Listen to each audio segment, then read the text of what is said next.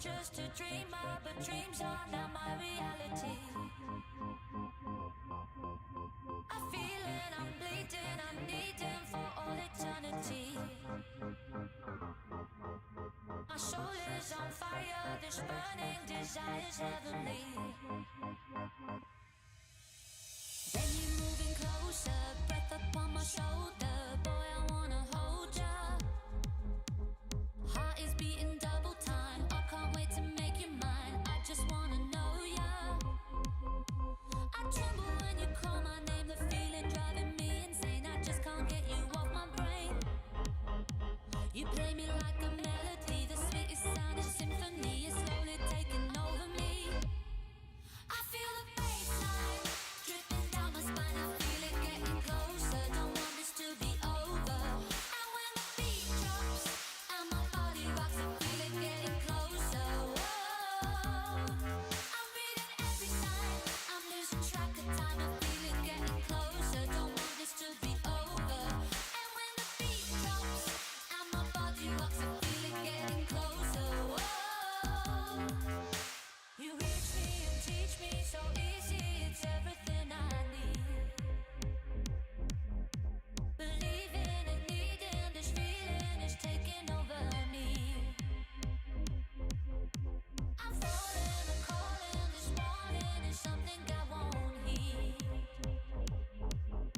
Cry louder and louder, I found you, now you're all I can see.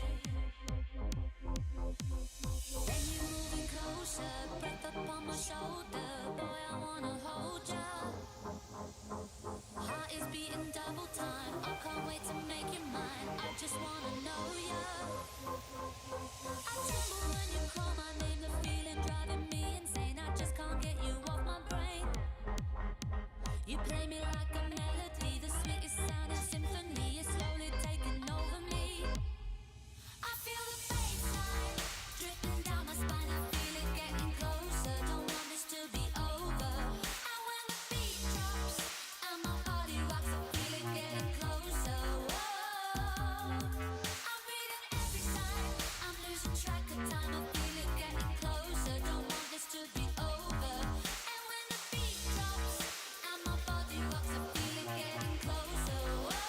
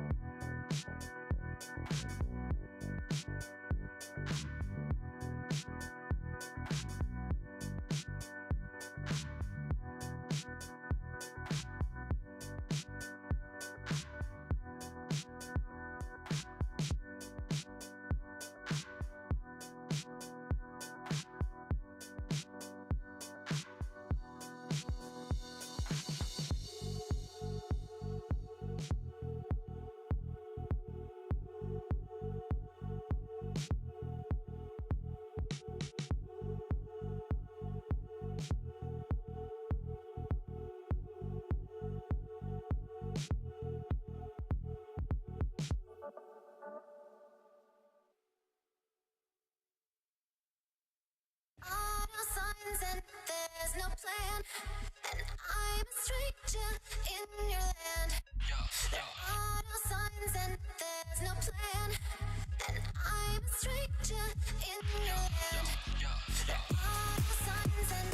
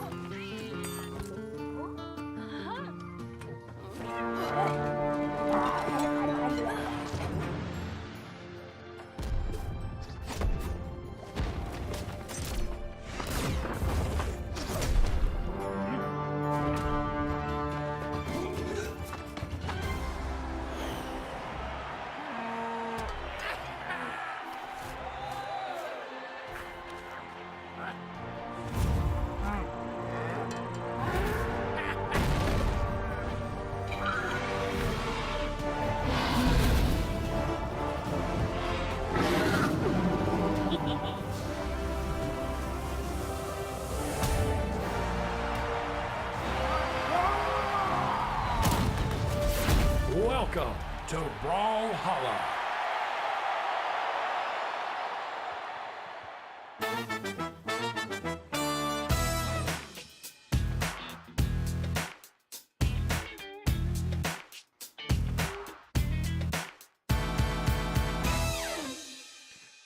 Hello and welcome to the SteelSeries Invitational, brought to you by SteelSeries. We're here in the pre-show. I'm Duke. Joined with me is Sparky. How you feeling, Sparky? I'm really excited for today's tournament, as I say every single time. Yeah. But this one is special. Why? For, well, a lot of reasons. Okay. But one of the most specific ones that I want to get out of the way early on, because it will apply to all players, well, most players in most instances, is Frame Fix came out. Ooh. Which is okay, an option that is the sort of native Special K implementation that Brawlhalla has. It just dropped. It's fresh out the gate. It's still steaming. You can see the steam from it right here. That's how fresh it is.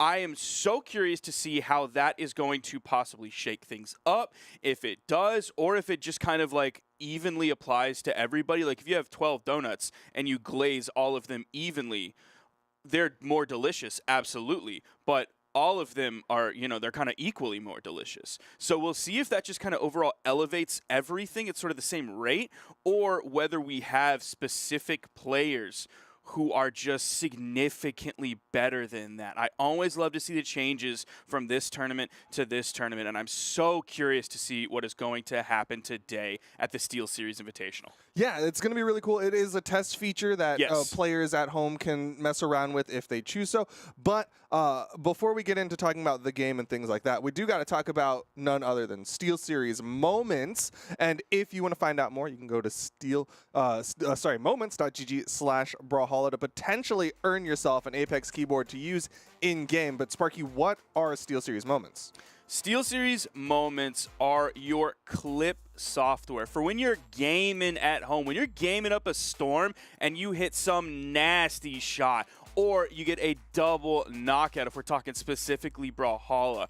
It will clip that, give you that video clip that you can then just broadcast out to everybody in your range on Twitter. You can put it in Discord. You can put it anywhere and everywhere. You can share clips of you getting clips or getting clipped, which if that happens to me, I'm burying that. Yeah. That is being deleted immediately. But that is SteelSeries Moments. It works right alongside the SteelSeries engine if you have any SteelSeries products at home, like a mouse or the Apex Pro keyboard like myself. You may already have most of that software installed on your computer. This goes right alongside that SteelSeries engine where you can customize your RGBs and all that kind of business. So it's that plus more. We love Moments. And the best part is that it's automated. You don't have to press Yes. anything. You just got to play the game, and it'll do the clipping for you. And afterwards, you can take those clips and decide to put it on whatever socials you want. You can find out more at moments.gg/Brawlhalla. But if you want to potentially earn yourself a keyboard, you can go to brawlhalla.com/keyboard to potentially earn yourself one of those Apex Pro keyboards. Sparky, I know you have one. I know do. you love one. I do. Tell us a little bit more about these keyboards, though. It's a fantastic keyboard. It's, in fact, don't even just take my opinion of it. It's the keyboard, like the keyboard that a lot of the top players that you'll see this weekend, you saw last weekend, you'll see going forward, you've seen in Brawlhalla's past, they are playing on that exact keyboard. Fantastic switches. You know you want to get one for yourself. Brawlhalla.com/keyboard. We drew 5 winners last week. We will have another 5 winners this week. So make sure to go to that URL, brawlhalla.com/keyboard, and enter the giveaway to get yourself a piece of professional gamer gear. Yeah, so again, thank you, SteelSeries, for sponsoring this invitational. So without further ado, let's get into what is happening today. How is today going to work? What's the format of the SteelSeries Invitational? So you see that the word in the middle, we highlighted it in orange just for everybody at home so they can really see that. Invitational. That means you need an invitation to play in this tournament. We explained it a little bit this week. It's even simpler. This week, we are going down the PR list and sending invitations to those players to then play in this tournament. How many players we got today? That's a lot. 32 players invited for today and tomorrow, EU and NA. That's incredible. 32 of the best players that are in their regions, EU and North America right now, have been invited to this tournament. We're going to see so many of these pure top quality sets from the very beginning. Of course, we are also going to have some similar things like you're seeing right now. We're used to the double elimination best of 5, baby. We're used to that juicer of a prize pool, 40K, for all regions, singles and doubles. We love that. Double elimination, we got to go over it every time. We know it's boilerplate, but hey, for all you first-time viewers out there that may not know exactly how a double elimination tournament works, is everybody starts off in the winner's bracket. Everybody's a winner, at least in the beginning. Then you have the chance to lose a set. Get real sad about it, but you go down into the loser's side of the bracket. That gives you another chance to fight through all the way through the bottom to then make it into grand finals and have your chance at that first place finish. Yes, so with that, these are the 32 names that have been invited. Of course, we got to have the top, the big dogs, Swada, Acno, Simple the Ninja, Machete, Pavelski, and then it goes all the way down to some names that you might be familiar with from something like the BCX Invitational, right? Things like that, Magimind, Flamethrower, Kresu, Toby, and TM, you know, some people who are on the fringe of that top 32.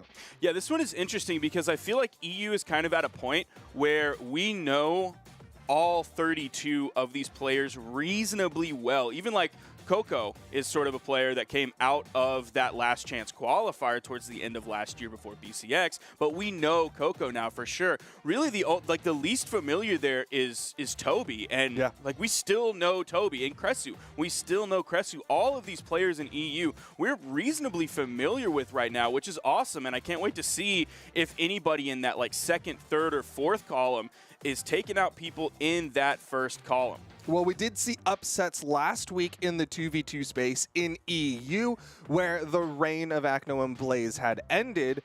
It's possible that the reign of Godly might end today, because Godly has been winning the most. But let's start talking about some of these people that we want y'all to keep an eye out for today. So let's talk about Hyson.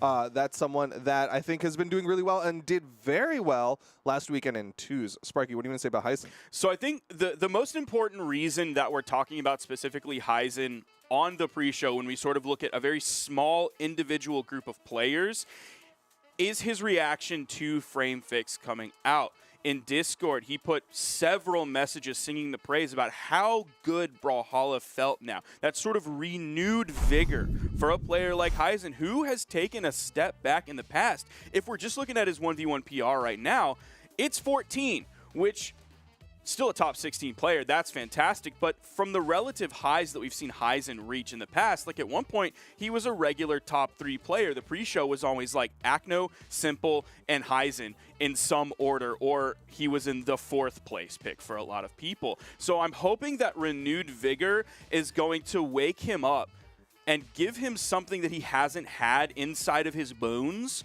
for a little while now.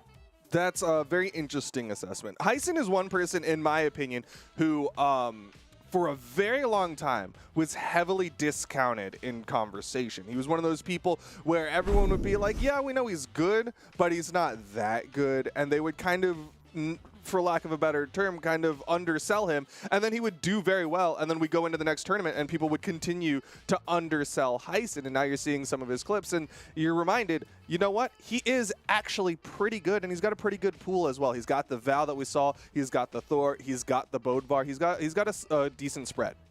He does have that nice spread. I'm curious what he'll pull out today, because there are so many options, and with Brawlhalla feeling differently to him now, we could see him go on maybe those lesser-known picks. Already so far, you saw the Thor early on in this set of clips. Could see the Petra come out. That was a regular pick for him as well. But we also have the Mordex that's on screen right now. We have that Bodvar. So really, it's up to him and what feels the best to him going into this. Because I think if you asked him who he was going to play like before the patch dropped recently, it could be a completely different answer now, just based on the overall feel of the game. That's what I cannot stress enough, is Frame Fix is so groundbreaking. The game is physically feeling different in a very good way for a lot of players. It's really going to unlock their true potential. I mean, Hyson himself, in his own words, says he feels like he can control his movement and everything perfectly now. Okay, well, on that note, let's talk about someone who has already shown they can control their movement perfectly. Someone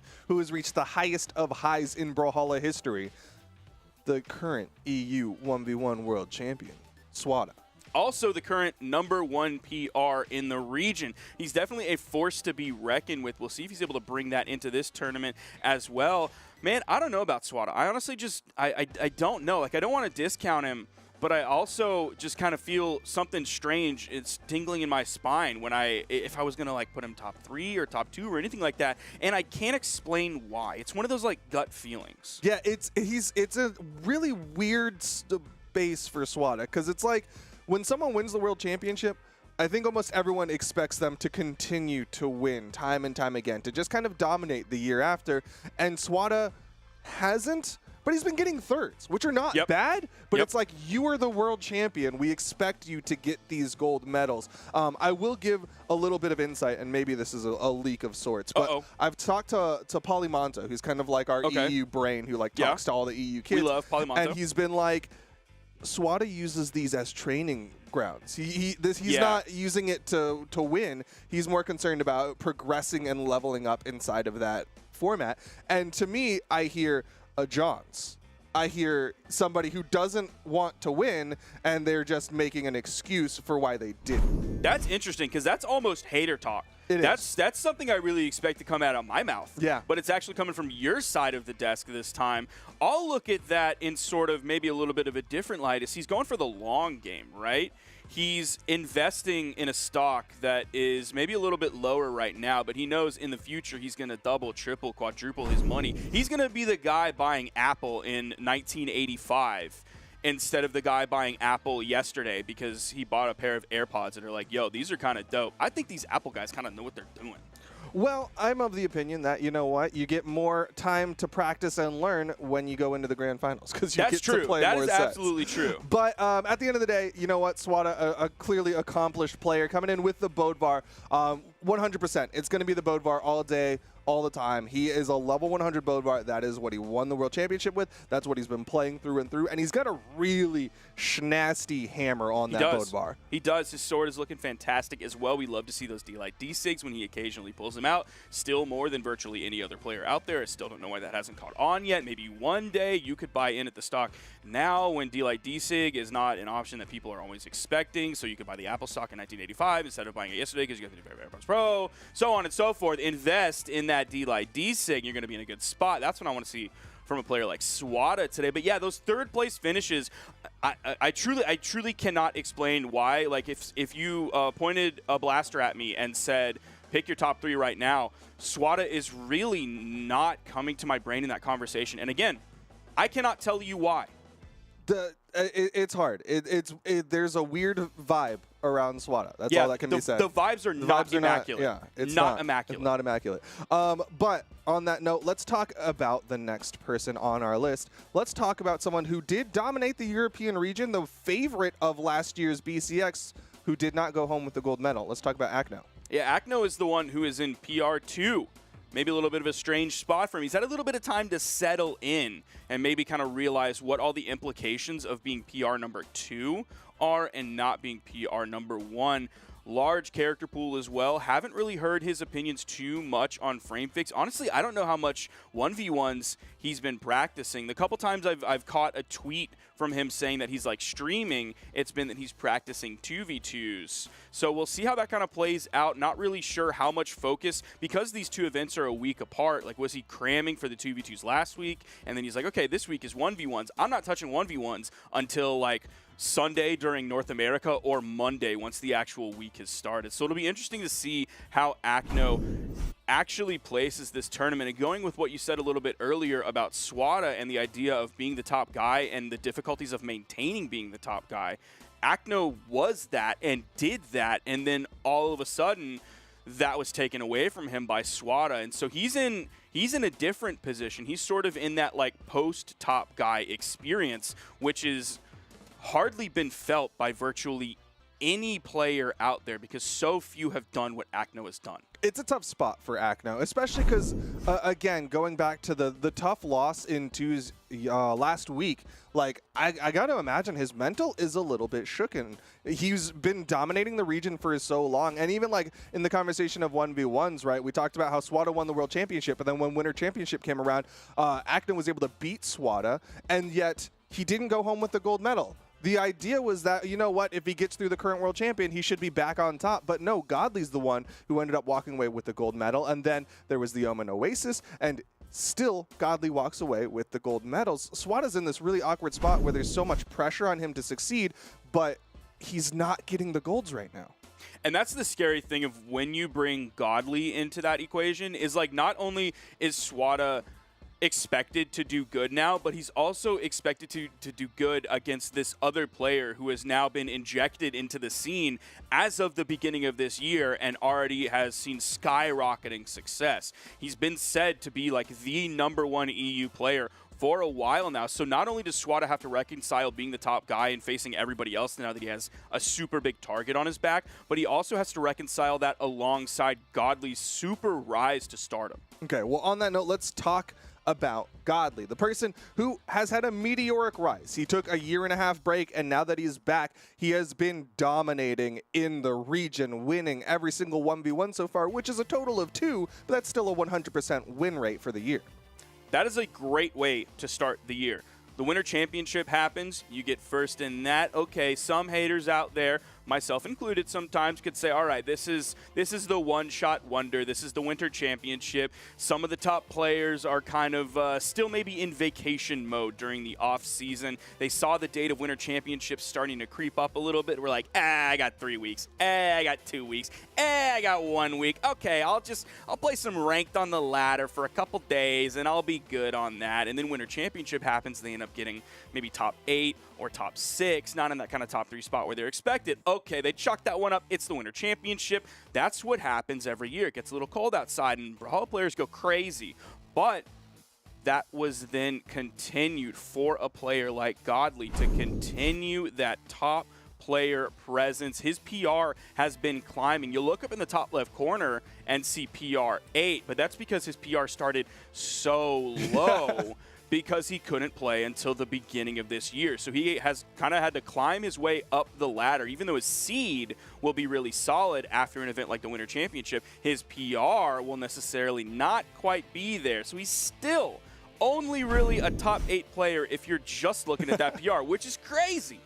I mean, he went from PR question mark to PR 8 in 4 months. You know, that is definitely a meteoric rise coming out from Godly, and Godly's shown he's very adept at the game. Of course, you see in the Mordex, he's had the Rayman. That's the thing that he won Winter Championship with. And the thing that's so comforting about Godly is the fact that he was able to get the W in Omen Oasis with a relatively convincing finish. That was kind of the reconfirmation of the password, right? He put it in once, and he was like, is that completely correct? Put it in a second time. You're like, okay, yeah, we're solid. That's Godly. One thing that is really interesting about Godly that we'll kind of see play out over the course of the rest of this year is he doesn't have a lot of history, at least in official tournaments, against a lot of different players. Like if you look at his history against Simple, really doesn't have much. If you look at it against SWAT, it really doesn't have much. It's only been the few players in the few tournaments that he's happened to run up against. Of course, he's coming out with victories in those, but as you and I both know, a victory over this other player in Tournament A does not necessarily equate to the same thing happening in Tournament B, Tournament C, Tournament D, so on and so forth. Even another set in that very same tournament, a win does not always equal a win always and forever. Yeah, it's not always 100%, and of course anything can happen and will happen. We've already talked about how in SteelSeries doubles there was a lot of upsets. I'm expecting something similar today with the 1v1s, especially in the European region where who knows. And we have that SteelSeries Invitational, so it doesn't affect PR. Like a player like Swada, it's a testing ground. We're going to test some new things, see what works, see what doesn't work. If it ends up catastrophically failing, that's still valuable information that they can take with them for the rest of the year. They don't have to worry about the ramifications that it has on their PR as we're getting closer and closer to the mid-season invitational. Yep, but it'll still be a talking point, so you definitely still want to succeed. But on that note, it's time to get into the predictions for today. Sparky, I'm going to let you kick it off. Coming in third place, the bronze medal. Reaching a little bit here. Reaching with actually both hands as far as I possibly can, and I'm going to put Heisen in third place. I think this is a stretch pick. I'm not even fully confident in his ability to do this, but the way he responded to Frame Fix really just kind of got the wheels turning in my head. I thought this might be an interesting pick, something that reinvigorates this player that we've seen achieve incredible things in the past. I got Heisen in third place. In second place, I have Acno. I think Frame Fix is going to help him as well. I think as we get closer to those major tournament flagpole points of the seasonal championships and, of course, the midseason invitational, I think that wakes up a player like Acno, and he's going to be coming in second place. In first place, I think the reign of terror will continue from Godly. He'll be coming out with the gold medal yet again. That PR is going to climb yet again. It's going to be more of the same from Godly. Okay.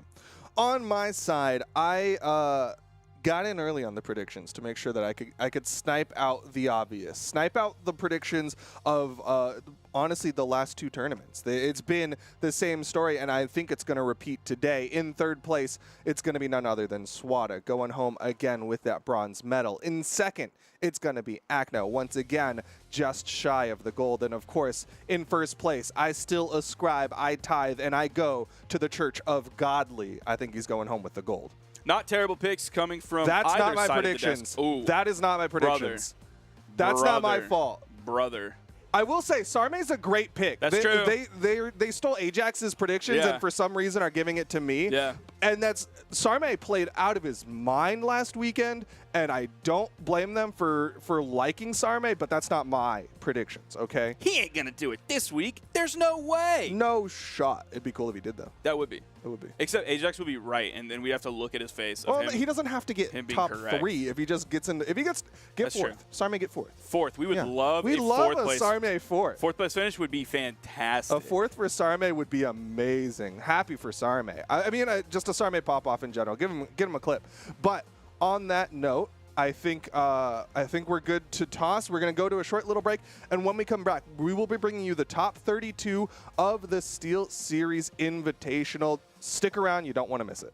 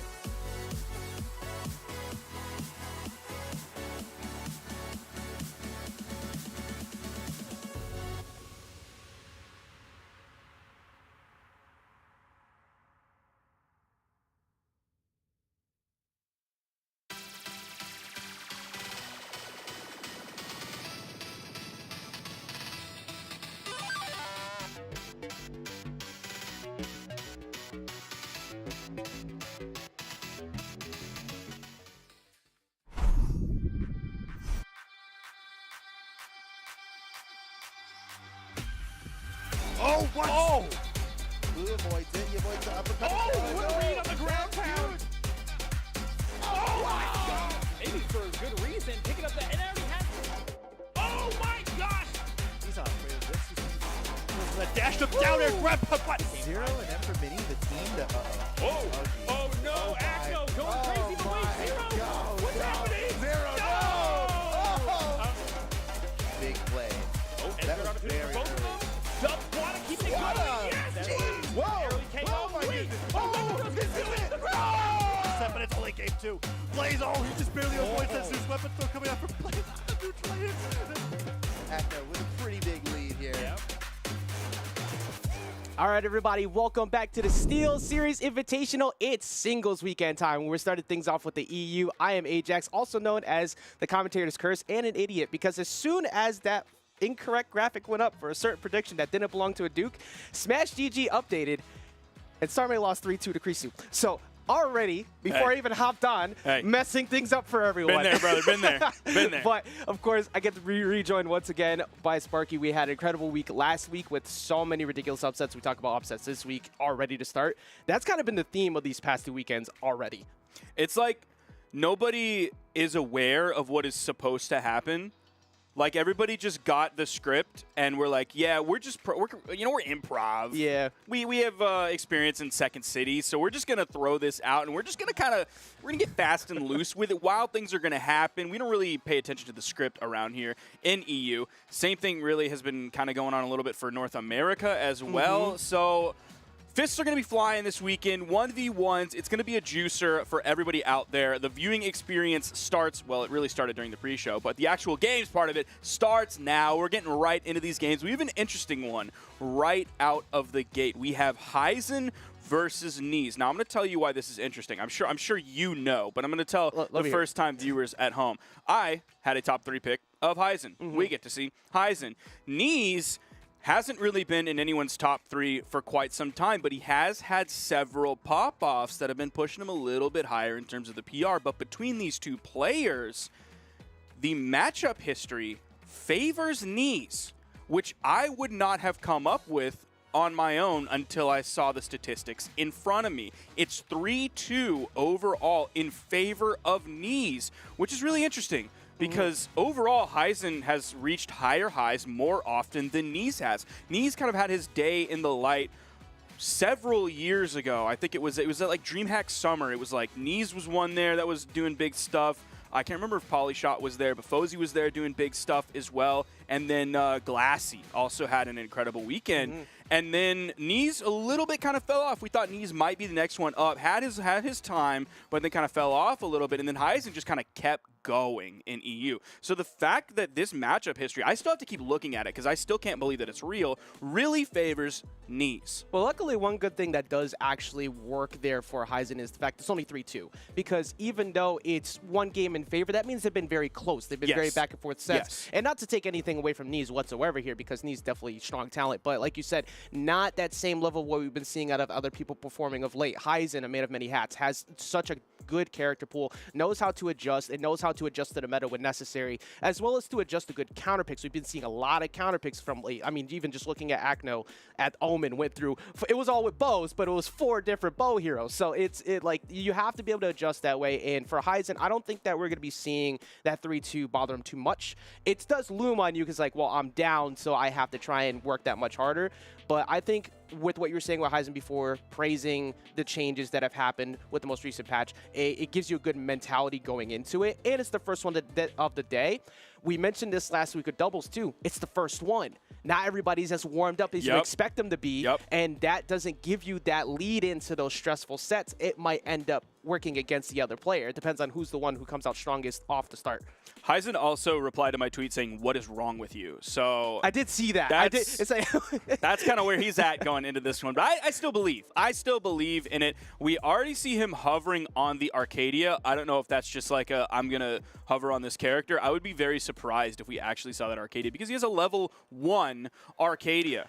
I can't remember if Arcadia was actually even legal for this weekend, so I don't believe so. She might not be. Might just be hovering over for the sake of... I mean, look, great sword supremacy. That's true. True. Or he's just going to get a DQ. And he's going to go down the loser's bracket. And this is actually the new technology. Switched off. See now Snake Eyes. So it's just cycling through. Oh, yeah. Confirmed. That's definitely not going to be a pick. But, you know, like we were saying, many hats, many characters, has the ability to cycle through them quite a bit. When it comes to going up against Knees, where do you think Actually, never mind. We got it right here. Oh, it's Koji. Okay. Last time I did this to you, you immediately said, well, I am a genius, and I see the character pick, so I'm not even going to let you get that He's chance to do definitely the going to pick analysis. Koji. I'm I mean, I would learning the think. Sparky matchup on how to deal with you as well. I think he's probably going to pick Koji out of all the characters. I'd probably put $10,000 that he's going to pick Koji, and Neez is going to pick Mordex. I'd put $5,000 on... I just realized you said Neez picking Mordex. All right, I held 2 L's this morning. I went ahead and grabbed 2. Yeah, I just kept talking. As I was trying to say it. But as I'm saying that, we're also starting off game number 1 here on Demons. How are you feeling with the decision deciding to go with the Koji here? It's definitely not a crazy decision whatsoever. I believe his Koji's around a level 74. But it's not an Orb Legend, and we've seen him maybe trend towards a little bit of Orb Legends here and now. We saw in the clip on the pre-show, had a Thor in there. I think they had a clip of the Petra as well. We used to see a lot of the Petra coming out from Heisen. Kind of one of the few players who were still playing Petra with some regularity, but coming in with the Koji pick, definitely not a stranger to top levels of competition. Always a solid character pick. Has sword, has bow, very strong weapons. On the other side, of course, it's a Mordex. You see a million of them in all of your ranked games. You've seen Sandstorm and many other players do incredible things. We'll see how this one starts out. It's not great for Heisen right out of the gate. Neez is having a fantastic start to this game. About 50 seconds in, already has Heisen almost in the red. 1 or 2 more hits, and he should be in that red. There it is, that 1 hit. Yeah, this is one of those matches where we see pretty much whatever region you want pointed out, we're going to see it. And we've even seen at the high points of 2 where Godly pulled out a Mordex previously against Acno as well. So this isn't too uncommon, but I think the idea behind Heisen is keep bow as much as possible, keep Mordex away as much as possible. It's easier said than done, but so far it's worked a little bit better actually getting Neez into the red after the switch up recovery. Not enough to take it off the top yet, but chasing him down almost off the top with that one as well. That was a nice nair after he whiffed the recovery. Still stayed up there, wanted to get the hit, and Neez is actually going to fall off of that. I don't know if he miscounted how many options he had. I don't know if he expected Heisen to kind of push onto him and extend into that edgeguard situation, so he didn't want to immediately go to that tiny wall where Heisen comes in with a down air or a ground pound or anything like that. So Heisen's actually taking the lead here. He did a fantastic job of getting into the red, and then all of a sudden only taking a little bit more damage, maybe 50, 60 more damage, and he took Neez from yellow to orange. That is going to KO, but you saw how far on the left side of the stage he was for that to finally KO. So a long time that he extended that stock. And when you get to this level, you have to have good damage mitigation. You have to have good defense, because like you said, Heisen went straight to deep red pretty early, but still took the first stock because of the composure, because he was able to realize, okay, Neez is kind of rushing me down a bit. I'm not respecting that range enough from gauntlets. Let me back up. I'm getting hit by way too many sidelights. I need to respect those, because otherwise I'm going to lose this stock. Nice D-Light Sayer getting stage position. Does get reversed, however. It's a good opportunity for Neez. Now, I like the fact that you mentioned damage mitigation, because that's like a multifaceted issue. Part of it is like, okay, you play a higher defense legend, you're going to take less damage, there's going to be less force. As Heisen almost extends this lead, Neez is able to get back to the main platform. But there's also just avoiding damage based on your positioning. There's also positioning that when you get hit, you're on the wrong side of the stage for them to find a KO. So you get hit by a side air, a KO move, but if you're on the opposite side of the stage from the blast zone that you're sent to, that's another form of damage mitigation. Yeah, look at this damage. Like, the damage per engagement of late has really dropped for Neez. Heisen only just a relative orange right now, not really getting hit too often. That, I like the attempt. If Heisen goes too early, that's a quick snipe on that stock. Now we're seeing those gauntlets really come out from Neez. I feel like a lot of the first stock was dominated by the scythe, and it seems like Heisen really figured that out once that first stock was taken away. Now he's on the gauntlets. He's getting hit.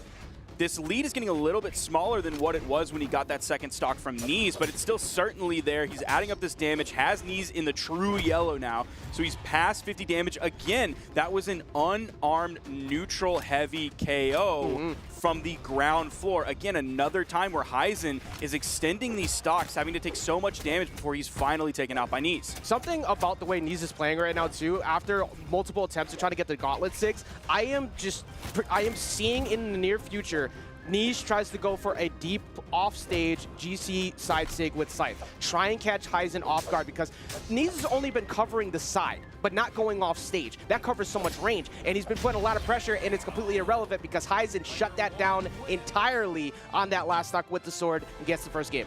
Now keep in mind, even though I put Heisen in my top 3, and a lot, if you're even a little bit of a regular EU player from maybe, or a EU viewer from a few months ago, like, you know the name Heisen. You know him from 1v1s, and you know him alongside Simple and 2v2s and several other players that he's played with and achieved incredible things. But these two players are very close to one another in PR currently. Heisen is PR 14, Knees is PR 16. So even though Heisen is this known entity, relatively, they're kind of at the same level. That just shows the pool of strength for EU right now as well. When It's you're talking nasty. about Heisen at 14 and all the rises of everybody of late, that's insane. And you're seeing Heisen's first game there was so good. It was a very good lead for Knees to start. Heisen slowed it down. Heisen has been able to simplify it, and to the point of it wasn't just the bow anymore. The sword has also been working, where the sword was getting kind of beat up a bit at the beginning of the other game. It's on Knees now to actually make. I think the scythe has to be out way more, because even though the gauntlet was getting some damage, it wasn't finding the recovery hits. It wasn't finding the signature hits. And I think the scythe is where you need to be playing, at least for this game. Knees did a decent job of evening it up on the second stock, because once he finally got Heisen's second stock, the lead was pretty small. I think Knees was in like the beginning stages of yellow as Heisen was spawning in fresh. So he did a pretty good job of evening it up, but still, he has to find these KOs so much more quickly. Even now, Knees still has the lead here. We'll see if he's able to continue that. That weapon toss was at a nice angle, but Heisen was ready for it. Knees actually turned around from there to throw out an unarmed neutral light to send Heisen away before he actually grabbed the weapon.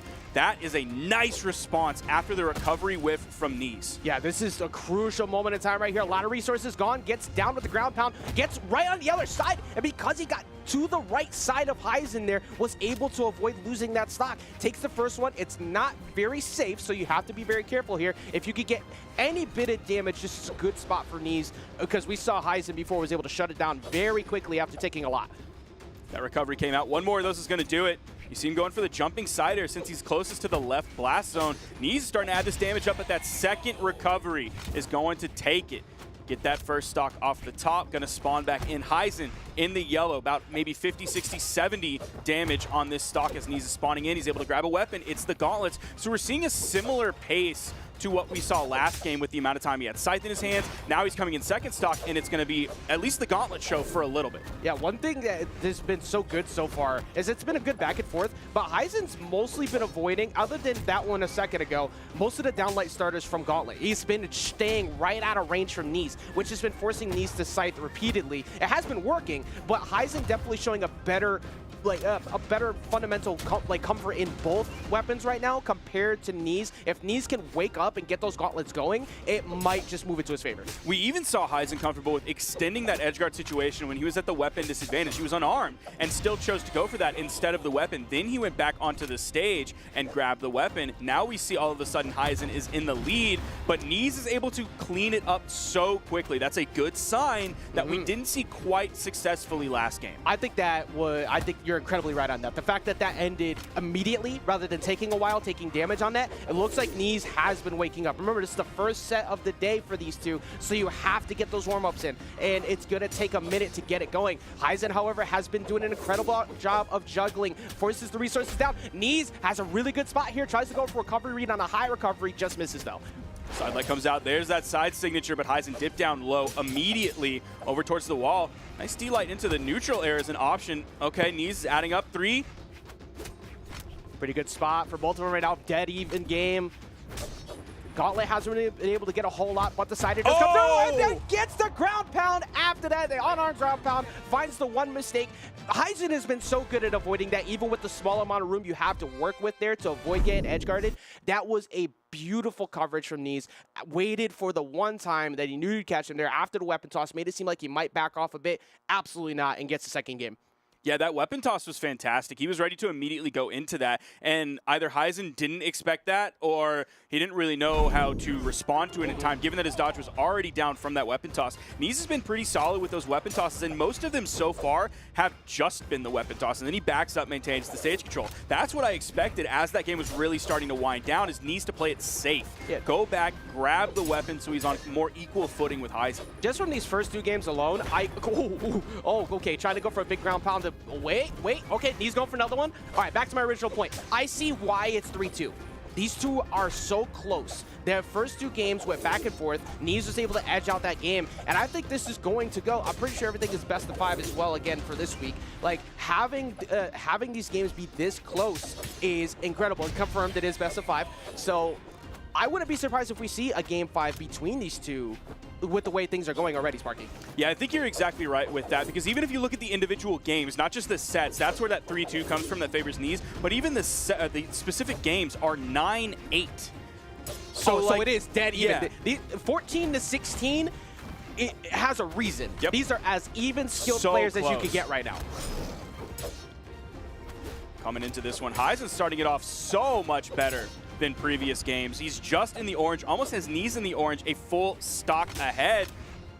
Still has that sword in hand. That's mostly what he's been relying on for a lot of his gameplay. The bow has come out. Heisen, did he touch in time? I believe he did. I believe yes, he did. He certainly did, but it had to be just barely by the time that down air picked him up. The dodge was gone, so that recovery came out. Heisen could not avoid it. He's still being extremely careful in all these offstage engagements. Even though Knees is like finding a hit, he's not really able to turn it into too much other than just a little bit more damage, which Knees is almost in the red. Incredible job from Heisen after that extreme rush down from Knees and got like 10 hits in a row to end up taking the stock first, because that was unarmed Heisen running for his life, and he still ends up getting D-Light recovery after Knees couldn't close it out, gave up the weapon with the weapon toss, trying to get an edge guard, and now finally gets one, but you got a lot of work to do to try and get back in this game. Heisen's a full stock up. It's very surprising to see after we're tied 1-1 in the set. These players are so close to each other in PR, in games, in sets. All of their history is so close to one another. And then all of a sudden we have this game where Heisen is a complete full stock up. Yeah, like you said, you got a lot of work to do. And Mordex is definitely one to do it. Scythe is definitely one to do it. But Heisen's defense has pretty much been playing to, I'm going to take minimal risks on when I try to go for any neutral interactions. If I'm going to take a hit, I'm taking 2 tops. That way, Knees can't get a deep off-stage play. Granted, Knees going for a potential one right now, just misses out on after the wall touch. Heisen gets back on.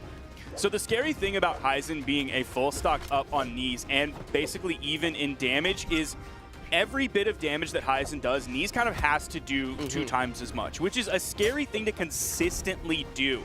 Like, yeah, you can hit a 3-hit, 4-hit string, that's fantastic, but you have to basically do that every single time if you're getting hit once or twice, which is extremely tough to do, especially when you don't have the easiest true combos to hit, when you don't have those like easy bread and butters like a D-Light side or D-Light recovery like Heisen has on sword. This is where things can be a little obvious when you're trying to go for a big play, but you have to go for the big play. You have to, even if you're not trying to find a KO off an early signature off the side, you need to get quick strings with Scythe. Back off, don't overextend so you don't get punished by Heisen, which he's doing pretty well on right now. Heisen's going to be forced to go to the wall, trying to find a D-Light. Instead, goes to the right-hand side, tries to catch him on a reversal nair. Knees actually showing a bit of life here. Sparky is actually looking pretty good. Weapon toss just missing. His pressure on the edge has been really good. He's forced Heisen to disengage from a lot of different instances. They're pretty close to one another, but Heisen is still going to take it. His damage output was just too far ahead of Knees. He grabbed it early on and kept it going. So Knees just couldn't really fight his way back. He did a fantastic job in that final stock, doing his best to even it up. They were pretty close, probably about 50 damage apart on that final stock, but still, Heisen was able to take it, and especially after the beginning of that game, like at one point, Heisen was 2 stocks above Knees, and Knees was still able to fight it back. So we'll see what happens as we go into game 4. Gonna favor Heisen right now. 2-1 in this set. Heisen needs one more victory to move on. Knees is gonna have to grab the next 2. I think something Knees is gonna have to watch out for is Heisen's hit percentage on recovery without D-Light. Just forcing a situation to get hit by recovery has been very high. We saw the weapon toss to position recovery. We've seen jump callouts with recovery, and Knees is getting caught by them a lot. If he can actually read into when Heisen's trying to go for the KO at those percents instead, like, and play a bit more passive, might be able to take it, because I feel like Knees has these great pushes, great advantage. And then as soon as they see the opportunity to get the KO, go a little bit too far. Back off a little bit and let Heisen actually try to break as well, because Heisen's defense has been on point when you're trying to find the KO. The best things that Knees are doing right now is like grabbing 2 hits and then looking for the reset. Heisen will like throw out a move to try and counter punish after taking those 2 hits, and then Knees will just back up a little bit, maybe dash in, and then get another 2 hits. Yeah, you have to understand when your advantage is good, which it is right now. Got it back to even. You can be able to get to the wall. Nope, coming through with the recovery, just getting out of range there. Great job. Knees going right back in unarmed, not fearing at all. Actually, quite a few times we've seen Knees with no fear whatsoever, just pushing up against Heisen. I like the confidence, and that's going to lead to the first stock. How long can you get this stock to last, though, is the key. That was a fantastic punish from Knees. His spacing was really good on that to not get hit by Heisen and then still find the GCD light into the recovery that got him the KO. We are dead even in this game, but I want to contextualize how much damage that Heisen is doing with both of his different weapons. On Sword, he did 508 out of 573. The bow was 36. So he's double damage on that bow. That's why we see him on this sword so much. He's certainly more comfortable with this weapon. He's doing the vast majority of his damage with it, and obviously he's also taking the vast majority because it's in his hand most of the time. On the other side, Knees is kind of splitting it half and half, but it does definitely favor Scythe more than it does the Gauntlets. He's still hitting triple digits on the Gauntlets, 168 compared to the 319 on Scythe, but that's why we see Scythe so much in his hands. He's doing most of the work with the Scythe in his hands. You see him going deep there. That might... Oh, is he? Okay, he gets back. We saw no extension off stage from Heisen, but that almost was really bad for Knees. That was really close. And speaking of really close again, that damage between the two of them and getting the edge guard that time, finding the ground pound, Heisen getting caught. Heisen, however, has been able to answer back very quick, but 517 to 573 last game. Every single game is close. All their rounds are close. This is as much of a rivalry as you could look at between two players as possible with how close their sets are. And this is only the first one in the day. That ground pound. Gets him back in. That's why Heisen has been so good. He doesn't let those leads last for long. Knees got just a little bit too confident there, and Heisen even went for a similar ground pound at a previous moment in this game specifically that Knees didn't fall prey to, but that one was right on the money. That's what Heisen needed, that big play to even it up, because Knees was so far in the lead, not only in stocks, but also in damage. He was in the orange, so it wasn't like Heisen was looking for a KO anytime soon. You see Knees trying to make sure that you don't get locked into lowers, are ready to start things off for the day. Has a good position on Heisen, has a lot of damage on, gets the recovery, and that's going to get us to a game number 5. I feel like it just from every single aspect of this match so far, this is the only thing we could have expected by the end of this. Incredible play from these two, and we once again get to see another match. And this is only game number 1. This is our very first match of the day. And we're not used to this early on in the tournament. In fact, a lot of what happened last week in both regions was like 3-0s and 3-1s. In fact, we finished like crazy early in the tournament because of all those 3-0s and 3-1s. But if this is any indication, we may see some of these sets today really go the distance, especially that one. Look at the damage difference between the two. It's 560 coming out from Knees to the 355 from Heisen. Now, some of that from Heisen, that kind of lower deflated damage number, is because he found that ground pound on Knees on the left side when he was in the orange. So you didn't have to do an additional 100 damage or an additional 80 damage. That would bring Heisen into like the 430s, 450s, sort of those more healthy damage numbers. So that number alone, you have to contextualize it into that situation where he grabbed that orange KO on the left side with the sword ground pound. Exactly. No matter what, you could lose a stock at 0. It's just the way it is. So if you could get those early plays, you are in a good spot. And that's a big part of why Heisen keeps these matches so stressful for Knees, because it doesn't matter how much Knees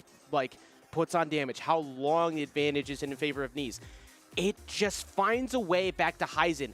This is not something I expected to see, though. We're going to see a character switch on the final game, and it's going to be to Ryu here in game number 5. Bro, nobody is playing Ryu except like Radish, and when I see the Radish Ryu, it is so nasty. I hope we get to see that from Heisen. It's not the same color scheme. I believe he's just going with the default color scheme here on the Ryu, trying to pull out the classic color scheme. Let's see how he's able to start this one. We're going to get a completely different set of weapons. We're going to go Gauntlet v. Gauntlet here. We'll see how this starts off early on. Gauntlets were sort of the weapon that Knees wasn't relying on quite as much, although last game it's 278 on the Scythe to 217 on the Gauntlets, so a much more even split coming out from Knees last game. Maybe he feels more confident and can rely on the Gauntlets a little bit more this game. At the very beginning, you said that you were talking about the potential of seeing Orb, but we didn't end up seeing come out. But that Omen run from Radish with the Ryu was so good. It's inspiring. And right there, another great play, so good. Gets an edge guard off the rip. Only orange, not too bad. Deciding to stick it out with the Orb, I like it, because you want to put that quick, consistent early damage on. Then you switch back up to the Gauntlet, because I feel like he's feeling way more confident in Gauntlet to start things off. We'll see how he's able to deal with this Scythe from Knees. Are we going to clean this one up right here? That's a fantastic weapon toss. Got the dodge up. Knees almost gave him the hit that would have given him the chase dodge to then get back to the main platform. So Knees barely avoided what would have been a very heartbreaking situation where he doesn't find the KO there, but he did grab it anyway. We're at a basically even game coming in on the second stocks. This is I love it. This is the first set of the day, and this is how close things are ready to start things off. Knees catching the side air, keeping Heisen stuck on the corner, having a really hard time about it, trying to find a way in. Neutral light, trying to find another D-light, but here comes Heisen. I say that, and then Heisen gets only a D-light. Yeah, right? And then he almost gets taken out with a neutral signature. I'm so mad I hyped it up for absolutely nothing. It's the suspense buildup, because Heisen is going to get another big play after that, now that we see the orb come out here. It's the false finish. Like, yes. you think you're going to pin Stone Cold, and then he kicks out, and that makes the actual pinning that much more impressive, because you never know when he's actually going to find it. Knees with a huge lead here in Game 5. Barely, maybe not even in the orange. We'll see next time he gets hit from Heisen if he's actually in the orange yet on this second stock. Gauntlet comes in. Nice two-piece. That's the reset I'm talking about. He didn't move forward. He kind of stayed in the right spot. And Heisen expected him to push forward. Move came out from Heisen. Counter punish from Knees. I try to go for the short up the top. Recovery trying to catch him, but not enough. We saw the connection on the Tatsu before, but can you find it here? Sidelight into recovery. Last stock here between Heisen and Knees. Couldn't have asked for anything better. Getting a hit on Dare, but Knees is getting so much damage off the site. You have to play perfectly right now. Now, one thing that's been interesting between these two players is we've had our really dead even games, and then we've also had a game each where like Heisen kind of steamrolls Knees, and then Knees kind of steamrolls Heisen. So we've kind of had all options here coming out from this, and this is why these two players are so evenly matched. They can turn up when they need to, but they also have their like gritty nail biter, super even games. Heisen just barely behind Knees here. You see him trying to zone out as much as he can, really use the range of the orb against the more up close and personal Knees' gauntlets. Here comes Knees again. Speaking of those gauntlets, those we talked about at the very beginning how the recoveries were never hitting, and now Knees is just catching all of them. So Heisen's gonna be stressed, gonna be sweating, trying to find a way in, but we're back down to a gauntlet mirror. This is still very doable for Knees. Big Nair, GC neutral light, she's getting that damage on. Knees is just like finding these answers back at really good times. Like even that side air like interrupted the possible reset situation from Heisen. Ooh, I'm sweating. Oh, please, Heisen, please. Not off the top yet. Knees coming back down, and Heisen evading away with the recovery, getting the dare that might to have just stop. saved him. That absolutely saved him. That dare stopped that from being a KO. Knees now putting himself off to the left-hand side. Sparky, this is incredibly close. Please, Heisen, I need you to do this right now. I need you to do this. You need to do this. Oh, and Knees is going to take it just barely in Game 5. They were both so red. So, Sparky, welcome to the predicted round 1 into 3-2 loss group. Company 1, now 2, joining me. Duke over there smiling on his own. No, see, I expected this to happen. I knew this was going to happen. This is actually all part of the plan. I am Howard in Uncut Gems, and this is how I win. Bro, you don't wear hats. And once again, you are all capping right now. I'm not. I've You're never capping capped so a hard single right now. time. I don't even know how to spell cap. I do know how to spell. Actually, I was gonna say how to L? spell W, but Okay. yeah, I said I'm gonna go with L because we have L times 2 going right now, so LL. But Heisen and Knees, what an incredible set. But it is going to be Knees who continues to hold that winning side of that record, moving up 4-2 lifetime. However, if you look at that 4-2, that is as close of a 4-2 as I have ever seen. Just from what we just saw just now, historically, I can't see any other of those sets not going like that. Now, if we look at the graph that's on the screen in front of you, or, oh, it's in between us, so you can still technically see it. That graph right there, I feel like that graph is somewhat representative of how that set kind of went, and I'm pointing at the specific part right there, is that second stock part. I feel like this game was just a battle of the second stock. Yeah. Because we never saw like the final stock actually getting the lead back and then really turning it around too much. We did see some incredible comebacks on that final stock that were really close to actually getting the W, but I feel like the second stock is where the actual meat of the game happened. Who could ever really pull ahead on that second stock? That was sort of the difference maker. Second stock difference. Yeah, because Heisen had that really good run at the last stock to get back to even, but then it was just holy crap, I don't want to be the one to pull the trigger first. The person who pulls the trigger first is going to lose. We saw multiple times where Knees just missed out on a recovery, and it looked like it could be okay for Heisen, but you're stressed there. You don't want to move in and potentially give up your own spot. Now you're at disadvantage, and then you're facing down side light with Mordex staring at you on the ground. We also saw how happy Knees was to go for signatures, so you never know, one of those might come out too. But it was Knees who kept his composure at the end.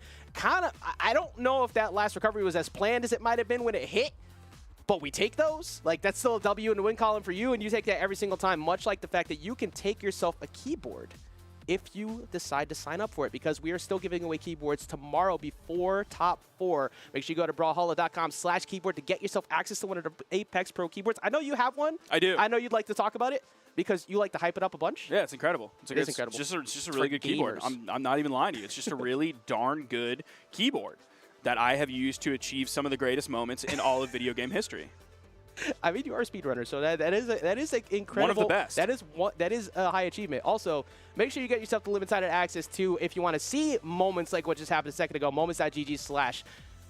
Brawlhalla. I almost got it messed up. Brawlhalla. So you can get yourself access to the keyboard skin, and it is a limited time offer. So if you miss out after this week, you're going to have to look at everybody else flexing it on you, because if I see someone without it, I'm definitely going to flex it as well. And if you're sad that you didn't get the keyboard, you can still get the key sword. You just get that. You can just have it. You get it for all of your legends. That is true. That is true. Now, up next, we just had an incredible set a second ago, but we are going to have another one from someone who actually did a really good performance last week with doubles, and someone we don't see as often, but still a threat. We got Fosse and Viper coming up next. This is going to be an interesting one because Viper really has his moments. Maybe a year ago, I was like, okay, Viper's probably he's an old man now in Brawlhalla terms. He has reached his age, and he's going to sort of take a step back. He's going to ride off into the sunset. He will be remembered for the incredible things that he accomplished in the scene, but will he accomplish those great things again? Well, maybe not. It's sort of the next crop of players' turns. Well, Viper still makes it happen when he has to. An incredible player, and he's coming in with the Dusk pick. Definitely a rare sight to see. Yeah, which is crazy because I only see a ladder in the hands of Fosse. I don't know what's going on over here, but I don't see any character on the side of Fosse's screen. I'm supposed to be on your team on the desk, but I hate that joke every time. Dude, that's the worst joke. It's Look, literally it's the beginning of the day, literally and when was the last joke, time we dude. saw John Cena pop up on the screen? I hate it, bro. I almost wore a camouflage jacket this weekend, but I knew that everyone's going to be like, bro, I can't even see him. I only see his head floating there. And I specifically went away from that just because of that horrible joke. You should be put in jail. Oh, no, man. Look, you're coming down there with me because, once again, we're both holding L's to start off today. But Fosse decided to go here with the John Cena Hattori crossover. This is something we're not unfamiliar. We've seen a lot of Hattori play of late. We're seeing it exit the building pretty quickly there off the recovery. What do you think is the game plan here post the start? Because Viper with the matchup of Orb v Sword, with both of them having the spear on hand, who do you think is going to have a better late game between the two of them?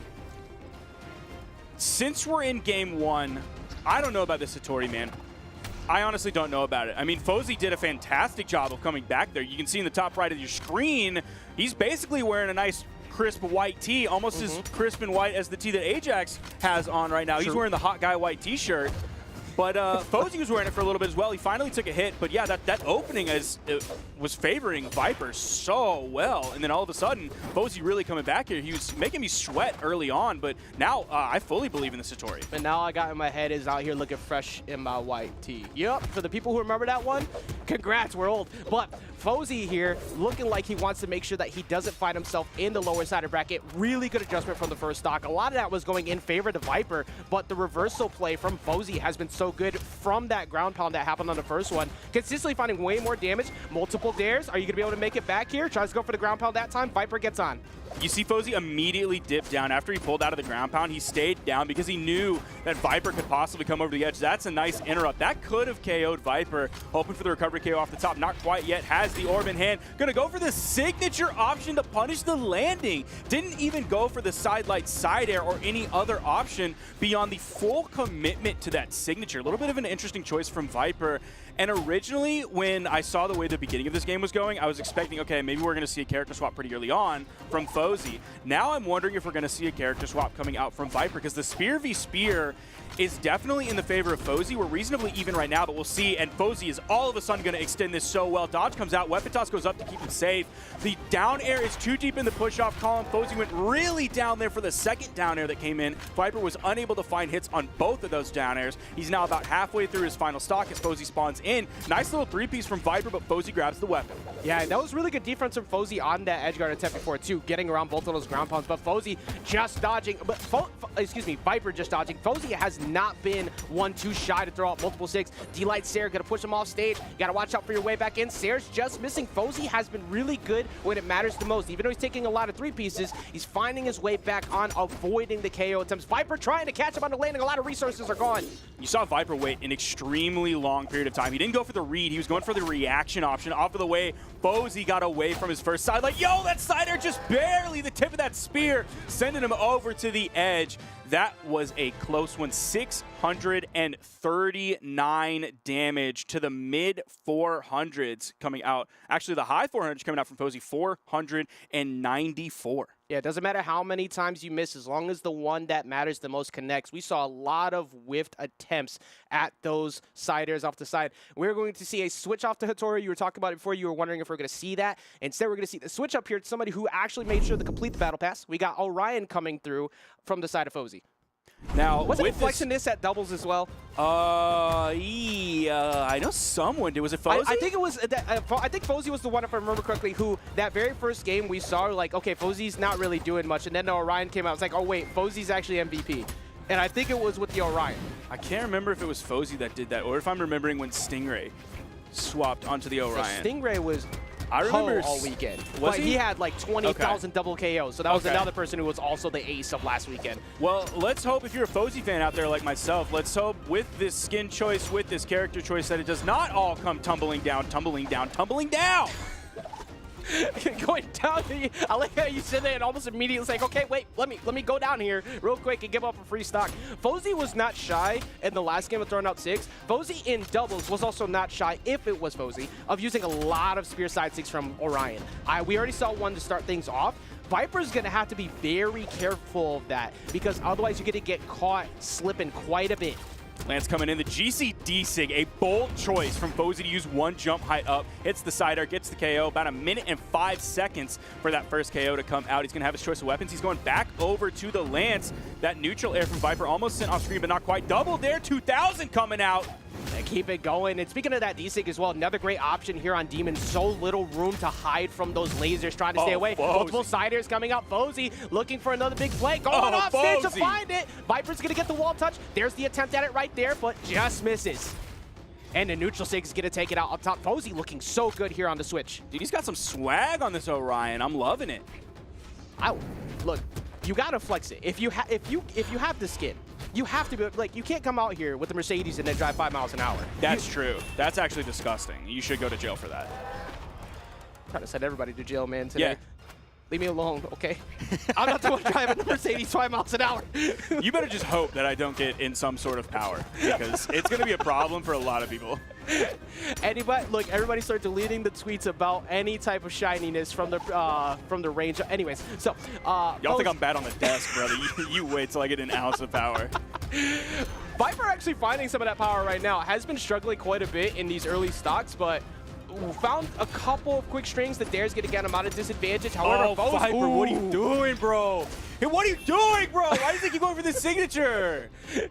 You have a light attack kit. You're playing Orb. Use it. I feel like it's one of those moments where, like, I see my opponent doing so much that anything you could do, I could do better. No, not in this case. Not in this case. The signature usage is 100% in Fosse's favor. I got to see his accuracy on that, because it was filthy. It had to be super high. He used 14 signatures and basically hit half of them. He hit 43%. We got to see this graph. You have to put it up on screen. I don't care if it derails the broadcast. We have to see the big wedge from Fosse.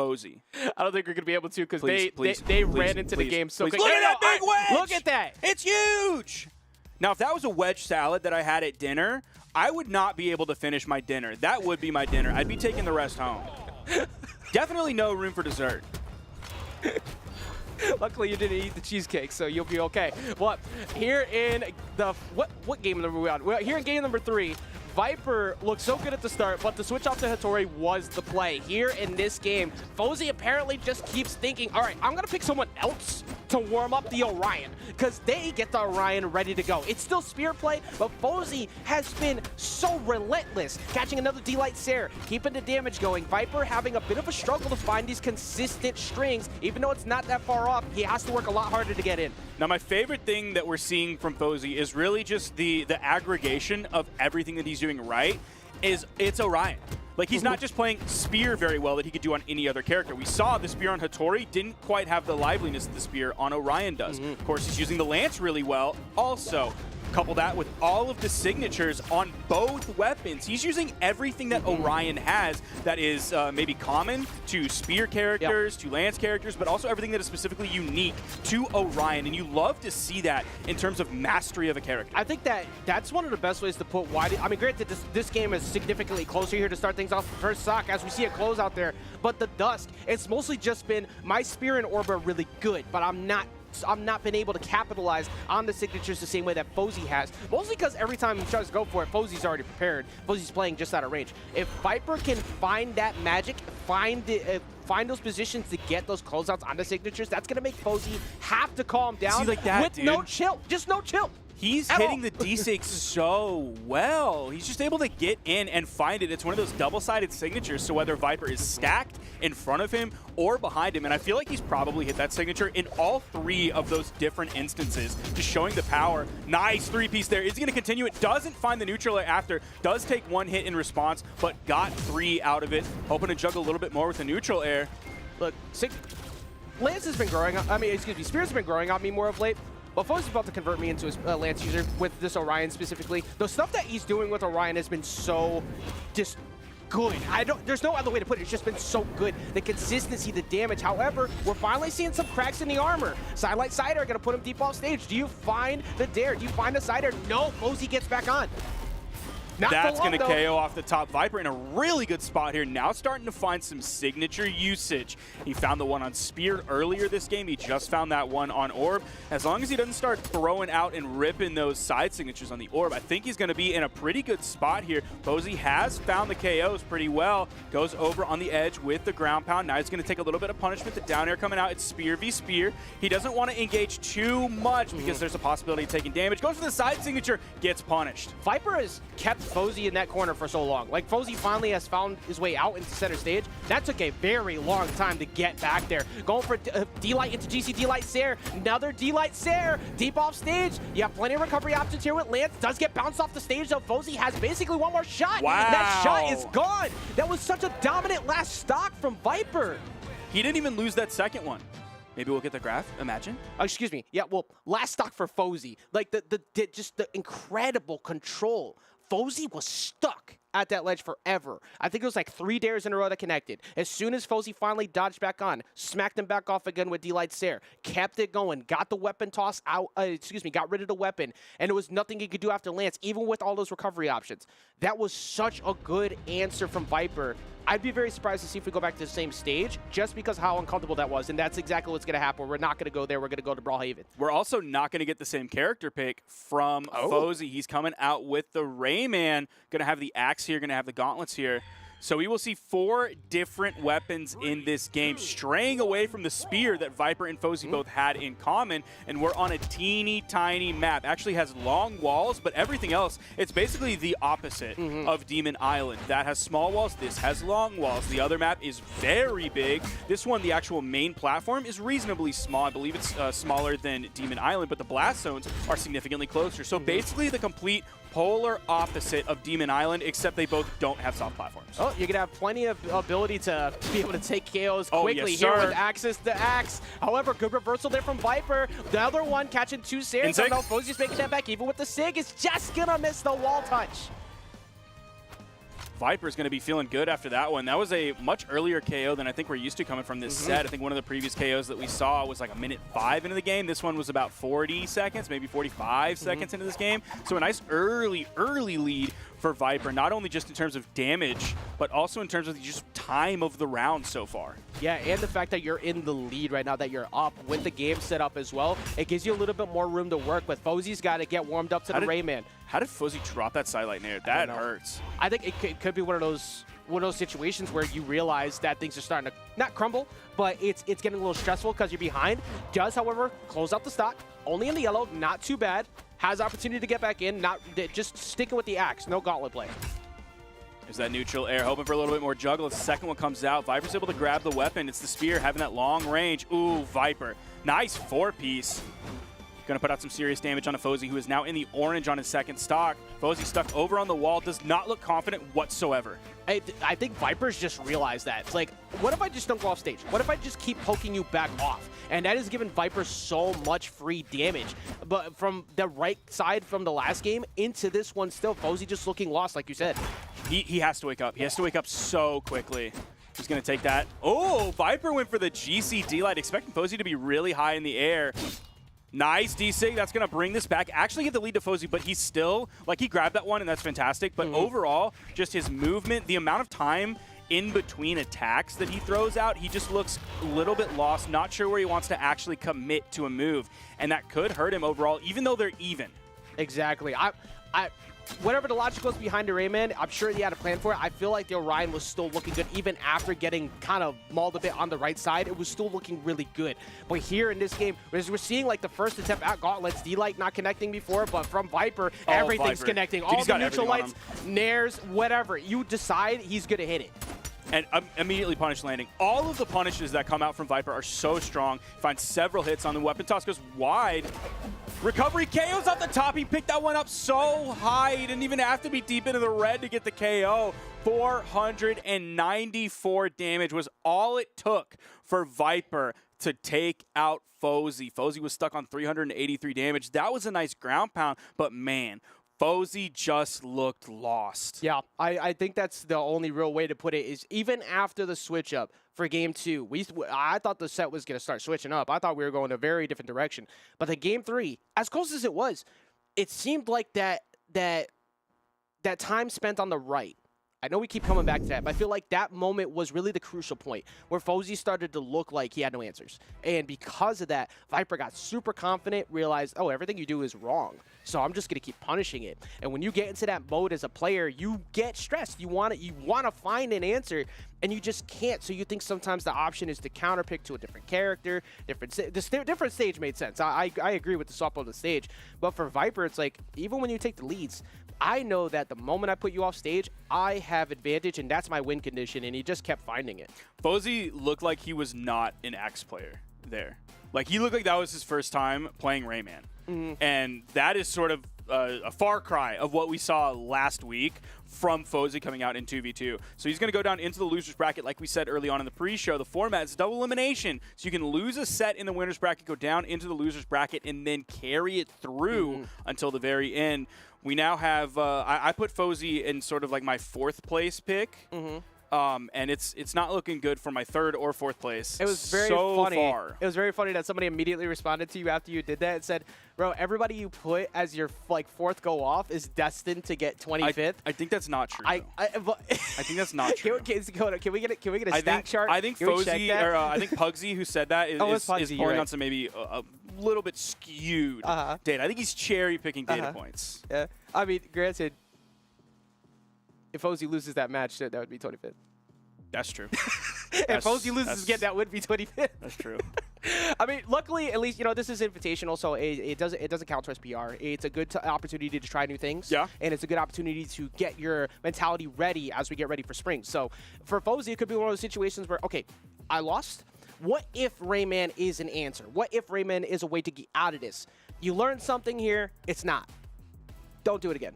But for us, you probably shouldn't do it. Now, who knows, though? Now Fosse is really good, so maybe Fosse comes back and actually performs even better with it. Rayman has been dominating of late, so there's no reason not to give it a go, and I think that's a really smart idea to at least try and figure it out. You want to have Axe in your toolkit. It's just the right call right now. But when it comes to the Dusk from Viper, that was just so it was just so incredibly solid. Like, it was really good. There were like next to no cracks in the armor when it came to it. So let's give a couple bracket updates before we actually get into this next set. It will be coming up shortly. But Zyder took out Simple 3-0. All right, that's another one I gotta change up here. Very glad I didn't put Simple in my top 3. I'm smart sometimes. I have like a pre-chart here that I do for the matches we have queued up, and usually I'll put like predicted matches that I think are probably gonna go. So I have like, you know, some history or some characters to think that they might go. I have 3 already that have gotten deleted because people are playing so good today. So that's enough. That's already another big one right there. Frydazol 3-0'd the Ninja 7-9. Oh. That's a surprise. So we actually have, instead of the Ninja versus Simple, we have Frydazol versus Zyder. That's pretty crazy, but we're getting into this new one. Go ahead, say what you're about to say. We have another one here that's Yes, also sir. this reason. We have Delta versus Krisu, because Krisu won 3-2 with the Thor over Sarme in for round 1. Now, Delta's victory is a little bit more expected. He went 3-0 over Introvert Taher to get here, so that's not really a surprise too much. But the Kresu certainly weren't really expecting to see him at this point in the winner's side of the bracket. Still, Delta coming in with this Taros pick. We have 2 axes on the field, ladies and gentlemen. Yeah, we have the guitars on the other side with the Ragnar here as well. So you have that burst ability on Taros. Not that you want to be up close and personal with Taros all the time, but on a stage like this, you have the ability to actually chase a bit more. And Ragnar has some very solid signatures as well. So there are many options to deal with the KO power of Delta with that Taros as well, as we see Krisu take the first stock. Delta's going to stay high on that soft platform, hoping for the weapon spawn to come in that he could grab. He grabbed the axe. And that food is smelling really good over in the corner of the room. I'm so glad you said it, because I was thinking it and it was killing me, but I didn't want to say it. I don't want this block to be over because I'm enjoying my time here, but man, I cannot wait to get some food in my mouth. Kresu hoping he can take a bite out of Delta here as he already has a massive lead. Weapon toss is coming in. We'll see what the KO potential for Delta is. He should be able to clean this one up. Sider's going to whiff.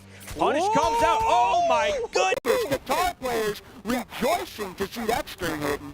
Yeah, we appreciate some Ragnar out here, of course.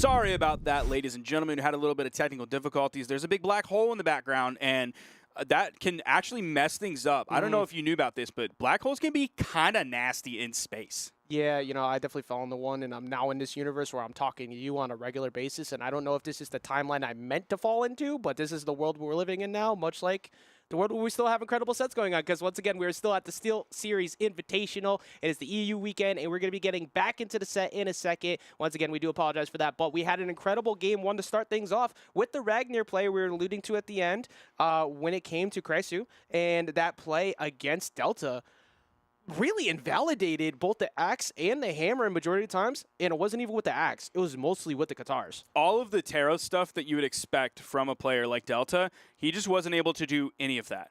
He was able to find a hit here and there, but like the power of Taros comes from adding like 2 or 3 hits very quickly, and then all of a sudden that's a complete color change, maybe a color change and a half.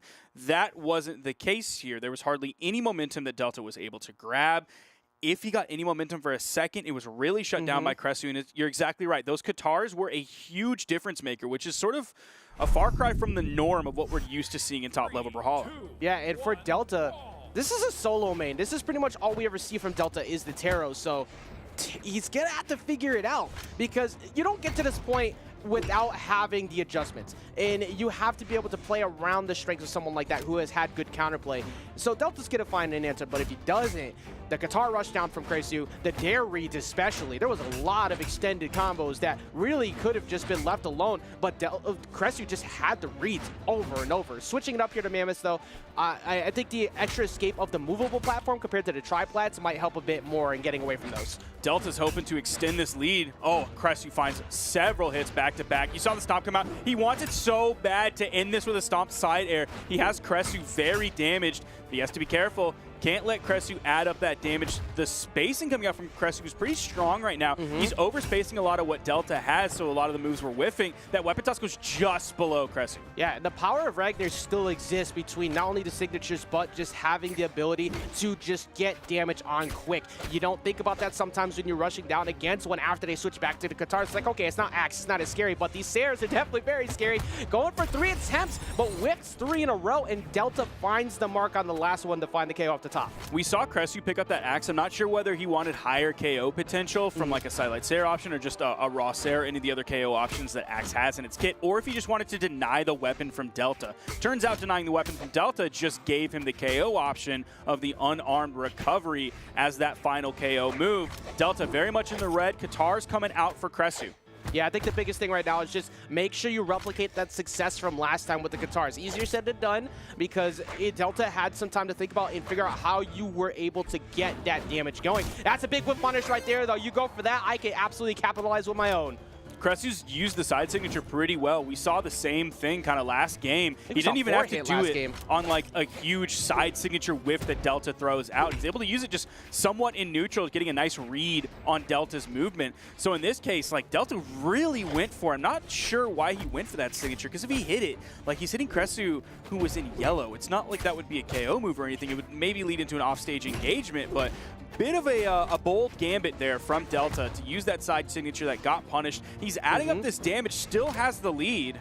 Yeah, the small lead at that, but because Hammer's back out, that lead looking nice and comfy. Nice. Stops there, not enough, but all you got to do is find one more weapon toss. That should be it. There you go. Gets the stock, and Delta definitely looking like he's figured out quite a bit from the first game till now. And that's one of the reasons that Hammer is so valuable in terms of KO potential. Is like you saw where he picked up that stomp Sair. It was all the way on the left side of the stage, sending all the way to the right blast zone. He didn't have to KO with it immediately. It sent so far that he had plenty of time to readjust. Now he's ended up damage with his axe. Oh my goodness, he's adding, oh my gosh! They're boxing, and that's not a good idea right now if you are up against Delta, because Delta has a whole stock up, so every trade or every single situation where you get a hit, that's the work that much better. Go. And Delta gets the second game, and a solid play at that. Was able to get it with a pretty comfortable lead there with the 2 stocks compared to what we saw from game number 1. That's the side sig that we want to see coming out from Delta. That GC side sig on the Hammer is huge. huge. I'm so glad that he uses that one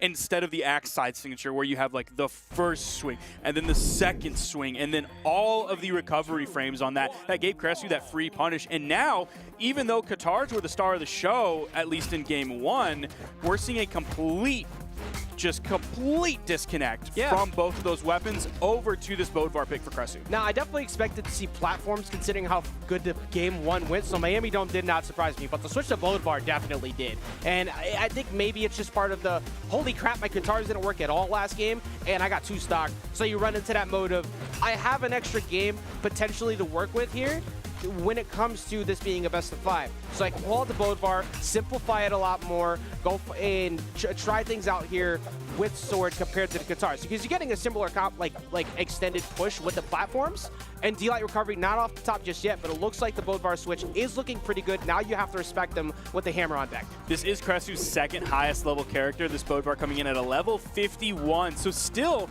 not really that high leveled of a character, especially when you're looking at like, oh my gosh, just bounced him off of the scaffolding, holding up that ramen sign.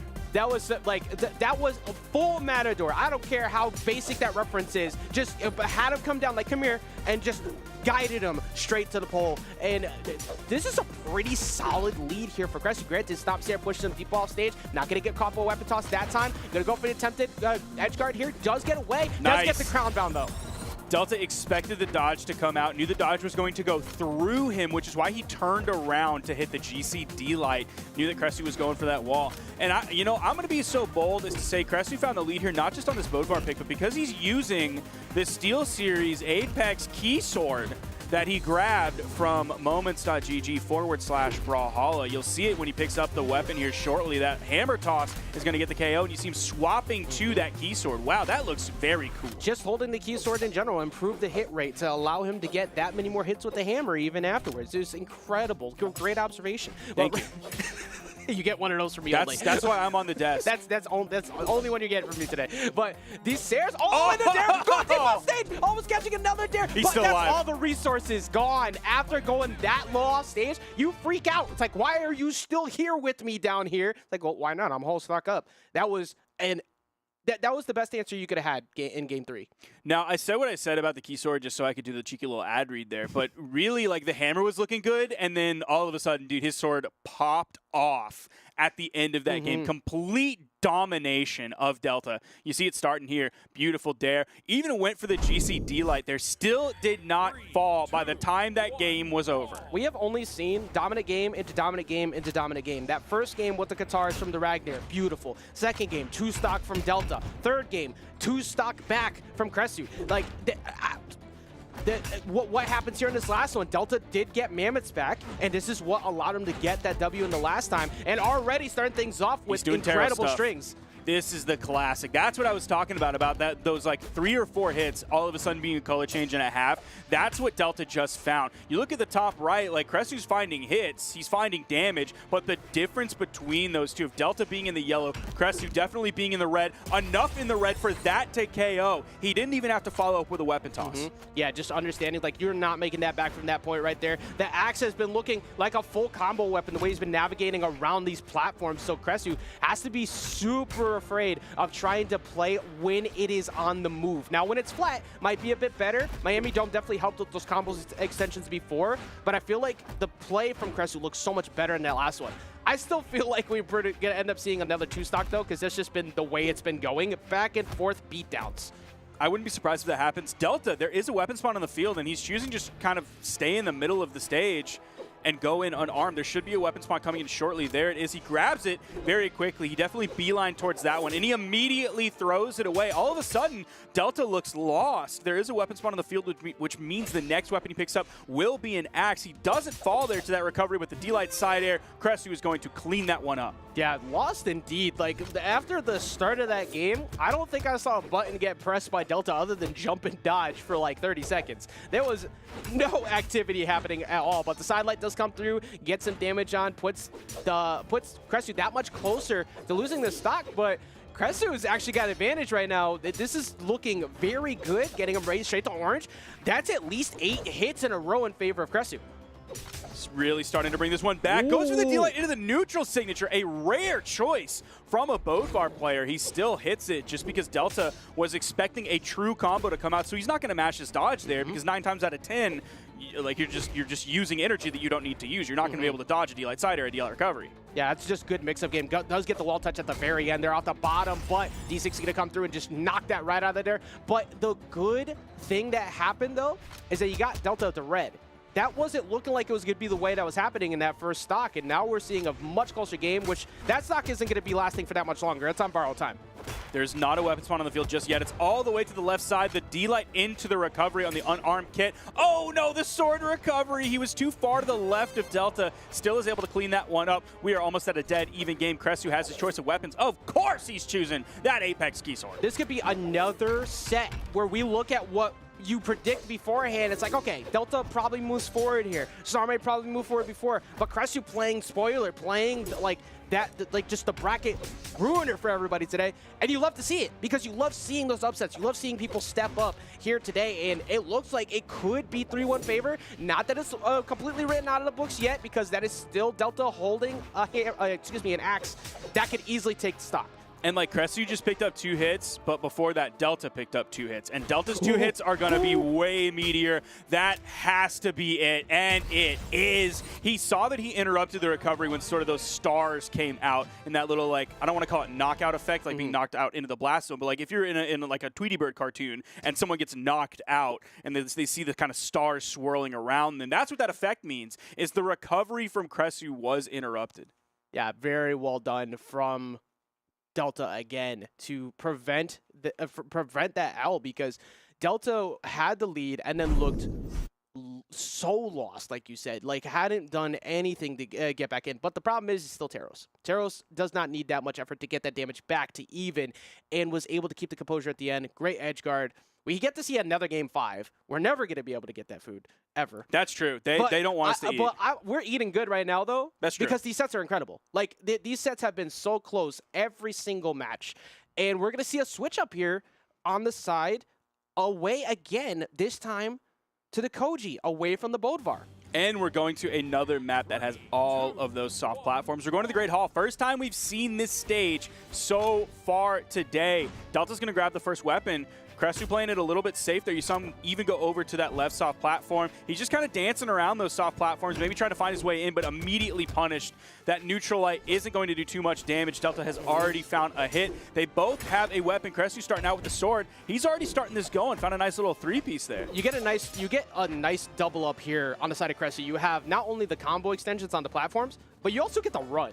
Because if you don't want to interact with Taros, congrats, you got a lot of room to get away from it. And I think that's a big part of why we ended up here on Game 5.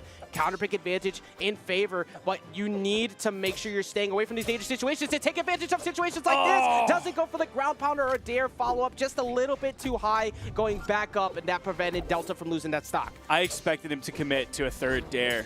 That could have been the KO, but he's going to likely clean this one up. There is a hammer on the field, so you need to be very careful when you go onto the edge. Delta even going in with that unarmed ground pound. Crest. He's just going to wait, play it safe, punish the landing back onto the main platform. Weapon toss goes low. Delta, oh, that down air almost made contact. That would have for certain been the KO. That side air pushing Delta off stage. Edge guard situation may be coming up. Not quite. Those multiple down air misses might actually spell a lot for this set, because even though we finally see that stock gone, Kresu took a lot of damage where we expected stock to kind of go away before. So that gives Delta the opportunity, after what we saw in the last game too, to readjust, get composed, and get back into it. Now on this character swap that we have with Koji from Kresu, it makes sense, because if you're looking at the damage that he did among his two weapons, is Hammer did 124, Sword did 407. So he was clearly trying to stay away from the Hammer as much as he could without 100% relying on the Sword.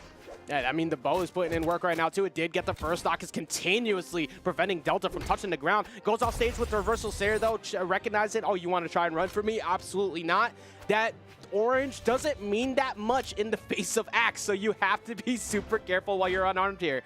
It was a good thought from Kresu to throw that weapon toss up to kind of keep himself safe over there. It kind of went right along the wall, but Delta was able to get around it. He went deep enough in the push-off column that he was able to get around the bow and then continue the edge guard situation. Kresu just kind of maybe attempting to control that center stage. You see him back up just a little bit. Delta pushes forward. Kresu knows he has the range with the bow downlight to contend with literally anything that Delta has, so he can play that range game. What a read! Ooh, that was so good. After Delta was fighting back unarmed there multiple times, saying, I know you think I'm going to go for the weapon right away, so I'm going to stop you. But after finally going for it, very aggressively off the soft platform, trying to go back, and Kresu gets the KO again. But this could be huge. Bro, you gotta stop. You did not need to go off stage. I agree so heavily. I'm so glad you said it. I was say, why were you down there? You had so much control, and now we're looking at Game 5 last stock when you had yellow on the second stock and a big lead.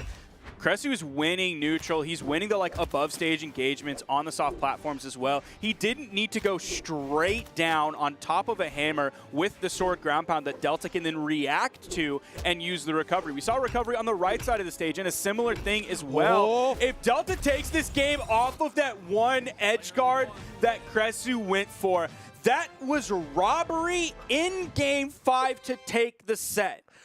Well, Koji was the one out here looking like he's from the Italian Job, man. Like, I expected a Mini Cooper to show up and drive off with the money. But no, the gold bars are instead going to land on the side of Delta because Delta had the composure at the end. The overextension off the edge guard from Koji. There's no, sure, hindsight is 20/20. For some people, you can look at that and maybe Kresu had a plan for that. But when you have that type of lead, when you have that type of advantage, it can be scary, especially with Hammer on the other side. I think Axe might have been in hand at that time, though. But just running off stage there.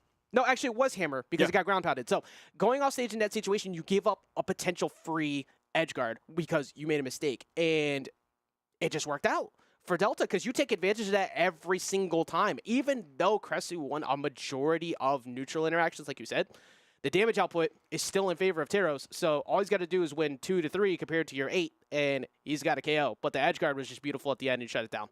That does bode reasonably well for Delta, though, because he had those clutch moments when he needed them. When the opportunity presented itself to him all tied up in a bow, he was there to unwrap that wrapping paper immediately, tear it open, bows everywhere, and get the stock. The gift that was given to him, he capitalized on it, did it in the clutch situation, which was Game 5 there right at the end, then continued that momentum by taking away that final stock from Kresu, found the huge string damage, back-to-back-to-back hits on the hammer, adding up the damage, finding the KO. So Delta took that game when he needed it the most. Yeah, very well played. I'm trying to find the next match here because I'm looking through this Smash GG, and oh my goodness, this is looking so different than what we would expected beforehand. I mean, we look at Swada and Delta, that one makes sense. That's something we did expect before. But then you keep going down. You see Friday Soul, who was able to take it out 3-0 over the Ninja, which that one's not impossible, but you expect the Ninja it's still to pretty crazy. Yeah, like you still expect the Ninja to take that one. And then Zyder over Simple, another 3-0. All of the 3-0s have been happening off. We've been having all of the Game 5 last hit scenarios here on stream, which has been incredible. But then even moving down, Akno did take it over Knees. That was 3-2. That was super close. From the play that we saw from Knees to start, like, everybody has really stepped it up today. Like, I don't think there's any other way to put it. People are stepping up to try and get this W today. And what, like we said before, it doesn't count for PR, but it is a great preparation for Springs in a few weeks. Couple other bracket updates just to give you the lowdown on what is happening. If you want to look through the bracket yourself, if you are on Twitch, you can hit !bracket in chat. That should give you a link to it. Otherwise, how do they find it? I don't remember. Just go to Smash GG and look up SteelSeries. Oh, SteelSeries. That's what it is. Yeah, it's Smash GG SteelSeries. Google that and you can find it. It's not in the same place as it normally is, like smash.gg/Brawlhalla, because that's all of our more open tournament events for everybody. Is it? Okay, well, production's telling me that it's there. I think they're lying, but you figure it out. And then tell me. You can tell me on Twitter, @whoissparky. Tweet it at me. And if there's anything else you want to tweet about the game currently going on right now, #BH Esports. You might find it on the screen. I don't know if we've had any juicer tweets yet, but maybe we will. And it could be yours. Ajax is just going to... I can't confirm, by the way. You can't find it through SteelSeries because that's how I found it beforehand. Yeah. So, yeah. But the other ones, I actually want to... I'm hoping in my heart of hearts that Sparky's wrong on that search and one of y'all just, I'm going to look it up right now. I'm going to derail. You're I'm not gonna s- derail this. No, see, no, you're not supposed to. You're supposed to let other people get you so we could get those juicy tweets. But you could also get yourself access to some juicy equipment, which you can Look at go this. ahead and check out. Why did Look at this. man? Look at this. Okay, he was right. That's all spring champs. Okay, he's right. I'm gonna hit. Okay, Okay. upcoming. Let's see past if it's like technically started. There's Wait, Omen wait, Oasis. wait. There's Winters. Pause champ. But it's SteelSeries in there. Oh, it's not there. Let's Oh, go. Wait. Eat it, production. Smash.gg/SteelSeries or something like that. Google Smash.gg SteelSeries. It's so there's not even music going on right now, so this just feels like really it's just awkward. the beautiful sound of me laughing because Yeah. I can't deal with you. They couldn't even give me music when I absolutely dominated production in the back. I'm talent. I'm not supposed to be right. You're not, Dude, Ajax, you gotta give me something, brother. We're on the I same already team. said you were right, man. I We're on said the you same were right. You team. had it. You got it. You got it. You were right.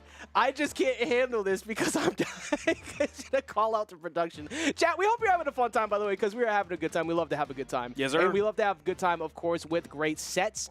Much like the one upcoming next. We have Pavelski showing his way up to the stage.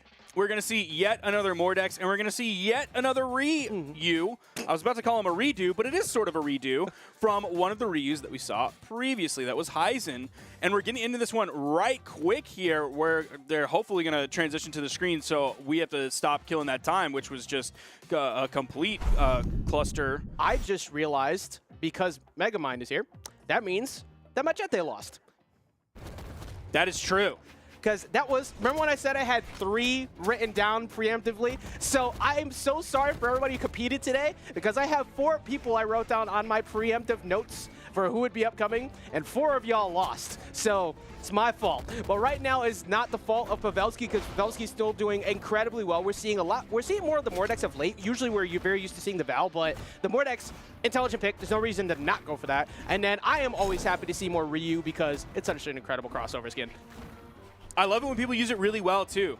We're going to keep shouting out Radish kind of as long as we see the Ryu, because like he was the one. That was the pioneer. He was the one for a little while. Now we have a few more players picking up not only the Petra, but of course the Ryu crossover. We're going to get Gauntlets v Gauntlets. That was close. Pavelski almost had the read on it. You saw him chasing down Magimine. I was about to call him Meg D, and that's certainly not the case, because I saw him actually dodge in, I think, one time. Wait, did I say Meg D at some point? You might have. I think I might have did that. Well, Meggy mind. This is Magimine's fault. We're 'cause losing it. He Okay. changed his name. Yeah.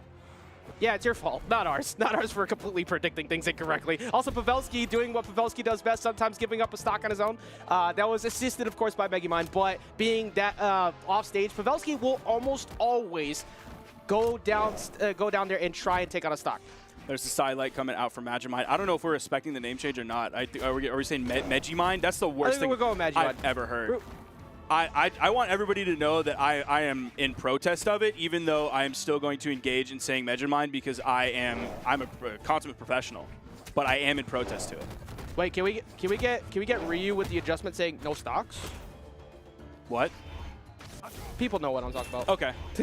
Now, in this one here, very close, but actually no, we're not. That's 3-2. That could be a stock off the side. No, neutralize not enough. Weapon toss coming up, bro. Pavelski ascending the throne, maybe a little bit early when he's down a stock, and Megamind still got back. This is why I love watching Pavelski. Pavelski going for the taunt. So far behind, but does finally find the stock with the D-Light there to take it off the side. You have Mordex, so you have the ability to find one quick. The problem is you're so deep in the red that any recovery, that one not going to be it, but especially from Gauntlets, it's going to take you off the top. Was Pavelski in anybody's top 3 today? No. Okay, not even in Reigns? No. Okay. That's what I thought, but I couldn't remember, and I didn't know Reigns picks. Yeah, actually, I said that confidently, but I might be wrong. Okay. I do that all the time. Sure, you can. It's going to take it off the top, though. I love it. Going to take.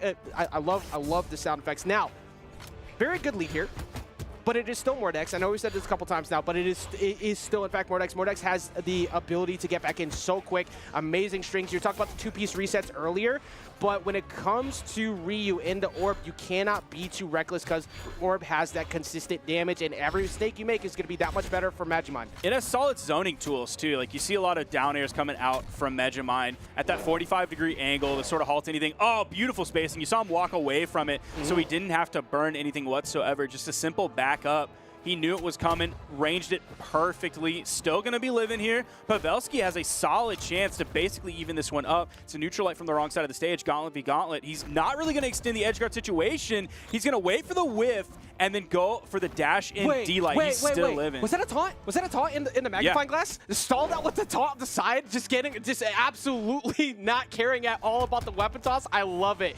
Pavelski, like you said, though, has actually done an amazing job of not taking, all right, now getting hit, but was not taking much damage before, and is only in the yellow, light orange right now, and got it back to last stock. So that was an interesting choice to go for that gravity cancel taunt. I'm not really sure why he did it. Like, yeah, he was stalling, but like, what was he stalling for? Because it's not like he's going to get his dodge back from that any earlier. Just to show off the new emotes. So, yeah, maybe that's it. He has been doing that a lot on stage. I think maybe Pavelski said that Megamind will never be ballin', and then you can clearly see he do be ballin'. This is true. We need to see Rayman do that at least once, by the way, this weekend. That would be a dropped opportunity with how many of y'all who play Rayman. But Sidelight Nair not going to connect. Megamind has gotten a lot better on defense in this last stock, because stock 2 took forever to get rid of on the side of Pavelski finally getting it back down to 1-1, but now it's completely shifted back in their favor. Oh, Pavelski's without a weapon. He's still choosing to go in unarmed. He hit Megamind far enough to the right that he could grab the weapon spawn that came in the center. That side air sending him off screen. One more of those, gotta do it. Definitely if there is a sidelight before it, but it's the recovery. Picking up from the bottom side of that soft platform, sending off the top. Megamind is going to take game 1. Like you said, Doobie Ballin coming through and getting that first game, and a great job at that. And once again, that first stock on the side of what Pavelski does best, sometimes finds one of the best highlights you will see on the dev stream the following days, and sometimes will still end up there just on his own doing. Giving up one. It's a little bit early for giving out gifts right now, but coming through and still keeping it that much closer at the end, because even after that, sometimes it'll get in your head. Pavelski does that all the time, though, so it's like, okay, I'll just put that on my back pocket, run it back, but Megamind stopped it, prevented that from getting out of hand, and was able to keep that first game. So if we're looking at the numbers between these two, let's talk about PR for a second. I'm going to have to pull that up. I'm a little bit behind. I swear the energy just all of a sudden changed.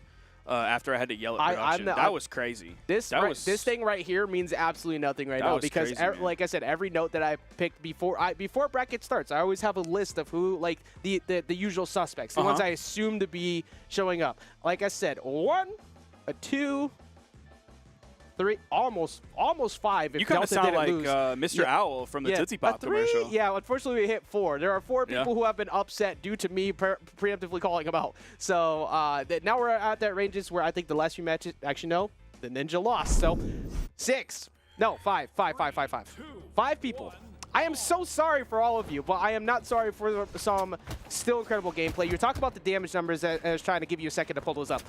Yeah, damage numbers between the two. 623 came out from Megamind, 618 from Pavelski. So 2 kind of higher damage numbers. That is over 200 average per each player's stock in that. So definitely some high damage numbers that had to be put out for them to finally get those KOs in this game. Higher than average, certainly. But if you're looking at PRs as well, PR 6 Pavelski, PR 29 Megamind. That is huge. Megamind is playing phenomenally. There's no other way to put it. Coming through here and getting that first game. Now, being able to take someone out at PR 6, even with Pavelski's occasional blunders, still has that spot. Another stall off the top with the taunt. Didn't work that time on the follow-up because you can't do that again in that time frame, but being able to, like, there's multiple stalls with these taunts. Yeah, bro, I don't know what he's doing. I don't know what the plan is, but, oh, that might have cost you. That's going to cost you big time. Man. Pavelski is going to, He burned too much? Still going to get the wall No, touch. he didn't burn too much. He found the neutral air to get back. Now Megamind's the one sweating, both in-game and probably out of the game. Barely down airing into the wall. He's in the orange on the edge. Pavelski. Now he really has to be careful. Pavelski, leave him alone. Once he turns orange, the possibility of getting knocked out there, it definitely skyrockets compared to when you're in yellow. Oh my god, Pavelski just missed that D6 too. That was so close to snatching up Megamind. Like, Pavelski definitely filled himself a bit. There it is. There it is. Big punish there. I like it. I like the idea from Megamind because you expect Pavelski to go early, but Pavelski saw through it so well. Had to burn that dodge. No way to stall that one out whatsoever. He went right into, Pavelski's hands. and he's still going to throw out the taunt. The Spirit Bomb coming in, at least going to basically even up the damage. Megamind still a full stock behind, back-to-back inlights. Yeah, who needs the weapon star when I can show you exactly how good my ball skills are, man? Like, dude, like the multiple dribbles, the D6 off the side, another one. Hold on, they're coming through. Yo, Pavelski just got clipped, and Megamind is the king of balls today, because not only is he using Orb, has the Spirit Bomb, which is of course a big ball, and then also the basketball. Oh man, look. The court is in favor of Magimite. Truly. There's really no other way to put it. Scoring 3 points repeatedly, even coming in, going for the alley-oop off of Pavelski as well. But Pavelski, this is one stock apiece. Pretty solid damage here right now on Ryu, so you don't, wow, never mind, hold on. Catching it with the neutral lights. Nice avoidance. That was beautiful from Megamind. Dead even in this game. Megamind is already up 1 game. Oh, Pavelski goes for the side light in the same direction. GCD light into the recovery. Unarmed, not enough to KO yet, but the gauntlet recovery from Pavelski. Yeah, well, the ball handling skills went to Pavelski at the end because it was the dribble off the top of the head of the Ryu that led to that stock. Great weapon toss down from the Orb to take it off the top there. 1 game apiece. This is draining. Like, these two are ridiculous. Pavelski was playing by himself on the left side for like 30 seconds with Scythe, preventing Megamind from actually getting back. Finally gets back, and then still lost the stock. And then afterwards, I just don't even know what to say when it comes to Magimind's defense. Somehow keeps getting away from some of these edge guards and like advantage state pushes with taunt cancels, and it's working. I don't know what I'm watching right now. Yeah, I don't really know either, because if you stall with that, there's like a test feature out now that the dodge cooldown starts after your taunt is finished, or maybe after the gravity cancel. I actually don't know how that works with taunts with the test feature. We never see it. Well, I'm actually going to have to ask that question. But yeah, I really don't know what these stalls are, because really all it's doing is giving Pavelski some time to think about what he wants to do, if he wants to extend the offstage engagement or not. I'm not really sure why he's going for this. Maybe it's just like peak cheekiness. So we'll have to figure that out. I feel like the first 2 times you see it, you go, huh?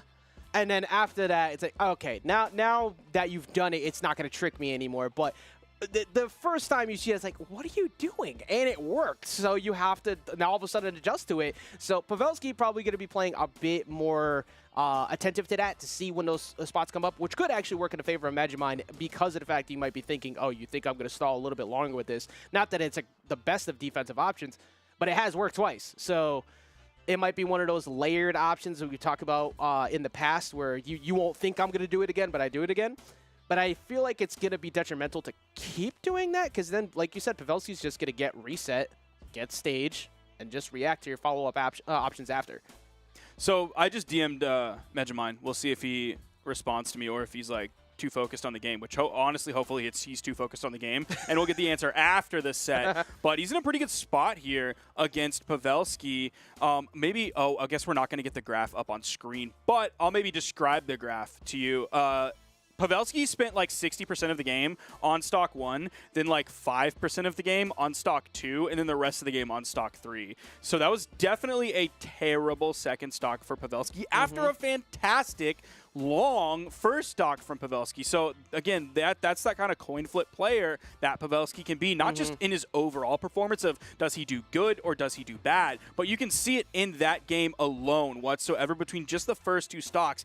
Incredible stock extension, horrible stock extension. I think that's what is like scarily the most impressive part about Pavelski is that Pavelski's sitting at PR number 6 with this type of playstyle. Like, the fact that if Pavelski decided to chill at any point and just go for all the safest options, maybe it'll improve, but that wouldn't be true to the character of what we love and see out of Pavelski. But I am also really, really impressed so far. PR number 29, like you said, making PR number 6 sweat like this, and also taking on Machete just before this.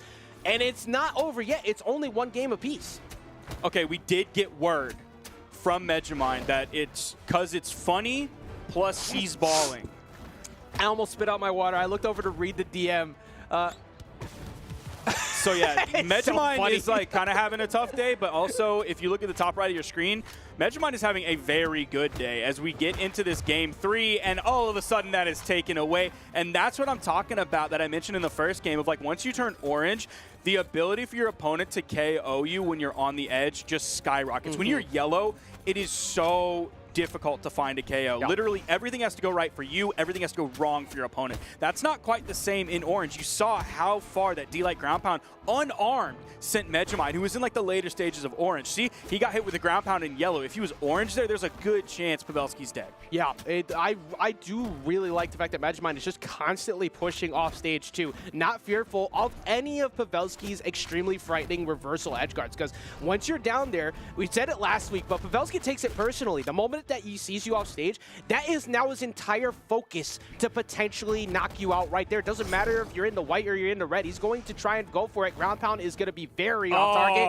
but not going to get the wall touch, even after trying to reach over with the siders from Gauntlets. Just missed out. Pavelski gets not a large lead, but does get a bit of a gift in that one. What? There you go. There you go. Now, we know that Megamind is having some connection issues today. I think that might be why those taunts are coming out immediately. I'm glad Pavelski capitalized on that because this is an important tournament.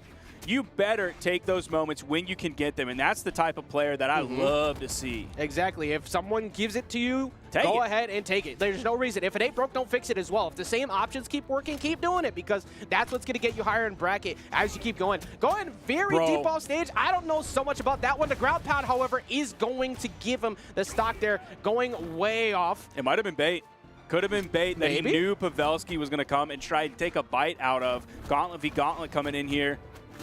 Nice weapon toss. He tried to extend the string, but the landing is punished by Pavelski. Nice 2-piece.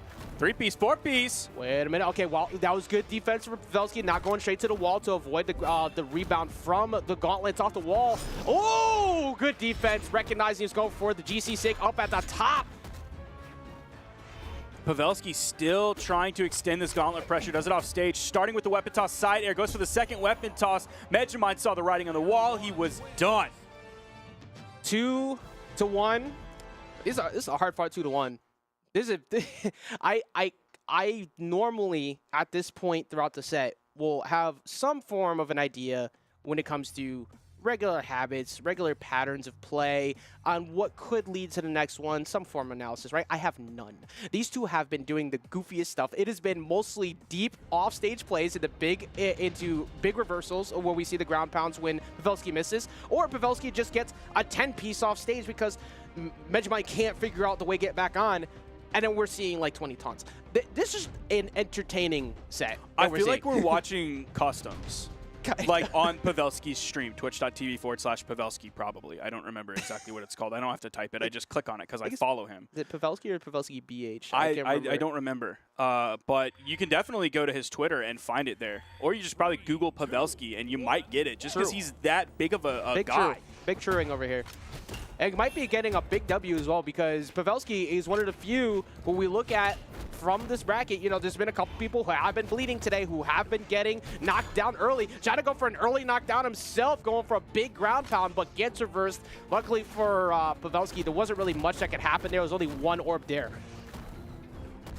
It's now Gauntlet v Gauntlet yet again. Pavelski coming on top here. Not sure if that was the wrong direction or if that was his answer to all the balling that Megamind is doing today. Both of them going ham off stage. Megamind is going to fall here, overextended too much. Pavelski didn't even really have to do anything. Yeah, accidentally went underneath the stage there and ended up clipping one of the jumps, which forced him not really in a position where he could go for it. I like the attempt at Hadouken. It was not on the mark, but it put some fear into Pavelski to have to back off from these really aggressive early jumps off stage. Oh, actually, that could be that one curtains. back. Goodbye. Even with the recovery, you should not be able to scoop that. Absolutely catch it in there and catch him again. Pavelski should be able to close this out very well. Pavelski, what are you doing? Pavelski, why are you down that far, Pavelski? This guy's the worst. You had it.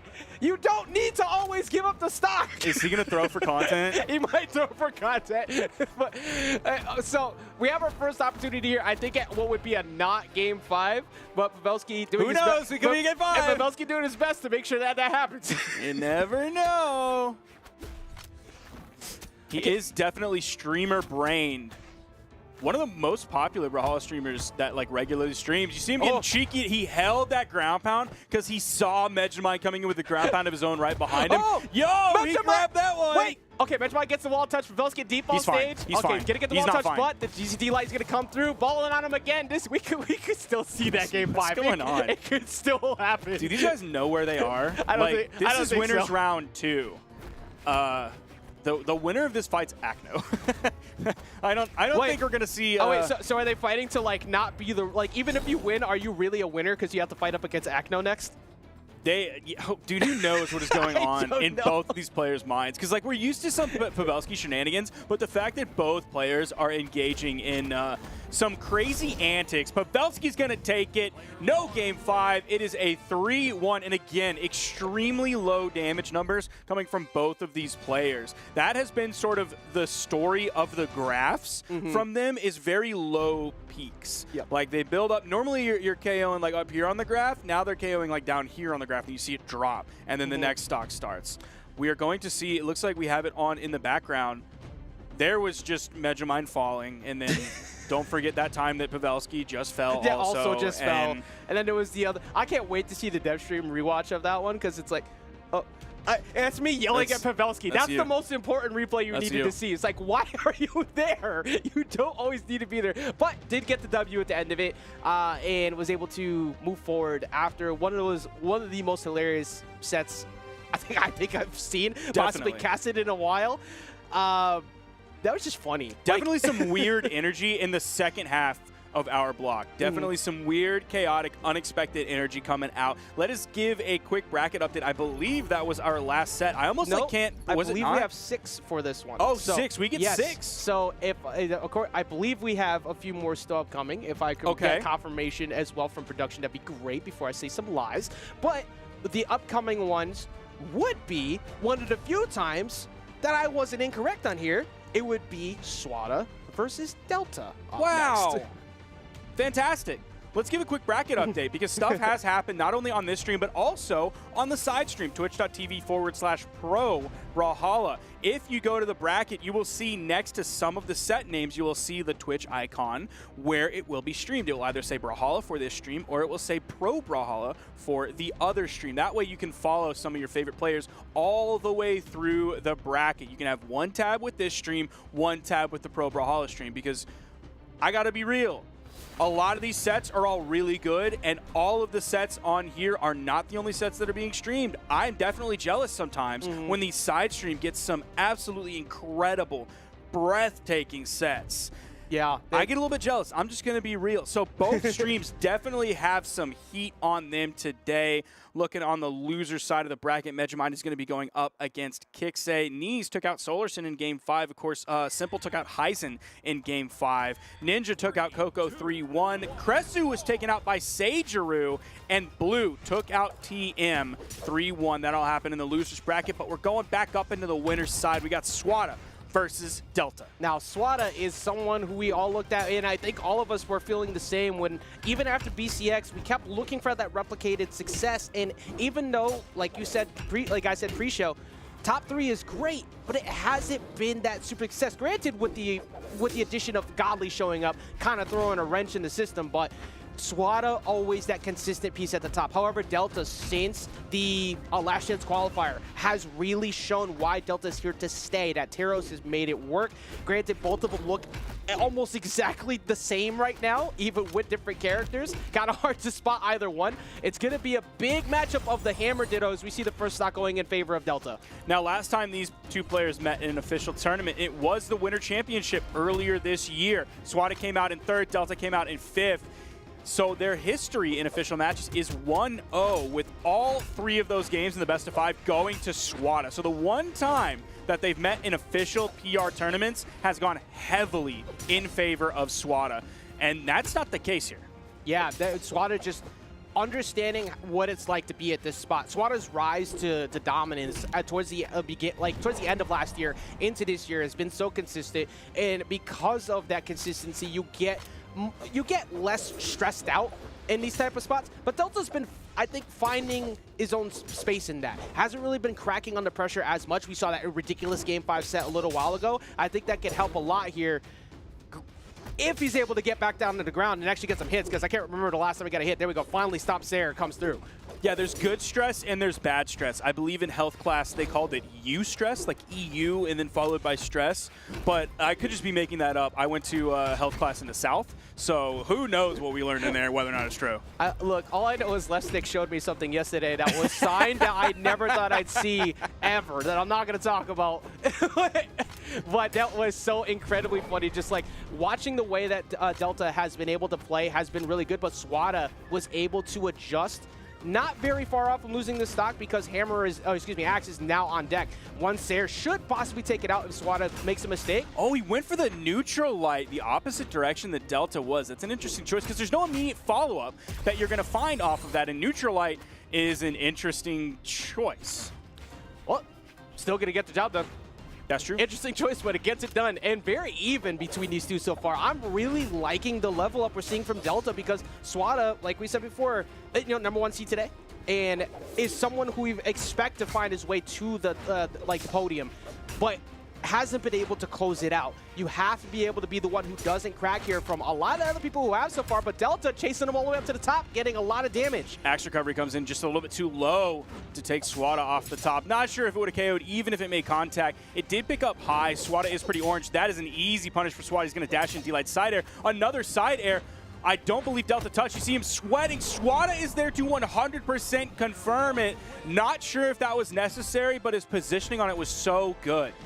And that was great because of how close that match was. No fear going for that. No fear at all going off stage, potentially giving up stage control and letting Delta get you with the Sayer or neutral light because you're both deep in the red at that point. But we're going to run it right back. That took no time whatsoever. Delta did not take a break at all, immediately running it right back here for game number 2. No character swaps, no map swaps, nothing changing except if you're a Delta fan, hopefully the result at the end of the game will go in his favor. Swada coming into this one, taking definitely the better part of the damage early on, about 15 seconds into the game. I believe the next hit he might turn orange, and that is confirmed after he eats the down air. That's kind of how the first game started too. Most of the damage went in favor of Delta off the start. Swada was able to rebound, get back in, another big whiff punish right there. Very easy to capitalize on, but Delta trying to find an opener at all. Goes for a weapon toss, and now Swada has complete control here. However, Delta just get back on. Good job not going straight for weapon because that was very obvious Swada was trying to hunt it down.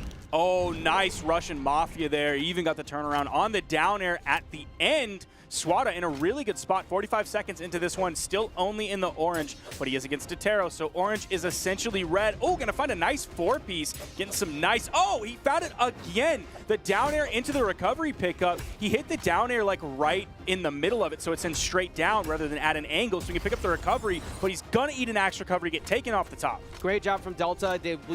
Not very far off, very easily able to get back to this game from this point. But most of that damage, like you said, the dare to recovery is just like 3 in a row from Swada, just getting them over and over again. Swada, however, getting Stomp Sayer, pushing him off stage, trying to catch him on his way back on with the Sayer, heading into the stage that time because he did get by him. But Delta gets a 3-piece of his own. Now I'm certain that Swada is hunting for that sword. The weapon spawn comes in. He's gonna extend this into an edgeguard situation, picks up the nice recovery. Maybe he likes to hold on to that for the KO potential, but if you look at his damage numbers, he did 93 damage with the hammer compared to 462 with the sword. So he finished off that stock with the Russian Mafia there. So that may be his KO option, and then the sword is his damage option. Yeah, I think you're very on the money with that because Swada has had an amazing job of kind of balancing both to a degree, but even though he's not getting as many hits with the hammer, he's still making it work where it's necessary. There's another dare in the recovery. Good stall there from Delta, not getting caught on the way down from the GC neutralize, but dodges down. Oh, he should have it now, and it's down, and it doesn't matter. You saw him sweating down there, ended up falling. Delta just a little bit behind now. He shrunk Swada's lead quite a bit. We'll see if he can keep it going. Found a nice 2-piece. If he can hit one more, strip the field. No, he tried to continue the string pressure. Dude, he has Swada in the orange so quickly. That was like 8 out of 9 hits that connected there. That was perfect, but Stomp Sayer now getting it back to even. Swada has good advantage here with the weapon gone, but Delta smacks him away. Now he has Sayer of his own. This is one mistake from either player from getting this game. That would have been a KO if that side air hit off of the stomp. They're both looking for that stomp. Weapon toss comes out. Delta disarms himself. Oh, that comes right to him. That could not have been better time, the better place for Delta. Weapon toss down, gives it up, trying to find the GC D-Light, but does not get it. Comes back down and goes back in. Delta! Goes back in on a kind of a greedy approach there, maybe trying to catch him off guard because it looked pretty obvious going for the weapon. Sure, maybe weapon toss comes out from Swada, but putting himself in a position where you just went for that attempt about 5 seconds ago was fresh in the mind of Swada and did not fall for it. Now moves up 2 games. So the one that he went for right before is definitely a different context than what we just saw there. He already had the dodge from Swada, so keeping the pressure up was a good idea. It didn't turn into anything, but keeping the pressure up, even though he was unarmed with the weapon disadvantage, still a good idea. In that case, immediately just trying to hit the GC D-Light raw with like nothing else giving you the power position, that really led to his ultimate downfall. That is tough to see. Exactly. Conditioning. That matters so much at the high level, especially as the games go on and at the last stock, last hit situations. The person who has better composure is going to walk away with it at the end of the day. But Delta does, in fact, just snatch him as he tries to go over the top. That gives him a pretty good first stock. He's opening this one up really strong, but he's still down 2 games from Swada.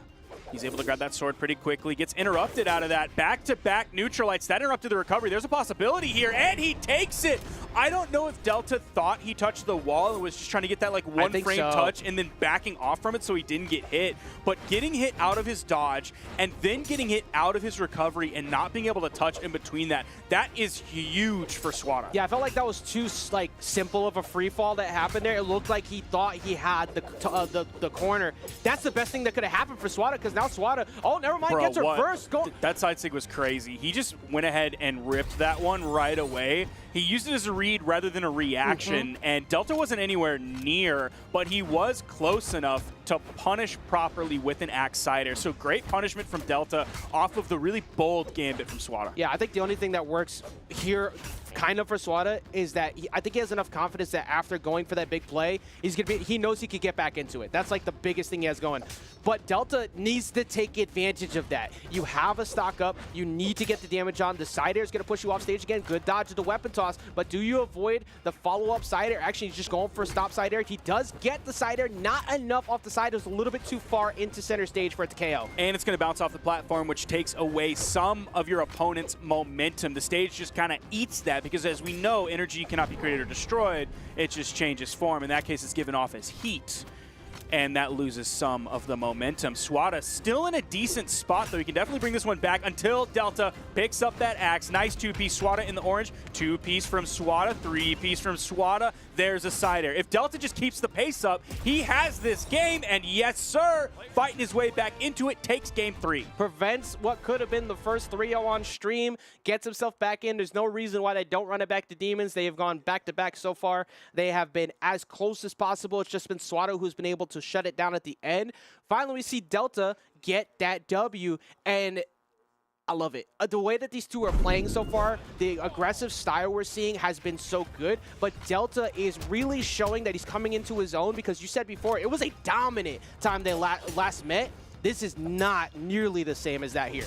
So that last game that just happened, I think Delta won that because of the side air that he hit on Swada's side signature off stage. So like, it's a plus for Delta for capitalizing on that situation and knowing what he could get and using the game-changing side air rather than just, hey, I'm gonna hit a little bit more damage. But also, I gotta put the negative on Swada for going for that. That was like, that was a bold bet that would make Trainwreck's TV blush. Well, that's one of those moments too that you have to prove you can capitalize on that. Yep. Because if you let that go, you might not have this game. Granted, Swada coming back and swinging here, getting daylight recovery off the top to get the first stock. But you're not in this position if you don't capitalize like that before. But now the sword, you were talking about how much damage it had before. It is doing exactly that again. Getting so many hits in a row. Tries to catch him, poking his head above the ledge a little early. So one thing that Swada can hopefully do if you're a Swada fan out there is keep Delta on the hammer. If we're looking at last game, 18 damage from Delta's hammer compared to the 353 from the axe. Crazy. So he's definitely an axe player. You do see the stomp side air there. Weapon toss goes low. The axe toss went high. Interesting change up there. Swada was still able to thread the needle between those two options. There's the side air. Even with the bounce off of the platform, it does find the KO, but Delta is so far behind. You talk about him being an axe player. How many times so so far today in this set. Have we seen Delta in this similar spot? Gets a 4-piece off of the axe, and the game is back to even. So if you're Swada, you're trying to be very careful, try to keep him off the axe as much as possible, which he's been able to do. Interesting that he didn't pick up the weapon. I don't know if that's because he was afraid of being KO'd, and if you pick up the axe and then get KO'd, the next weapon you pick up is going to be that hammer. Like, that's a classic Kosalek strategy of like, okay, I have hammer in my hand, I want lance, but I'm about to die, so I'm going to just maybe go for something big here. If I get KO'd, that's fine. I come in, I have the weapon of choice. Now that weapon starve has been working so well for Swada because of how long it's taken for Delta to actually get access to something. I think he might be right. He's just fighting unarmed because I don't think he wanted to lose out on that axe on the next stock. It's like, okay, let me get as much damage as I possibly can with unarmed here to work towards that last stock. I'm pretty much giving this one up. And here comes Delta in, grabs the axe. This is exactly what he wants. This is the weapon that has been in his bread and butter so far. Weird. Oh, yo, the D-Sync, the rare down signature at possibly the perfect time. The dodge comes in from Delta. It was off of cooldown. He was still able to touch the wall. Delta's still so far behind. Oh, trying to go for the neutral signature on the main stage. Swada cleaned it up. I want to give him praise for that. But the Delta Insig, what is he thinking? There's been a whole lot of what are you thinking so far today, and a couple of them came throughout this set. That the attempt at Swada with the side sig off the last game, that time Delta going for a big play, but there wasn't much there. It was just, it almost looked like a panic option in that spot. It's like, I want you to jump over me, so let me see if it just hits, and it didn't, and that led to an immaculate punish from Swada. Not a simple punish, like a big punish there, and taking it off the top there with the sword. Most of the damage coming in from sword, like you said. Swada was able to really take advantage of Delta waiting too long to try to get back to axe. I like the idea behind unarmed to try and get him up to maybe like yellow so you can work your way towards it. You've been able to get him to red off of those 4 or 5 piece extensions that you get from axe. Didn't matter though if you can't get the hit.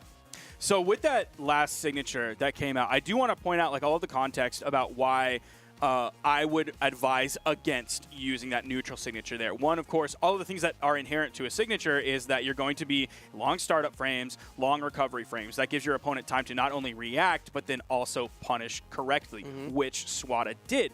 But neutral signature specifically, he's doing that on the stage. So when it hits, it's going to end up sending up, which you don't really want to do on Demon Island. It's also going to bounce off the main stage when it does that, so you're going to get momentum taken away. Also, Swada was in orange, the earlier stages of orange on his second stock. So even if it hit, you're not really going to KO your opponent. Really, everything is working against you there when you choose that neutral signature. I just wanted to point that out so everyone doesn't just zero in on like, oh, you were about to lose, neutral sig, bad. There's a lot going on there about why that choice that he made is sort of self-destructive, but also Swada did the exact right thing he needed to. He was able to get under it based on the reaction time that he had. He didn't have to burn anything, no burn dodge, nothing like that. He just walked under it after the Teros went up and down. Behind him, D-Light into the recovery, getting the KO. Yeah, but Swada is going to go ahead and park himself into the winner's semis. One of the few who has been able to avoid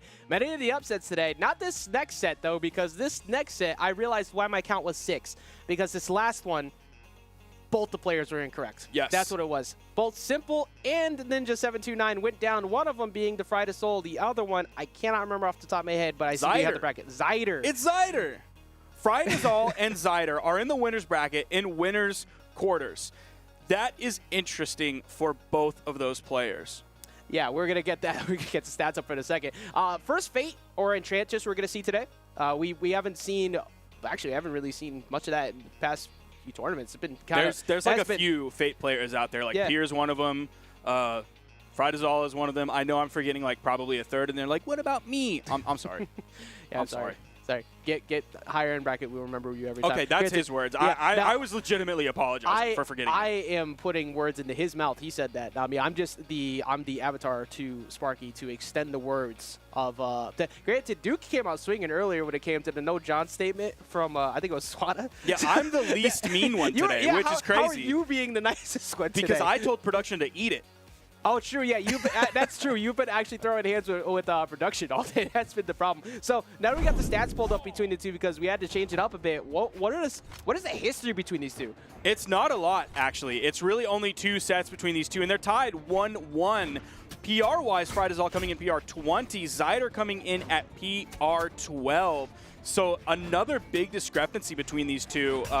About as big as the previous discrepancies from their previous sets that came out, that they were able to come out on top.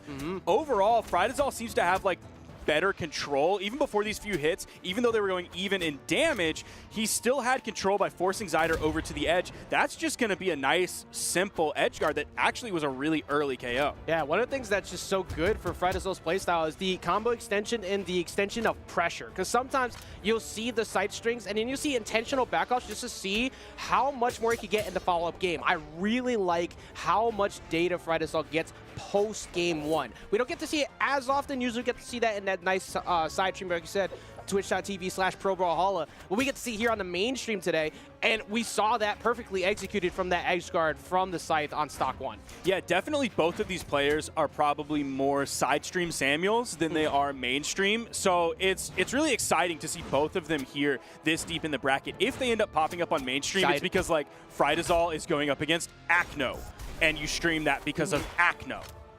Zyder has been swinging at the Holy Ghost. Like there has been like 4 or 5 whiffs, but finally now with the sword, he's fighting demons, and demons got hands, bro. The axe was not the way before. No, go back to the sword. You were hitting with the sword. There you go. So the sword coming through, the axe is having a hard time, is what we're getting at. Trying to get through to actually get a hit on Frydazol, but Frydazol actually realizing, okay, I'm just gonna play around that, and now I'm back to I think it's the first example of orb we're seeing so far, but from the play we've seen from the site, I would not be surprised to see another stock go right here because Fried has just been so aggressive off stage. Just to see another stock go to that beautifully executed edge guard off the weapon toss at the end. Yeah, most of the sets so far, you're right, has really been the Scythe. That's been the difference maker so far, but you see he still has the orb in the back pocket, throwing out a little bit of a cheeky side signature to hit on a freshly spawned opponent, just trying to do a little bit of the mental damage there to get inside Zyder's head. In terms of character choices, Jala is Zyder's like 6th or 7th most leveled character, only coming in at level 48. Yeah, I wonder if the idea was just like, okay, I'm going to go with Axe because I want to be able to get bigger whip punishes on Fried, who moves quite a bit. The problem is, every time Frydazol has finished the string, there has been an immediate swing from Zyder while the axe has been out. Immediately try to swing at a disadvantage, and it's been punished. But with the sword, it hasn't been as much. So if you could clean that up in game 2, you might have a chance, but you have to worry about this recovery of the Zyder coming through on the side. That could have been a stock right there if that connected, but a little bit too far away. It was extended all the way onto that soft platform, so I think you're right, it would have been a KO. Being in orange with all of the strength that Jala has, but unfortunately for Zyder, Frydazol is going to clean that one up very confidently. Still had 2 stocks on the board by the time that one was over. Nice ground pound. Yeah, incredible. Weapon toss just to guarantee it. Didn't have enough. The dodge did come off of cooldown, but didn't give him enough distance. Here's that orb edge guard. Yeah, the downer into the immediate weapon toss as well, excuse me. Like, both of the times covering to make sure that there was no other options, making sure that you had control. But we're going to see the quick switch off the Jala over to the Hattori here.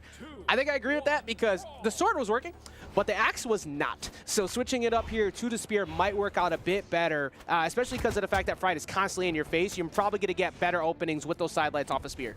Also, the neutral light on Spear, very quick startup if he's a little bit further away from you. But if you have sword in hand, which Zyder was using a lot, that's an incredible defensive get-off-me tool to just throw out right away. Hattori is also his highest leveled legend, so not a surprise whatsoever with this. Level 73 compared to the level 48 that we saw from the Jala previously. But it seems like we're getting more of the same. Like, Zyder is just being thrown off stage. He tries to recover back on. Fry grabs him, uses the active input of Scythe, throws him off stage again. Yeah, Fry just keeping the extensions going, the pressure. Like, you feel like you can't breathe sometimes when you have someone who's playing Scythe at top, like at maximum level. Zyder is currently on the receiving end of that. And also we're seeing quite a few attempts at multiple signatures off stage and on from Frydazol as well. So you got to watch out for those two. There's another one going for a chase up top. Not enough to go for recovery right there. Not in a comfortable spot for it.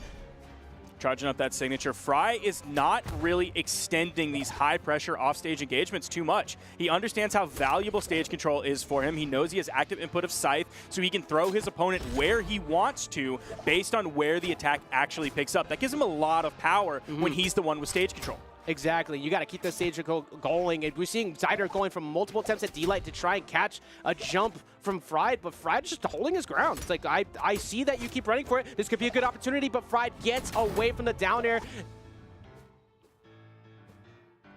Over on the wall, Zyder now kind of the one with stage control. You see back-to-back side signatures. Harpoon toss is going to hit. Fry is still high enough that he can get back pretty easily. Zyder without a weapon. Now we could see some really long games coming from these players based on the way that they're playing. If Fry just wants to like hit one hit when Zyder comes up from the wall, it's going to take a long game, but like that is a winning strategy that Fry is consistently using. That helped him take game 1. That gave him the lead that he has in game 2. So we could see these games really stretch out as we're over 2 minutes into the game and only one stock has fallen. I think one thing that could be a bit more stressful now for Zyder as well is, at first it was like, okay, is this just a one-off thing? But it hasn't been.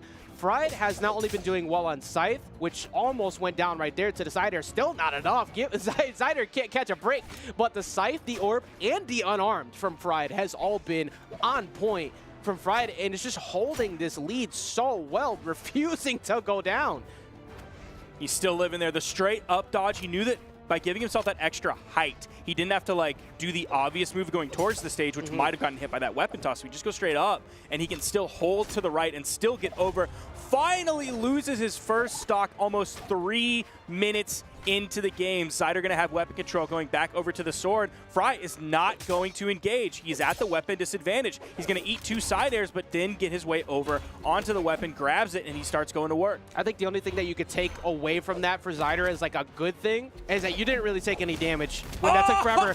I am so sorry that I spoke those words because you immediately got destroyed afterwards. And Fried Soul eliminates the fact that that great defense from that last stock meant absolutely nothing there.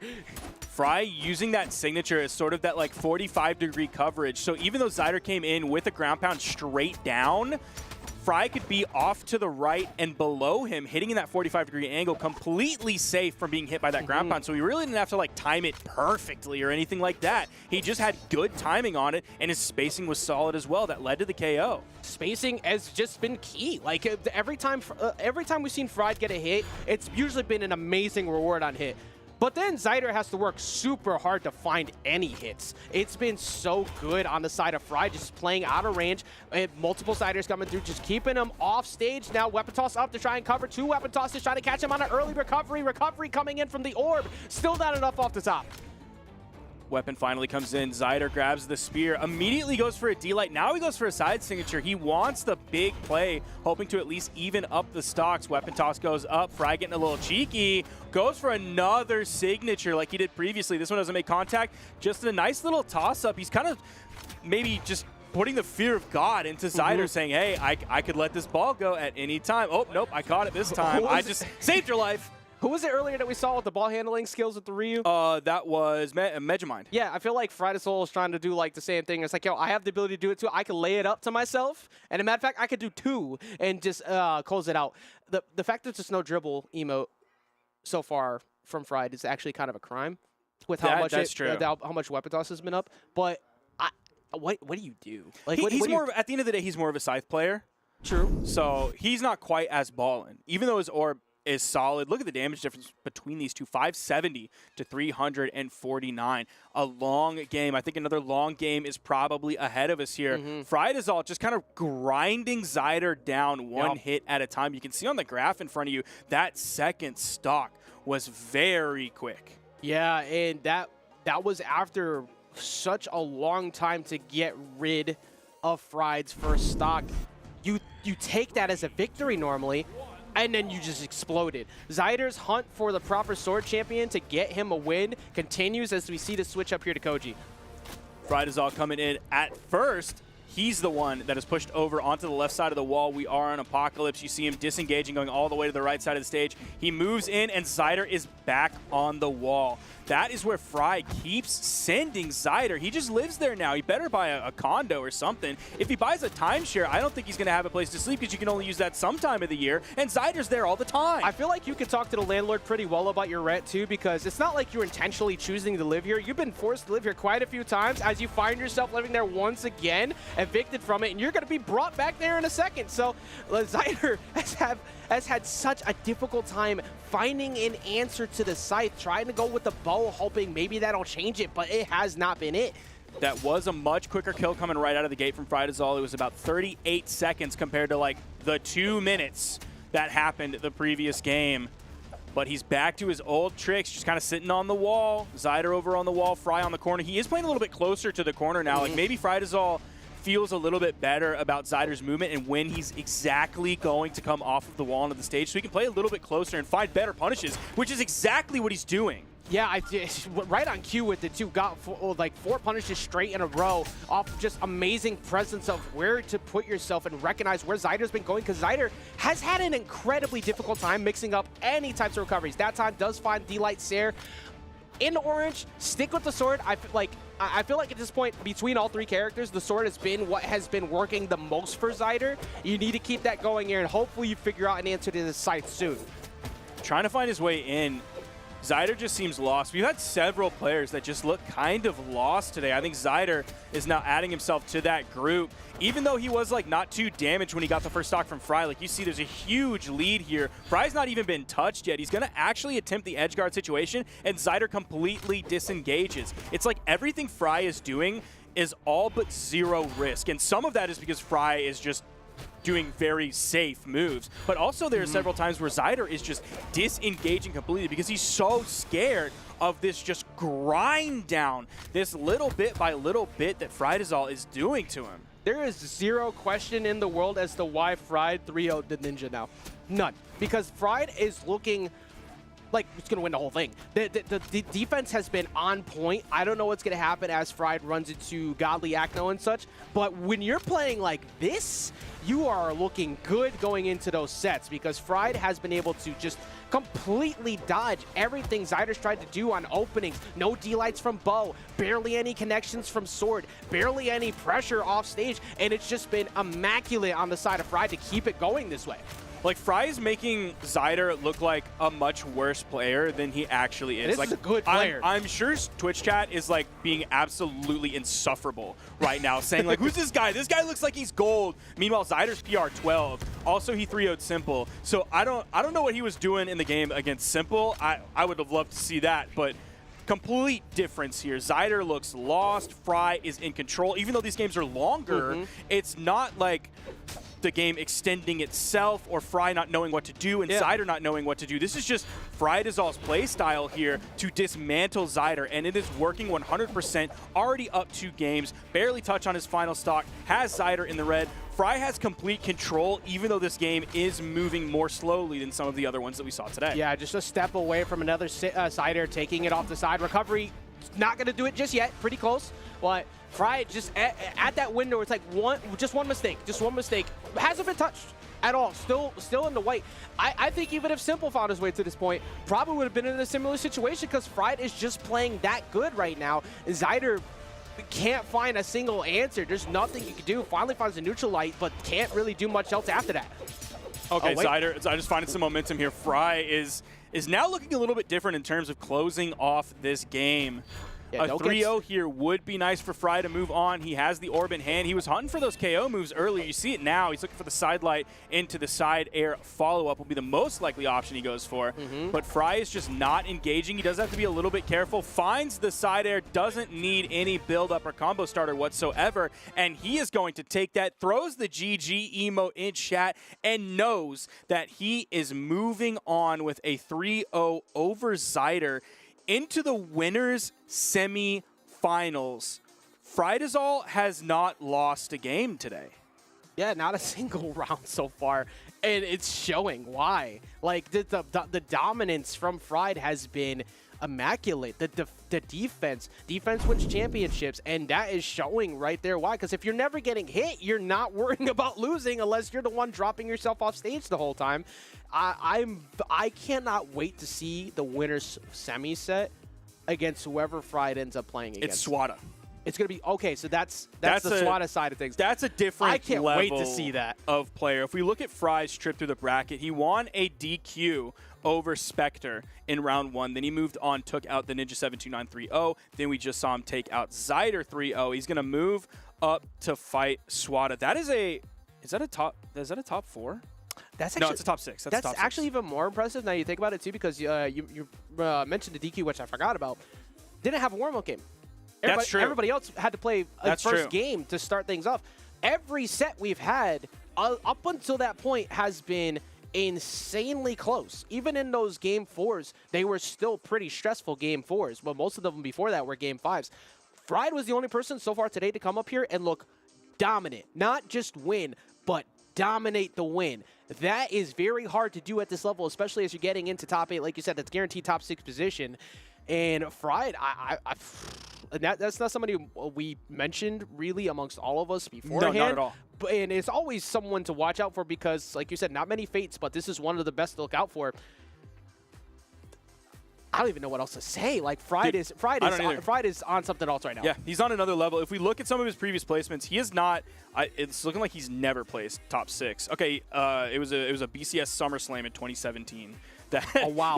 was the last time he placed top 6, and he got 5th in that. Aside from that, he has not even placed top 8 since Spring Championship 2021. So this is huge. He's guaranteed top 6. Who knows if he can take out Swada? Even if he loses to Swada, goes down into the losers bracket, still has a chance to push even further. So big day for Fried Azal. Big day for a lot of players today. Even Zyder getting this far is huge. Yeah, between Omen and up to this point, a lot of people performing very well, getting their first top 8s, and you're going to see a lot of those matches in the next block because we're going to get ready to switch it in a second. We had a lot of insane matches to start things off. The very first one of the day looked like a winner's finals caliber set, game 5, up to a dominant set right there at the end. But you could still get yourself a W yourself by going to brawlhalla.com/keyboard. So you can get yourself access to one of the Apex Pro keyboards. That's and true. check out all those great moments at moments.gg/brawlhalla so you can get yourself. We did see it actually pulled out today. We and that did see a key sword.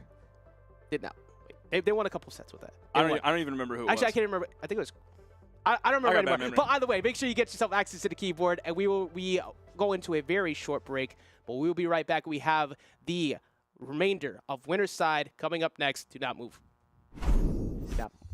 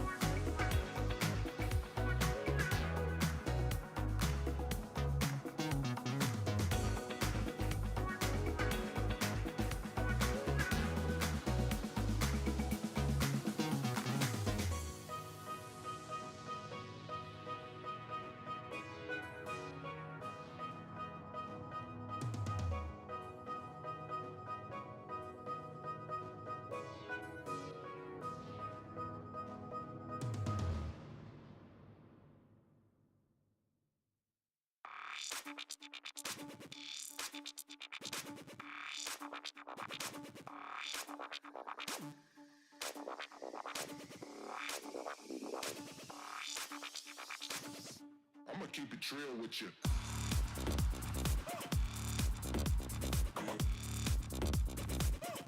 I'ma keep it real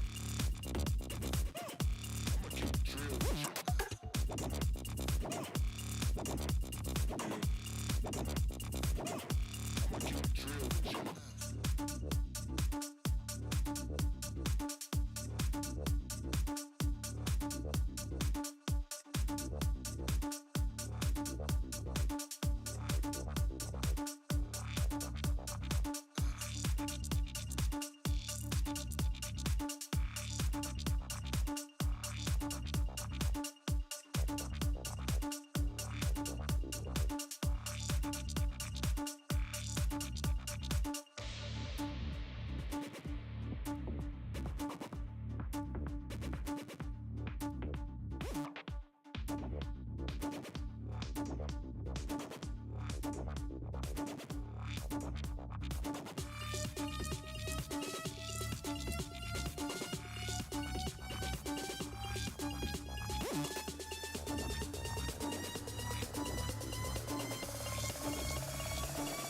I'ma keep it real with you. I'ma keep it real with you.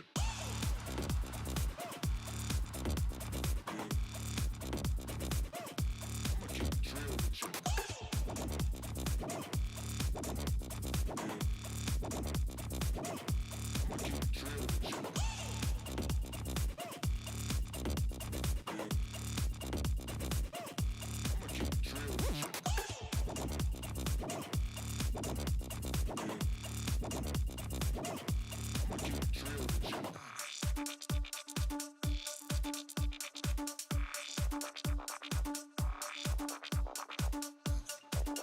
it real with you. I'ma keep it real with you. I'ma keep it real with you. I'ma keep it real with you. I'ma keep it real with you. I'ma keep it real with you.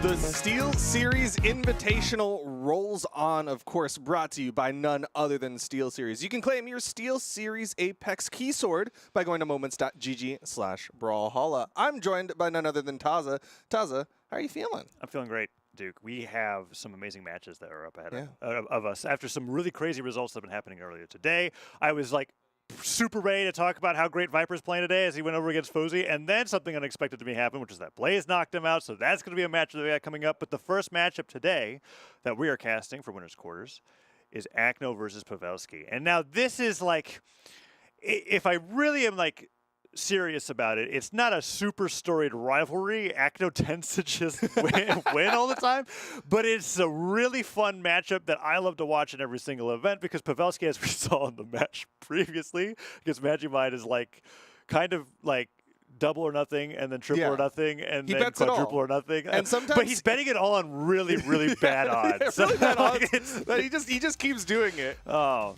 it's He'll gonna just be great. put it all on like black 18 and just be like, all right, roll the wheel. Yeah, and Just see you're what like, happens. And then, like as the action's happening, everybody's just looking at him incredulously, and they're like, "What on Like, why earth do you is going on?" And then he loses. He's like, "Yes." I'm like, "What do you, what do All you right. mean?" But that's a lineup of our matches today. You can see the final one, TBD versus TBD, is because Yes. we'll find them during the next block. Akno and Pavelski, the winner of that, will be one of those TBDs. Godly and Blaze will be the other one. Ooh, yeah. So Godly versus Blaze. This could have potentially been Godly versus Fosse or Viper, but no, Blaze has made it all the way through that side of the bracket to fight up against Godly. And then Akno versus Pavelski, as we were just talking about. Yes, joking a lot about Pavelski, but we're in like an era right now in Europe where the meta is changing enough that Akno and Simple are not just dominating the region all the time. We're seeing them go down to the lower bracket a lot earlier on, both in the singles and the twos space, right? So I'm not really sure how to predict this matchup coming up because, as we were talking about, Pavelski can just be so bombastic with his play style that anything can happen. I'm still historically giving it in favor of Akno, but really excited to see how this plays out as Akno and Pavelski are going into stage striking and going to Small Mammoth Fortress for game number 1, with Koji going up against Pavelski's Val. The fun thing about this, even though that the story has played out many times and we've seen how it generally ends up, is that it's still a story that we get to see time and time again. These are two historied players in the terms of Brawlhalla in the European region. They're two very strong players, but like you said, sometimes it leans in favor of Akno. But right now, no odd character picks. Both of them kind of going in with the mainstays. Yeah, Pavelski fighting Sword versus Akno's Sword, returning D-Light recoveries in turn as he got hit at the beginning of the match. Went to try and snipe the down. Okay, Pavelski goes to the ground pound, weapon throw, dodges down, hits the, okay, weapon toss hits, he makes it back to the stage. That was already getting close to a moment where I felt like they were never going to touch the stage again until somebody went down, but no, here they are, Akno stabilizing as he picks up the bow, but then Pavelski with the 3-hit combo on the gauntlets after picking those up. Yeah, nice pickup, and the end sig will give Pavelski the first stock of this one. Akno going to be coming in. No weapon options as Pavelski does deny all of them. Offstage opportunity. Whoa. Akno goes in on it. I'm very surprised. Weapon throw hits, ground pound hits. Akno keeps touching the stage. New gauntlets picked up. Pavelski pivots the ground pound, chases him all the way down there with the drift, and Akno finally makes it back to the stage to pick up a weapon, but he was challenging him unarmed versus gauntlets for a good 20 seconds before going back to stage. And the reason why you're so surprised is because he is down a stock. Yeah, exactly. Like, he came in fresh stock, and that's one of the riskiest places you can be is offstage unarmed against gauntlets, and so far things not really working out for Akno as Pavelski is just adding up more damage on the second stock, and Akno yet to even get the first one from Pavelski. Oh, that is Got the stock. him. Pavelski with the absolute redouble sidelight. Gravity cancels the second one to combo it into recovery. And that's true if you get their dodge. That silent recovery is going to take you right off the top of the stage. And now it's 3 stocks to 1. Akno, D-Light down here, doesn't even get the cider because the platform really messed with this momentum, and he still hasn't taken a stock off Pavelski in game number 1. And that Neutralite's not even going to put Pavelski off screen. That is how little damage there's been. Okay. That's good. Gets the 3-piece. I like that. Akno standing on the other side of the stage, and Pavelski just goes swinging. He's like, what are you doing? Haymaker from the other side. Akno, a full stock behind and more. He's got the bow in hand. He's going to need a big offstage engagement if he wants to bring this one back. Big offstage engagement, or okay, well, this is what you're looking for. Pavelski has it without a weapon though. Ground pound. Where you going? Akno. Where you going? I think he was going to pick up his bow. I thought so too. He was like, Oh, no. He touched. Pavelski gets hit with a dive Tapped kick. him. Okay, Pavelski's got recovery. I can't believe he makes that back, but he does. Sword recovery goes so far. Neutralite gets Akno, and Akno really opting to fight unarmed. Pavelski goes for another slide charge pivot. Neutral sig. That one doesn't hit, but the cider puts Akno into deep red. Side sig with side air, bounces him off the stage. Pavelski just wants the edge guard to end it, and there's the neutral sig that catches Akno on the way down to the left side of the stage. Pavelski, the way he was playing that game was kind of like, all right, Akno, there's your warm-up. Let's go. Come on, All right, come on, where's Akno. game 2? Let's start playing. And I say that because there are some choices that Akno made that astonished both you and me, where it was like, it is just objectively difficult to fight a gauntlet or any person armed with any weapon, unarmed, when you're down a stock on the other side of the stage. It's Of all just really people, tough. it's Pavelski, one of the most notorious offstage players in the game. Yeah. And to me, it feels like Akno's disrespecting Pavelski. He's really saying, like, I can beat you anywhere. I'm going to go anywhere and just try to do it. And right now, I hope he's learning his lesson, because that did not work out well as we get into game 2. Yeah, it did not. He is now down a game, and Pavelski is up rather comfortably against the first weapon, and that is 2 sidelights and a neutral light coming through as Akno takes a ton of damage and picks up the bow to return that damage. But Pavelski already has him off stage. We know he's perfectly comfortable going for these slide charge neutral sigs, these ground pounds, these side sigs, just trying to spike Akno and get more damage on him. Akno now returning after Pavelski misses, and I think Pavelski's only got a dodge and a jump to make it back right now. He is running out of movement, but he does have a lot of height, so he has a lot of time to drift. The side sig connects, though. Pavelski in the offstage weapon toss connects. Akno needs one more hit, doesn't even need it as it baits out the dodge, and Pavelski's going to fall. That was a great edge guard coming up from Akno and a great punish on the dodge in from Pavelski with the side sig on the bow. Akno now up a stock and some change as he gets more damage on the Pavelski. Pavelski with the gauntlets goes in for the neutral sig, and Akno jumps right above it, punishes it on the way down, and Pavelski's trying to take it with an exhaustive recovery off the top. Doesn't work, and Akno now brings Pavelski into deep yellow, almost orange. But that silent recovery, even on Demon Island, will take him off the top. Despite the high ceiling, there was enough damage built up onto Akno. The Koji, again, not the highest defense legend in the game, so it was just a matter of time. But off stage again, the weapon toss dodged it. Forces the dodge. He goes too low. Akno gets another stock. That's twice now that Akno has pressured Pavelski into fast falling out of the way to his demise, right? That's a Demon Island. I mean, this can happen on any stage, but you'll see it happen the most on Demon Island because of how short the walls are. That a downlight or a down air when dodging it could mean that you just don't get to make it back at all. So now Akno up an entire stock and a half. Pavelski trying to bring him down to his last stock, but Akno's doing great here on the stage. And this is what Yumi and Pavelski were both like, all right, Akno. After game 1, it was like, you've warmed up now. This is more what I was expecting to see. Let's see if Pavelski can bring it back, but I'm expecting a 1-1 here, and then that's where the matchup really fires up. But okay, this is Pavelski, right? If he takes a stock off Akno and Akno decides to play ball off stage, that could just be one good offstage engagement, and suddenly Pavelski has the W. But right now, Akno's doing it right, playing on stage, gets another downlight side air, and Pavelski jumps out of there. He knew. It's like, okay, you got the 2 stock. I got it last game. You get it this game. Let's whittle this best of 5 down to a best of 3. The next player to win 2 games is going to be taking this and moving on to winner semis. But Akno really turning that around after a really lackluster game 1.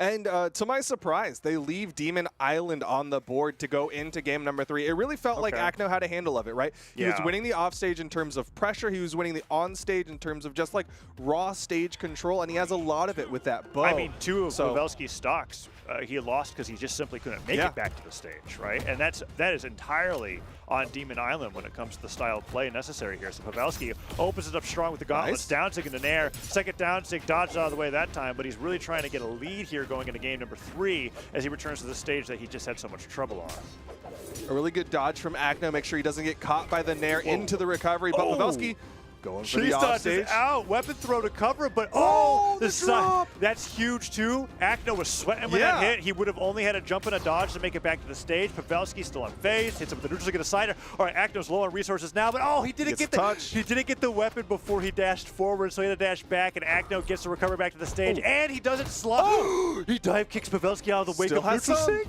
He's good. He gets back up, but Akno showing some life. He took a lot of damage at the start of this one, but it's still anyone's game for the first stock, and Pavelski not able to get it. That's that high ceiling of Demon Island that we were talking about. Yeah, now Akno could get a down air ground pound on the bow that would take Pavelski down. Pavelski, he loves recovering back to the stage with that gravity cancel neutral sig. This time he opts to go to the other side. Akno with the dash jump side air, gets Pavelski up to the right, and the D-like ground pound. He bounces off the stage. Akno pivoting the ground pound really influenced his trajectory there off the ground because you don't go straight down. It's a slight angle depending on which way you're facing. Yeah, and because he decided to face to the left, went towards the stage, it would have been a tough call either way, but Pavelski, despite taking that damage, is now...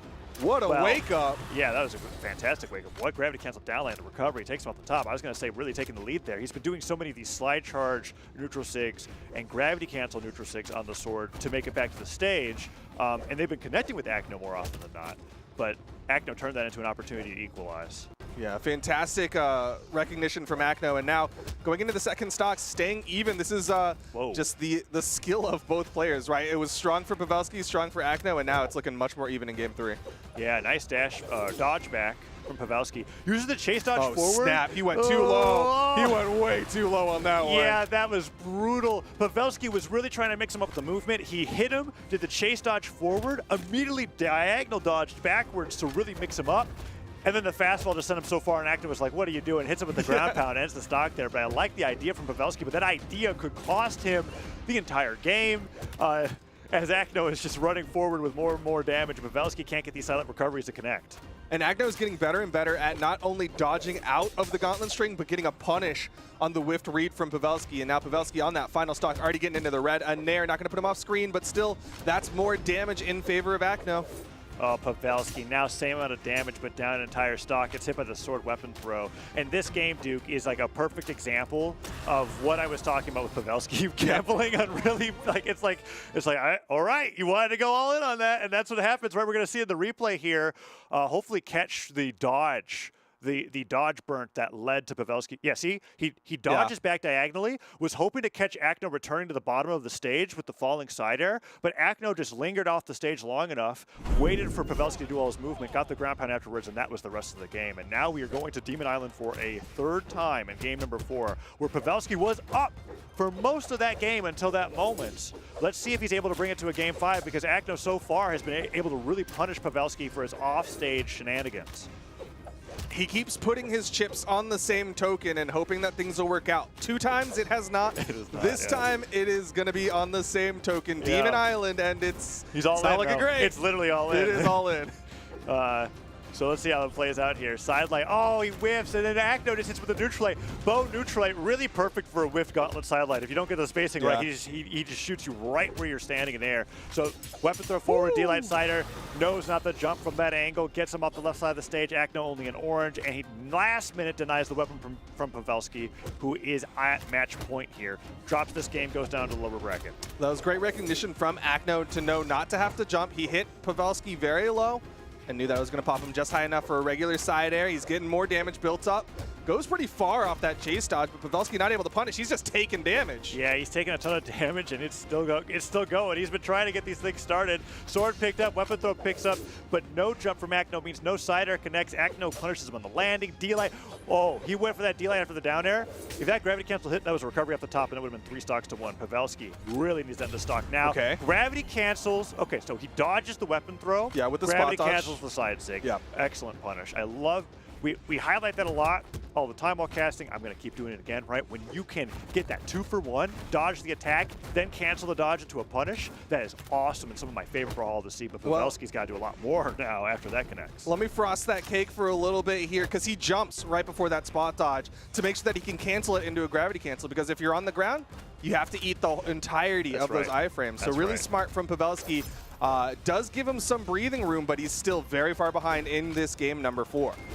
Weapon throw picks up. Pavelski bringing it back. Lots of good mileage from the gauntlet. Sider connects. Ground pound connects. That stuff recovery. Pavelski suddenly in the lead in game 4 as Akno's down to 1 stock, and Pavelski goes right off to the right side of the stage and says, let me.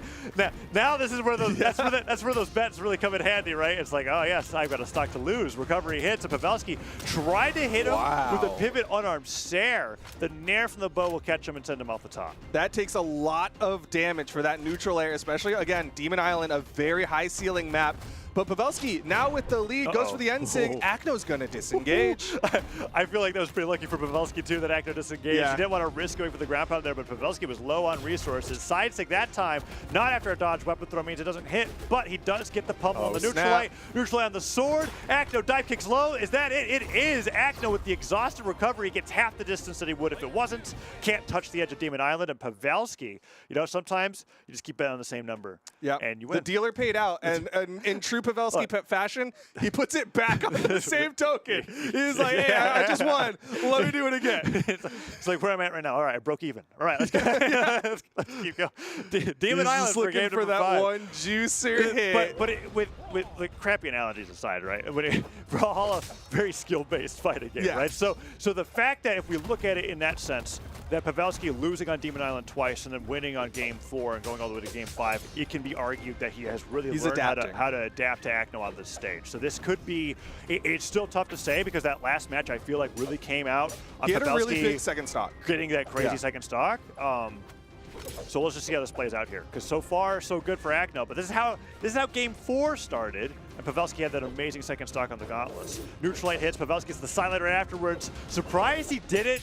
I feel like it took a lot of self-control from not the slide charge pivot and neutral seat there. That was like.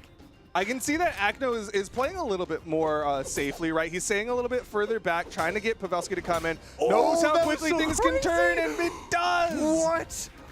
Okay.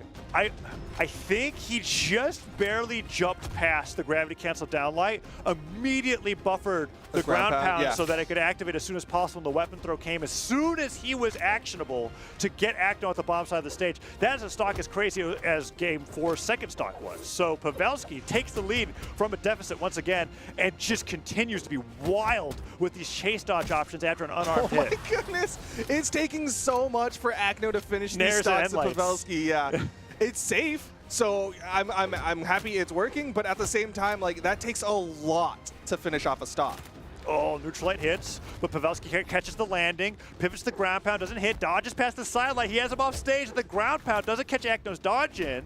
Sidelight comes through, Pavelski doesn't get the nair, and both players are hitting each other back and forth with Pavelski in a slight lead. It's when these chip away exchanges happen that Pavelski's character pick gets an advantage with the defense, but if Akno can get him off stage with the bow, down air, or ground pound here, that'd be huge. Nair hits. Going for the safe option again. Akno just trying to chip away at Pavelski. Pavelski goes in again. The neutral air is coming out from Akno. He just wants the juggle. Ooh, weapon throw forward. Sword picked up, but he doesn't get Akno's landing with the Neutralite that time around. Gets the recovery instead, adapting to Akno playing more airborne. But Pavelski now at a deficit as Akno has just won way more of these exchanges than he has. Side air doesn't hit. Nice. D-Light recovery takes Pavelski off the top. Pavelski, match point. Final stock. Can he make it an even game against Akno before Akno runs away with this and goes to the winner's semifinals? Let's find out. Weapon picked up. It is the Gauntlets. This is what he got the comeback on last game with. I mean, that's the hard thing about playing against Pavelski is despite how much of a lead you can build against him, it can turn in an instant. One mistake and Pavelski can capitalize. Pavelski gets a double there, got the read. Oh my goodness. Wait. And he'll get the stock. That could have been really bad. Pavelski is the one player that would have been in that position. He would have gotten caught. Of all people, it would have been Pavelski. That Akno was that was a Pavelski-specific read on that side sig. Akno realized he couldn't make it back, tried to turn it into a game-winning decision. Now Pavelski, after the Gauntlets, is getting nair juggled by Akno's bow. Finally touches the ground, but a D-Light sider means Pavelski's in red, and a side stick from Akno, a down stick from Akno could end this game. Pavelski reaching into the skies of the Gauntlets, trying to catch Akno into a combo, but Akno just can't be touched. Sidelight is going to need more than that as that recovery comes through, and a D-Light recovery on sword would end the game. He's sticking with the sword. You can see him prime another one, denying weapon from Pavelski. Pavelski picks up a sword. Still has an opportunity here. As long as there's life in his veins, he has the opportunity. Oh man, Akno. Who's going to make the move? Jumps forward. Wave. Oh, there's the weapon throw forward. Dodge. That was such a crazy dodge from Pavelski to avoid the Neutralite, because I think a sword Neutralite at this point is close enough to almost KO. Oh, went for the read. Sidelight nair.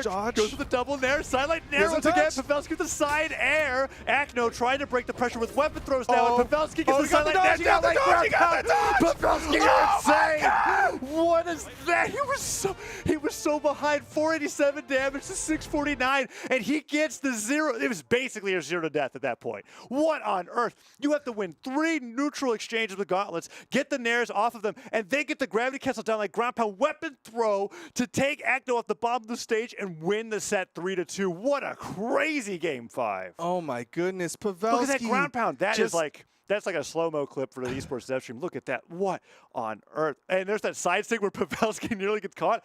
Akno almost won the game off of that side stick. And then Pavelski wins it. Look at how damaged he is. Oh my goodness. Weapon throw at the very bottom. Pavelski, thank goodness, doesn't keep fast falling. There's a world where he just holds down. He just holds down after the weapon throw, and Akno wins the game. Yeah, look at the damage dealt graph at the very end there. Goodness. You could see the spike where Akno just suddenly got deleted, right? Whereas Pavelski was just slowly getting chipped away to the point where a sword neutralite was going to be needed to take him down. Akno just goes down in a heartbeat. I mean, that's literally as close as it gets to a heartbeat graph, right there. EKG. So he, yeah, that's what it's called. Thank you, Duke. What an amazing match. Pavelski takes Akno out of the winner side of the bracket, goes on to the winner semifinals. An incredible performance. And that was as close as that matchup gets between them. And that's what I was talking about, right? With these matchups.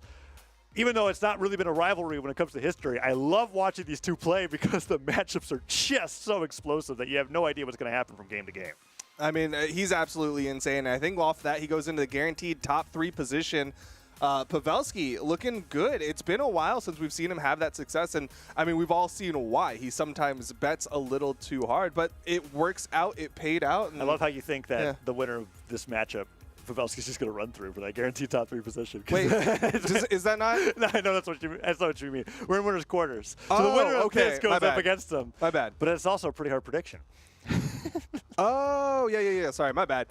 He's on the other side. Yeah. I was thinking of the top 8. Yeah. Whoopsies. Well, either way, he's up there now, and he's going to be going up against the winner of our next match, Godly versus Blaze. Ooh, yes. Godly versus Blaze. So I'm going to admit to you, I really thought this was going to be Godly versus Viper. Viper, after yesterday, or last week, with Solarson, in 2v2s, was playing phenomenally. I was thinking, okay, we're at this point right now where Viper, we talk about him, he's basically one of the old guard, one of the oldest old guard when it comes to Brawlhalla esports history, but he's somebody who's been making waves back in 2022 now, and he's almost gone to this matchup, but he's not the player that we're talking about right now. We might see him more in lower bracket, but Blaze was able to beat him, and this to me was a little bit of an upset, because Blaze is a player who I believe is a phenomenal 2v2 player, who when it comes to singles, unless he happens to get a bracket where Akno's in the way, because he just happens to know Akno so well, a lot of the normal top 8 placers will keep him at 9th. Yeah. And being on this winner's side to avoid getting 9th, right? He takes down Godly, which is a enormous task, right? Godly literally undefeated in singles tournaments this year. That would be enormous. Let's see how this plays out here. As he is opening up with the Bryn, and I even remember grab it. Doesn't even need it. He goes down there, but I remember right before our block started, I was thinking, is Blaze going to be playing the Brendan singles still? Yeah, that was it was a big question mark because Blaze has been a little indecisive. Generally, it's an axe lean, but he'll sometimes pull out the Ogrim, sometimes he'll pull out the Bryn. But right now, it's definitely Bryn time as he almost gets the dodge read. He stayed on the ground, didn't throw out a move, but he just didn't react in time. Godly maintaining this extra stock over Blaze right now. Yeah, Godly really sending it forward now. 2 sidelight Nair, gets the ground pound off of that's it for Blaze's stock. Godly puts out the gravity cancel down like just in case he gets the extra distance, but Blaze can't even get the side on the way down, and that is just over a minute. 2 stocks gone, and Blaze getting demolished by Godly on the Mordex, and Godly just keeps going. Scythe or Gauntlets, it's going to be 3 to 4 hits every time he gets them. Sidelight comes forward, Neutral Light tries to catch him with the Nair. Blaze really trying to break up the pressure with the axe. Sidelight Nair connects, but that's not going to guarantee you anything other than damage, right? And he needs to take those stocks, and that neutral sig is one good step towards taking them. At least denies the 3 stock, because at the rate this one was going, it's definitely looking like it could be a Godly 3 stock, but Blaze swinging back. It's the axe in hand. He'll be able to trunk if he can get the hits. Gets a dare, but no follow-up. 2-piece. Ooh, side light, side air. Silent Nair comes through from Godly. Recovery connects as well. Blaze falls down air. Neutral light. Godly really tries to put on some more damage. Weapon throw comes forward. Nair hits as well. Godly side air. All right, Blaze bringing it back. After a really rough beginning of this game, Godly does get that falling Nair, but Blaze is a side air away from putting Godly onto 1 stock. Okay, maybe 2 siders. I mean, Mammoth Fortress is a pretty big stage. He's close. Ooh, he just barely him. misses the down light. Godly dodges over it, and the weapon throw stops Blaze from getting any more off of that unarmed recovery. But Blaze really taking control over the middle of this game. Let's see if Godly can stop the momentum. There it is. Okay, a ground pound from Godly, but Blaze was starting to bring that one back. Like, when we see the damage graphs, it'll definitely look interesting because it'll be like 2 really short triangles for Blaze. Like, that first stock was so fast. I wonder if Blaze would have, if the down air hit, if he would have chase dodged directly up. Maybe. Because with the down air missing, he just didn't touch the stage and he just fell.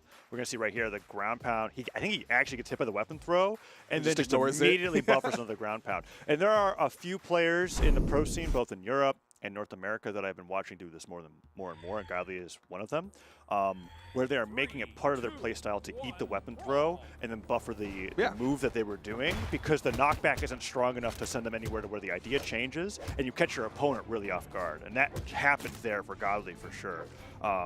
Great option coming up from him. And Blaze now switching it up. Over to the Koji. No axe in hand this time, despite the fact that the axe was something that worked really well in game number 1. Now in game number 2, it's going to be the bow ground pounds that look to do well. They're connected, but Godly still gets the touch. Okay, that's really surprising to me. The down air must have hit just as he had touched the stage to get this, his jumps back. Blaze still in control. Cider coming through, but Godly with the gauntlets picked up. Didn't chase. Oh, he really needed that to follow up after the downlight hit, but he just goes for a nair instead in place. So Blaze gets to continue fighting on this third stock, but that ground pound could have been disastrous. If the recovery followed up afterwards. Yeah, Godly just barely missing these KO options, not able to hit those recoveries, and Blaze being able to extend this stock gives him some breathing room, gets him some damage onto Godly's first stock as well. The neutral light's gonna launch, still not enough. Whoa. There it is. Godly really went deep for that side air on the edge. The Blaze just goes down unexpectedly, and now Blaze is looking for a weapon, and as it spawns, Godly catches attention, and Blaze takes that, gets the wake-up D-Light recovery. Godly goes right off the top. Absolutely worth it, because, I mean, the amount of damage he took from that scythe string, I feel like, is not that much compared to what could have been if he didn't try to go for it. So nice job from Blaze, and Godly is now even in damage on the second stock against him. I'm saying these Kojis, they be sleeping on some Serta pillows or something, because they are waking up. They are well rested, and it's working out for them. Nice wake-up nair coming out from Blaze, getting some more damage. He's got the stage control, has the pressure. Godly does get the wall touch, though. Yeah, it makes sense if Acno and Blaze literally have the same kind of fella. Because they're both it's the same thing with both their Kojis, right? Because in the game that we just saw before this, the set rather, Acno was doing the same thing. Wake-up attacks with the downlight and recovery to take down Pavelski. But Godly now getting that recovery will bring Blaze down to 1 stock as he's aiming to make this a 2-0 lead and get into that winner semifinal spot. But there's some decent damage built up by Blaze. A D-Light recovery might be enough. This is Mammoth, kind of a more traditional map. He's going to wait. Godly, if he peaks too high, might get caught. Blaze backs up a little bit, hits a recovery. Needed the downlight for that extra bit of damage. Oh, it worked! Oh, again, the wake-ups. That's awesome. I loved that, because for the moment before that, there was 4 attempts where Godly was going for the nairs over the ledge, and Blaze literally ran into it, and I was like, Blaze, how on earth are you going to fall for that, right? He turned it into a combo opportunity where he's making a lot of these strings that Godly are going for. He's realizing, okay, Godly's trying to go for these 4 or 5 hit combos that aren't true. He's turning them into wake-up opportunities to get the stock. Really smart coming out from Blaze, but he's got to live through this one to be able to make turn it into a victory, because he's really only able to do that because he's at a deficit. He's at a stock loss where Godly's willing to go for these risks. Godly kind of just betting. He did get into sweat beats. Yep, does get the wall touch. But man, there's only so many alarms Blaze can set before he can't wake up any longer. Godly goes in for the neutral light, downlight recovery, and Godly takes game number 2. It does say something where the it says something to me when your best opportunities to knock out your opponent is as they're comboing you. Yeah. It's like I am getting hurt. It's time to take down my opponent, because Godly is just nonstop with the pressure. Recoveries were doing great for him this game. We saw that recovery right there, caught Blaze off guard, and I think it's a recovery to end this as well. We just saw it, but yeah, it was a D-Light and a chase recovery, if I'm not mistaken. About to happen, but we have to get into the game number 3 here now, as that Blaze is still staying on the Koji. Yes, these wake-up knockouts have been fantastic, but they're not leading to victories. He's having to do them on the back foot of Godly, just constantly dominating him at neutral. So we have to see a change here and now if he wants to stay in the set. Otherwise, it's going to be a 3-0, and Godly moves on to the winner semis to fight against Pavelski. Well, Blaze does have the stage control. Gets a nice little downlight neutral air. Falling, wow, a down air as he stacks up onto Godly. Tatami mat not going to work out for him just yet. Honestly, the tatami mats today have not been landing. The recovery doesn't connect, and he's sweat beating. Is he going to get the touch? Yes, Godly not able to connect with the down air. Yeah, Godly didn't fast fall fast enough. with that scythe down there, doesn't catch him off guard, and Blaze makes it back and now is in a situation where he can edge guard Godly. Weapon spawn comes in, nice for Godly, gets the gauntlets, goes for the gravity cancel sidelight, nothing quite hitting, but that side air from Blaze, double side air, could go for a triple, weapon throw, Godly's got nothing. He's got nothing, he drips right off the right side of the stage, wants to keep Blaze from weapon starving as best as he can, but Blaze, great job, recovers on the left side of the stage, turns into an edge guard on the right, takes a lead for the first time in the set. Yeah, really good pressure from Blaze to just stay there, keep those hits going, but Godly does find the downlight alt input for the kick forward, and that is going to lead to an even game. Weapon spawns in, Blaze with the sword once again, Godly, sidelight, nair. Oh man, 2 neutral lights to a nair, continues taking Blaze off to the top of the stage. Is trying to catch him with the scythe once again. Oh, neutral light nair from Godly's been working out so well. He's just been really testing Blaze in the air with that as it connects. And that ground pound, dodge. 2 of them now dodged out of the way. But Blaze is yet to touch Godly. Finally touches him on the stuff. Yeah, just barely a tap with that neutral light, but a downlight into recovery is going to do more than just a tap. And Godly about to take the stock off of Blaze. If Blaze doesn't change something up quick, he gets around him, goes in with the side light instead of trying to pick up the weapon. And unfortunately, recovery from below. Yeah, Godly is not even in a situation right now where Blaze got to wake up D-Light recovery or anything like that. He'd have to be pretty high off towards the top of the blast zone for that to happen. And Godly, well, that might happen after Godly hits him with like 8 moves because Blaze has been having some trouble against Godly's scythe there. Will Godly go for the, okay, he went for a downlight, Blaze side airs right through it, but the Nair connects. He tries to pick him up the downlight to continue the string. But the side air is going to have to be enough here as Godly is really poised to take this 3-0 over Blaze. Throwing out some neutral airs, hits a side air, offstage opportunity. Blaze backs away, was hoping to bait out a dodge there from Godly to maybe go for the turnaround down air, but just didn't find the opportunity. Neutral lights for some neutral wins, has the chance, but Godly. Rough. Did he just miss the ground pound and say, well, that was it? I'm not. Like, that's what it felt like. You're just like, all right. Yeah. GG. I mean, yeah. I was wondering if it was a situation where he thought he got his jumps back and then fell off the side of the wall to do a ground pound and then just didn't have anything, but I'm pretty sure that's exactly what happened.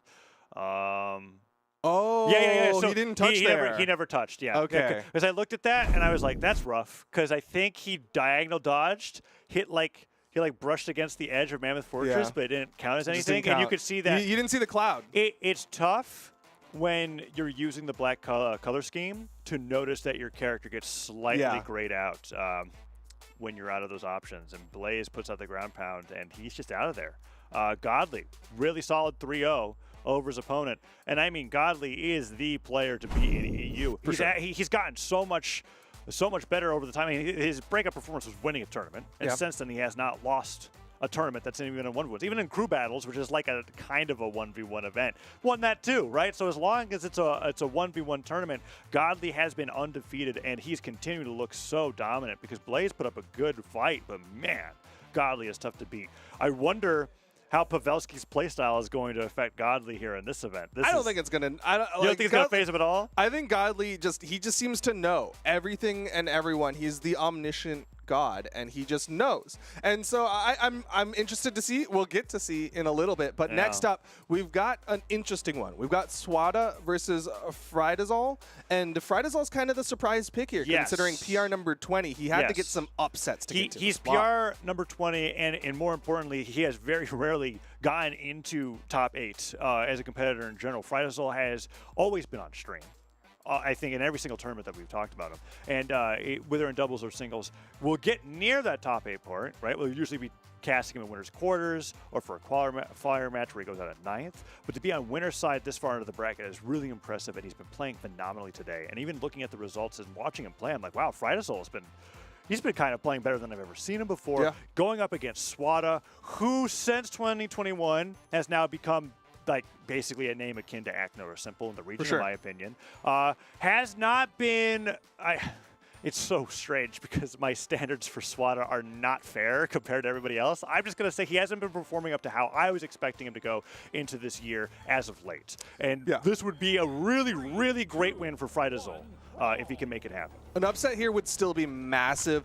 I mean, And to be clear, it is an upset if Friday Soul beats Swada. For sure, for sure. I mean, again, it's PR number 20. Swada coming in, I believe, he was top seed for the tournament. I'm not sure if he's still top PR. He probably is because he is the EU 1v1 world champion. Yeah. But either way, like, it would be a big play if Frydazol gets it. But right now, Swada needs to hit him. All right, he gets a tap. Oh, okay. Whoa, that was an odd option. No, I mean, it's odd in general to see that move used, let alone as. And then what's so cool about it is because you would imagine you use the Bodvar's down sig to throw somebody off the stage at the very end, but he used it to say, "Get back here! I'm not finished with you yet." So he continues to do even more damage on the Frydazol here in game number 1 as Swada opens up the Bodvar. And yeah, as you said, right, one world champion. Right, Swada, the landscape for EU has changed dramatically since then, as in terms of the players that have shown that they can now place top 8 since that World Championship. So Swada wanting to take down Frydazol here to continue doing really well in the single space, and Frydazol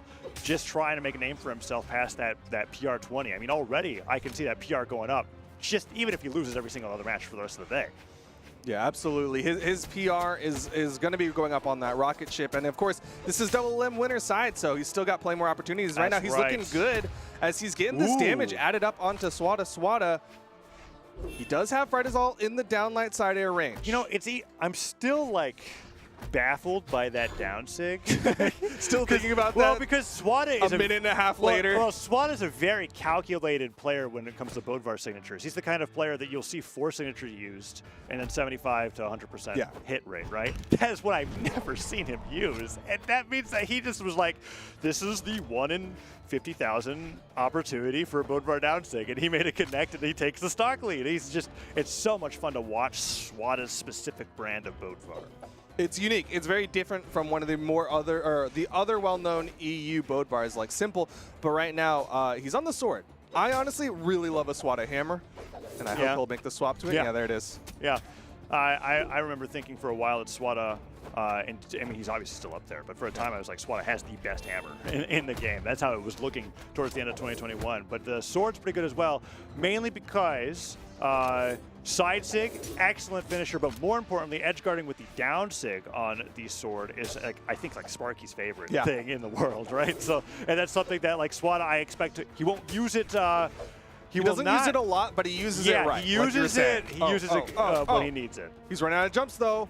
Good fastball gets under. Oh! Wow. Frydazol doesn't go for the GC downlight? I wonder if he just greeted a little bit too much on when he wanted to cancel that dodge. Okay, like spot dodge too early and he was out of the window? And then he was like, I want to wait a little bit longer, and then by the time the input came in, he couldn't gravity cancel anymore because that was looked perfect for a D-Light ground pound, but Swada goes down, 2 stocks to 2 now, but Frydazol could go down pretty quickly here if Swada is able to catch him with a D-Light recovery. And you can see him with gravity canceling that D-Light already. Yeah, sneaks in, picks up that sword, downlight recovery, and just like that, Swada gonna get a sizable lead here in game number 1. Yeah, great knockout from Swada, about as early as you can get with a D-Light recovery there. And Frydazol picks up the side light, kicks him forward, tries to get him with the Nair off the side of the stage, and that's a great punish for a standing end light from the sword. Nair gets him again. Swada sweating, but he does make it back to the stage. That platform working out pretty well for him, and okay, Frydazol. He puts out the gravity cancel neutral sig. He charges as long as he can to get the different property of that move, but Swada continues with this edge guard advantage over him as he gravity cancels the side light and just barely gets punished. Yeah, I'm kind of surprised Swada didn't go in after that gravity cancel, considering it burns a dodge, but Swada was like, I have stage control. That down sig, the rare whiff from Swada on the down sig, and the silent neutral sig from Frydazol catching Swada sleeping on the dodge, gets the side on the landing, and Frydazol could turn this into an even stock game. Dodge? Oh, what a nair! That nair keeping him alive. So well timed. Frydazol, though, with the neutral sig off the downlight, takes him off the top, using the platform to his advantage. Swada doesn't, I think sword D-Light recovery is good right now, actually, even if he gets it on the stage. I mean, if he's worried, D-Light dare recovery will definitely be a nice option. The stomp side air might be good enough depending on where you hit it. Yeah, if it bounces him off the stage, he's still living.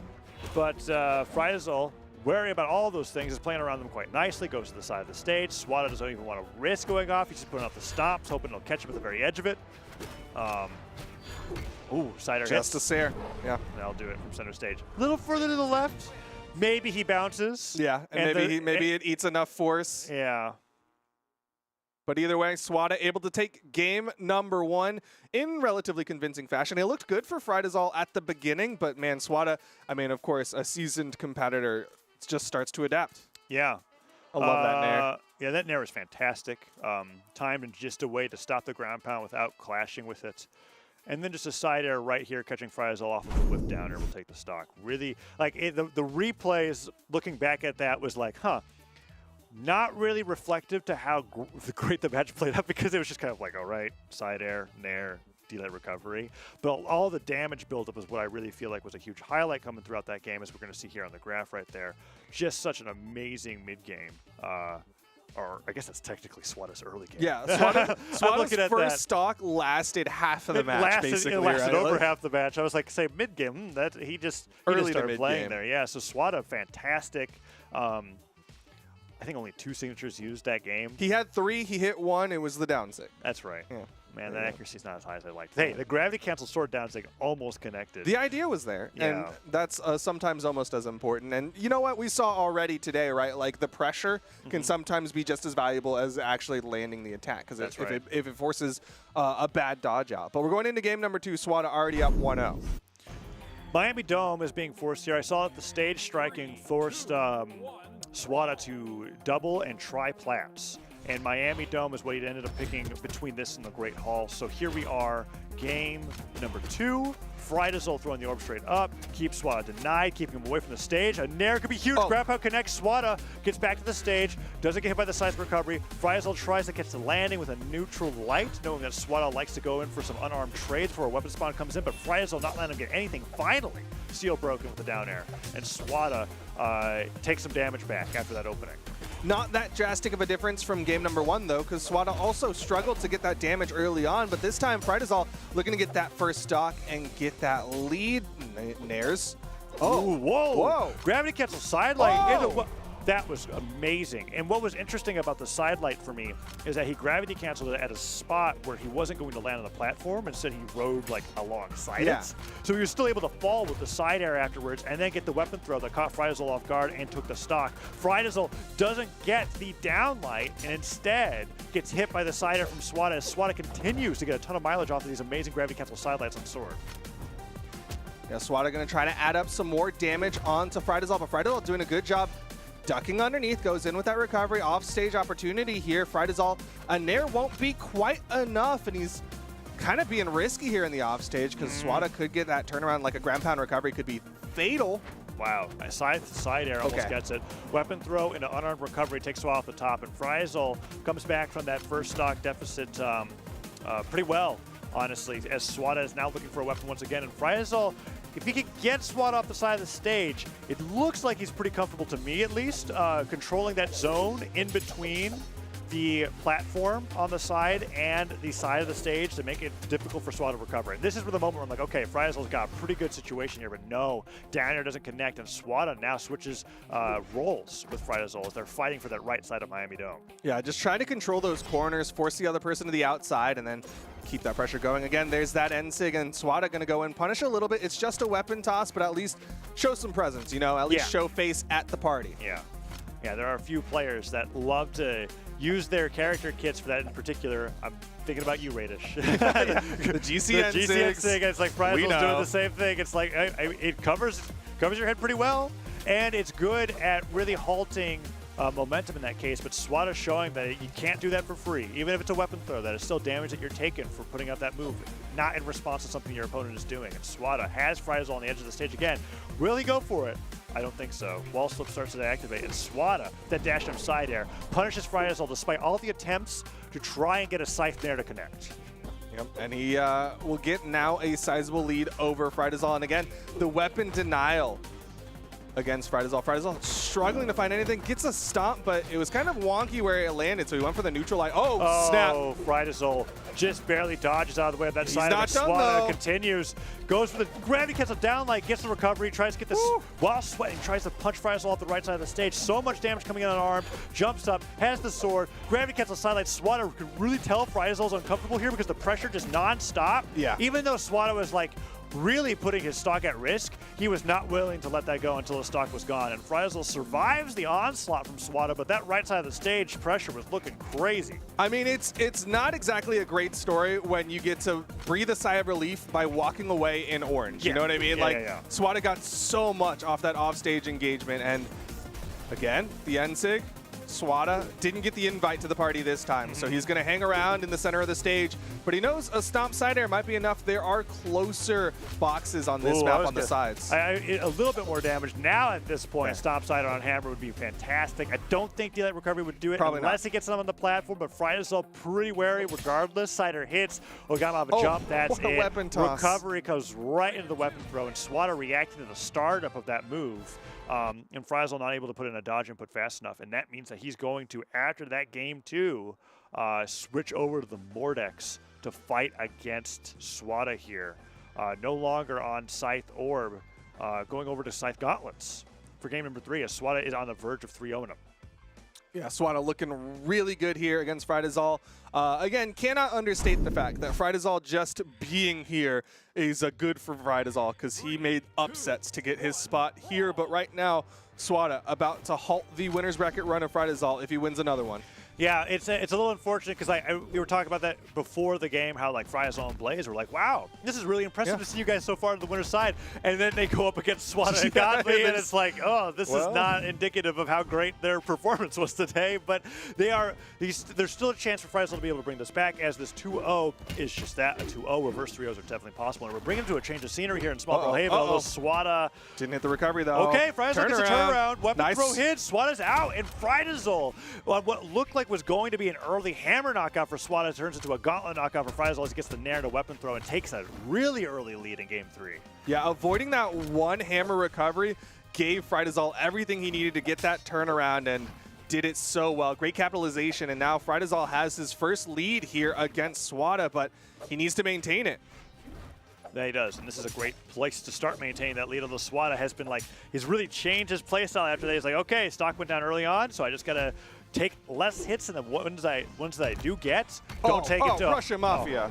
Okay, Swada, that is fantastic. And Methadon and everything. He didn't get hits that entire stock either. So it's one of those deals where he's like, it's interesting to me to consider that by going down that early, Swada was just kind of like, okay, I'll just play a little bit differently, just not get hit this time to make it even. And Frizel is trying to make that lead his again by going off the right side of the stage with the Scythe and take that stock off super early once more.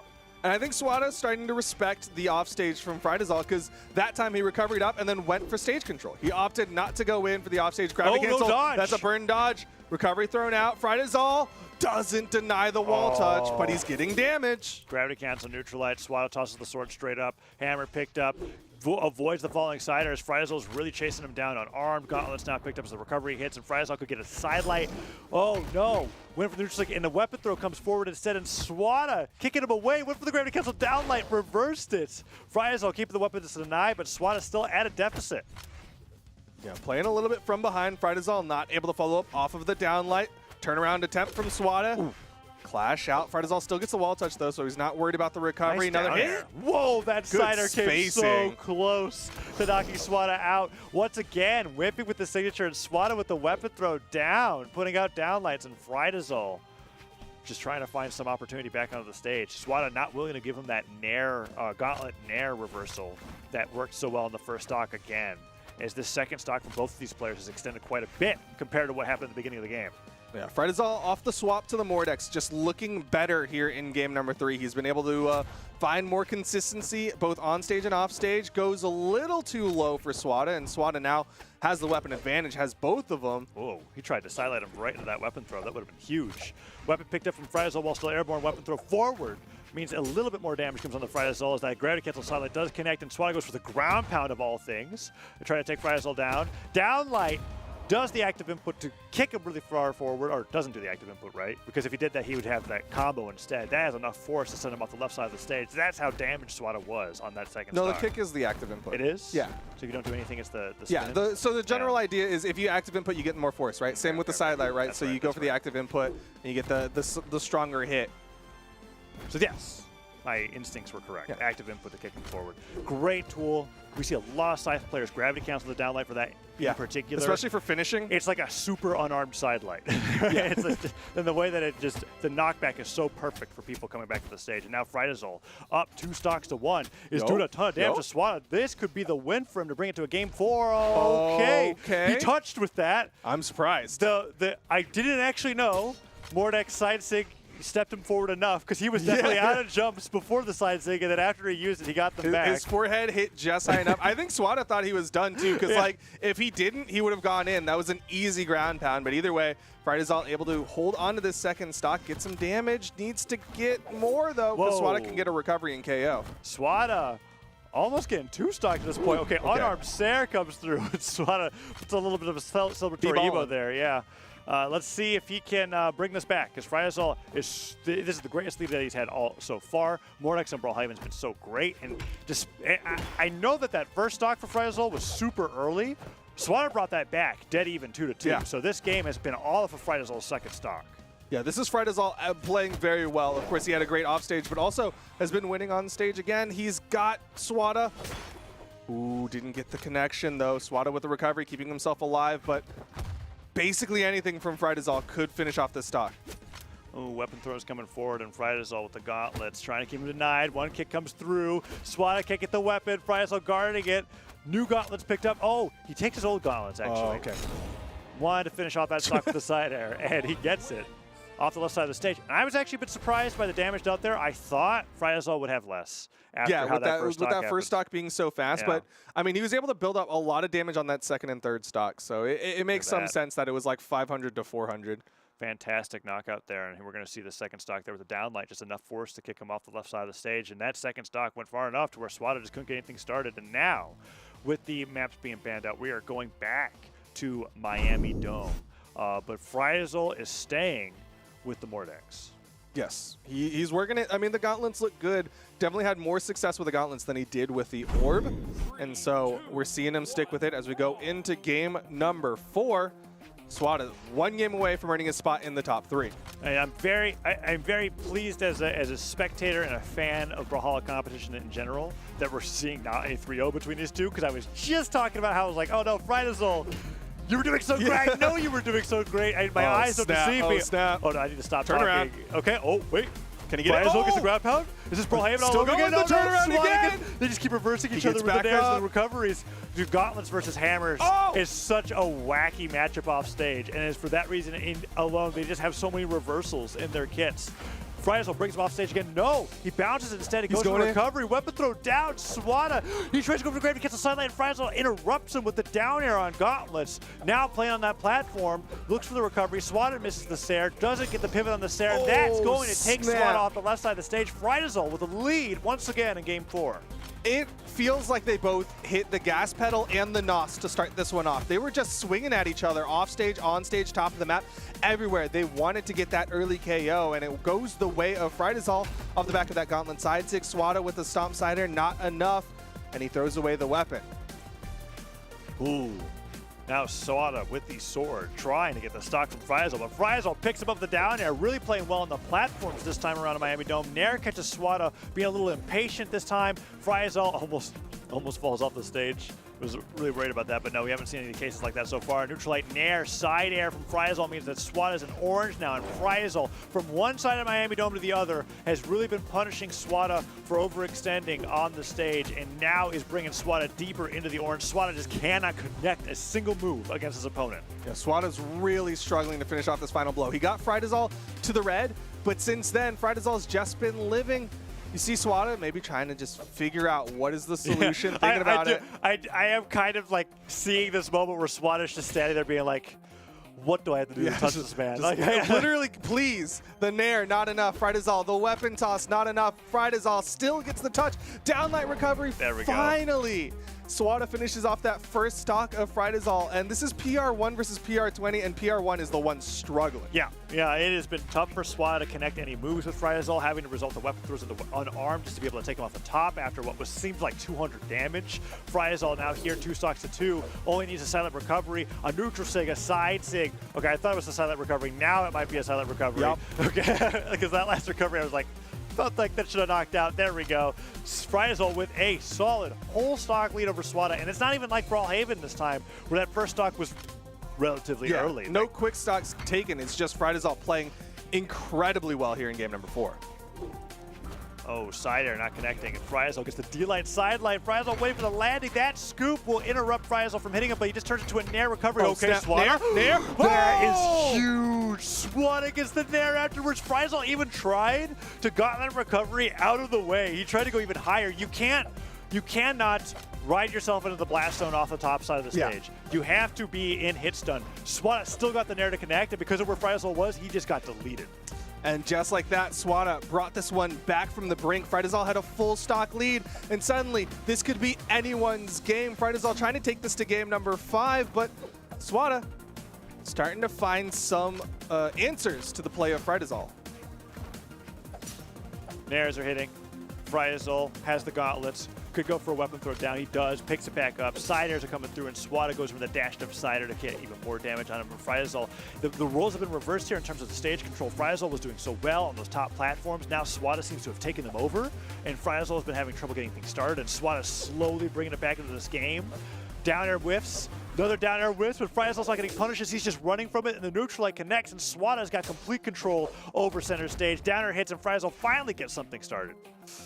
But what a chase from Friazol. That recovery would have definitely been dangerous for Swada. Not sure if it would have KO'd. I think Swada still got some health to play with, but right now, Friazol's starting to swing for those fences, right? He's trying to just set up for that KO tool, and Swada is just looking for some taps to play on the head of Friazol as he gets another dare Nair. Oh, down air and neutral air is pretty huge. Swada's almost got Friazol in the red, and Swada, okay, gets that side air. Hammer picked up, but unarmed from Friazol, catching Swada off guard. Swada may have thought that the game was over. Friazol's catching him in the middle of the air. Scythe picked up. Neutral light, neutral sig, and Friazol takes game 4. It brings us to match point. Friazol on his way to reverse 3-0ing Swada in a matchup where I was just going to be like, okay, Friazol, you did great today, but you're PR20. This was almost a 3-0 and a handshake. Swada almost completely finished this off, and it just looks like Friazol has found the solution to the PR number 1. And Swada, keep in mind, it's not in this replay list, right? But Swada got a crazy off the top of the stage Nair that took Friazol down in like light yellow or orange. What an insane matchup coming out there. And Swada's still going down. Friazol up once again. And now we're going into game 5 on the Mordex. And Swada is... Oh, we got the SteelSeries instant replay of it.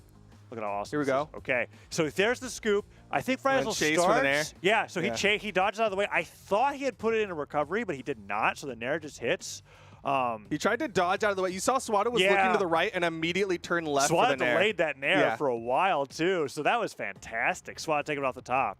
Swada has been forced off of Bodvar of the Koji, and this may have been a surprise to me a tournament or two ago, but this has happened in doubles and in singles before where he was really feeling like I just can't get it to work with the Bodvar. The hammer wasn't being fantastic. He is now going on to Koji for game number 5. After Friazol switched off of the Fate onto the Mordex, he has not been able to take a win. So we're going to Apocalypse now. We have not been on this stage all set. It's a complete change of scenery for everybody, really trying to mix things up. And Friazol starts off the game with a kick, and we're going to see what happens here because so far it went from Friazol having to get some really early offstage knockouts to Swada having to cling on to those knockouts just to have a chance to win a game. So let's see how this goes as Swada wakes up with a D-line recovery. We're seeing a Koji. It's the Koji thing. Dude, Kojis get good sleep. Yeah. I'm just saying.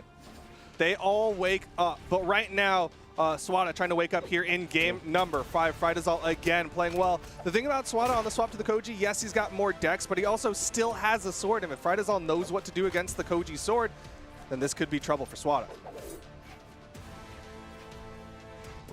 Friazol really trying to catch Swada going for a dash jump something, and he doesn't give it to him until he finally gets hit. D-Light, active input forward, kicks him through. Surprised he didn't want to go for the combo starter and bring him off stage there, but he's just trying to get as much damage to the Swada as possible. Gauntlet's not picked up. Nair's coming through. Swada can't get anything to connect, and both players are really feeling the pressure of this match point scenario here. As I think, one, right, Friazol, I would say momentum, even though he's behind right now, is all in his favor because he's just going to be like, I never thought I would have gotten this far. Meanwhile, Swada's like, I can't go down like this.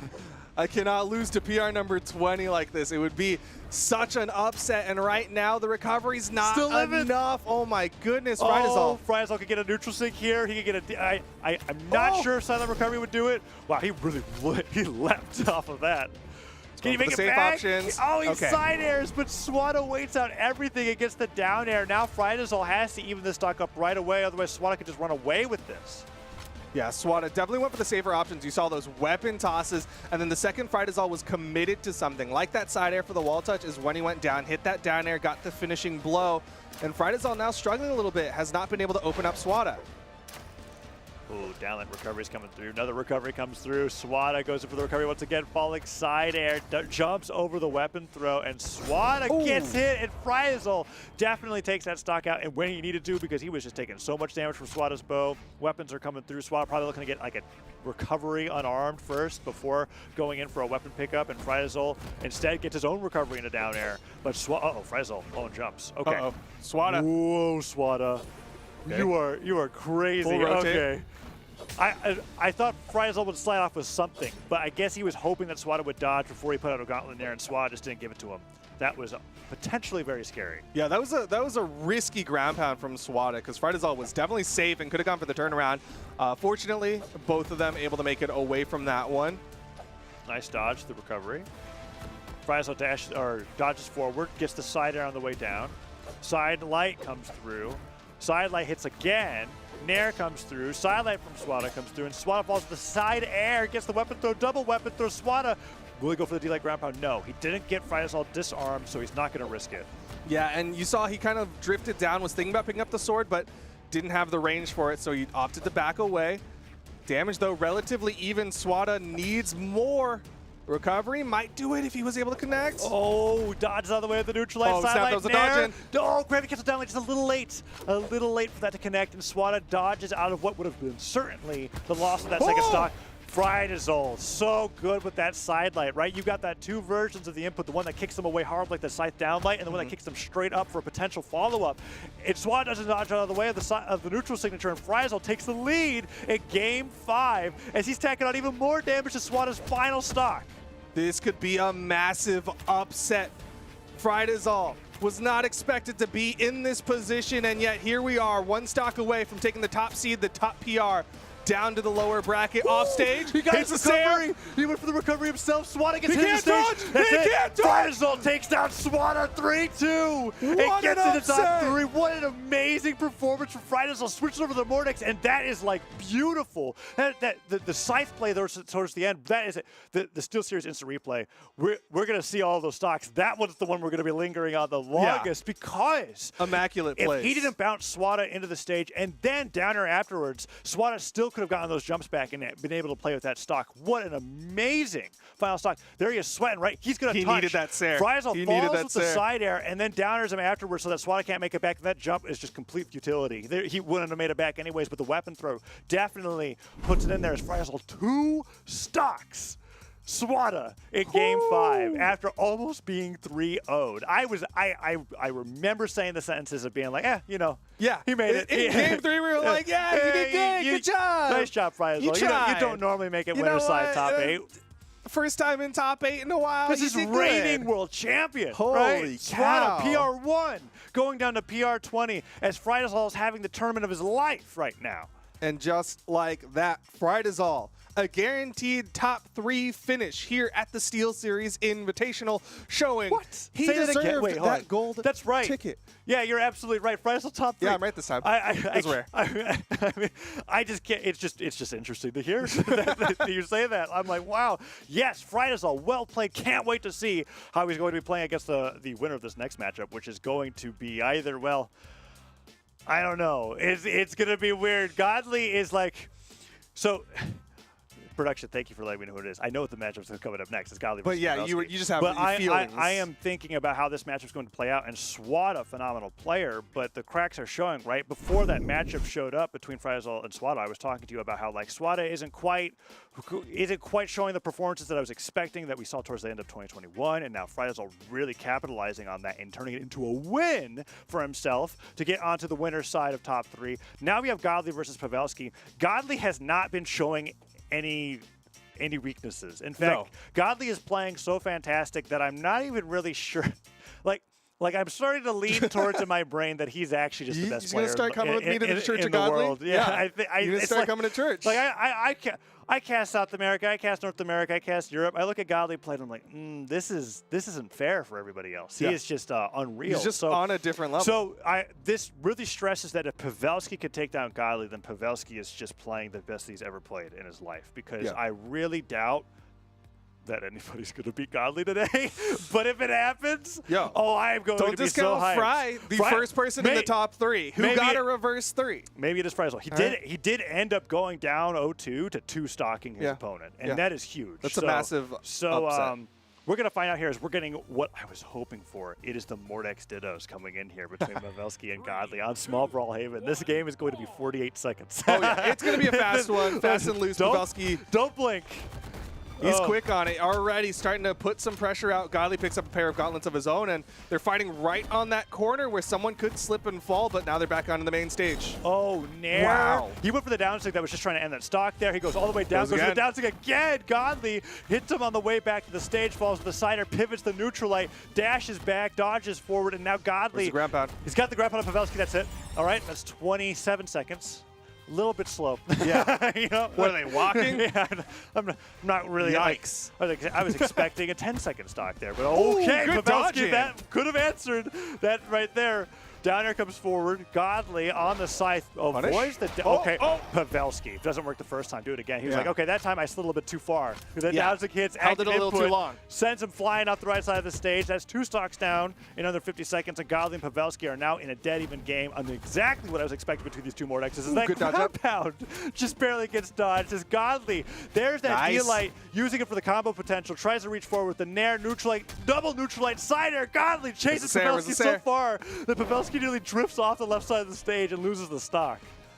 Godly. He's playing so well, doing a great job baiting out all these dodges, but Pavelski also coming back, hits the recovery, doesn't go for the down air, expecting the jump on the wake up. The side sig, gonna get punished. Yeah, not being afraid to dodge through the side sig, but Godly with the down light kicks him away, almost knocks him out. Pavelski uses everything and then some before he touches the ground, but that neutral light will be enough to take him off the left. Pavelski goes down to 1 stock. Godly really dominant when it came to the Scythe versus Gauntlet matchup so far in this game 1.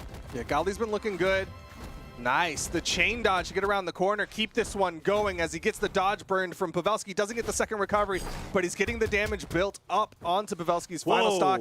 And Pavelski full disengage. Yeah, full disengage. Godly tries to catch him with the downlight on the way back to the stage. Pavelski opting to try and challenge Godly Scythe with an unarmed sidelight, and he nearly loses his stock for that. This is he dodges out of the way. That was like the very edge of the Gauntlet downlight. Doesn't matter. Godly keeps the pressure up. Recovery takes him off the top of the stage, and even faster than that game is the stage striking, which literally started happening before the SteelSeries Instant Replay could happen. Before the text could come up, they were like, all right, we'll just, you know what, we'll show you a replay in our gameplay. We're just going to do it again. Yeah, because that is what they are doing. They're going back to Brawl Haven. They're staying on the Mordex, and right there, 3-2-1 Brawl. Pavelski versus Godly, and Godly kind of destroyed Pavelski after that first stop. He had it. It looked close, and then Godly ran away with it. So let's see what Pavelski's able to do in game 2. Well, it is a Scythe v Scythe to start off game number 2, and Pavelski did find moments, but Godly again swinging right back on him.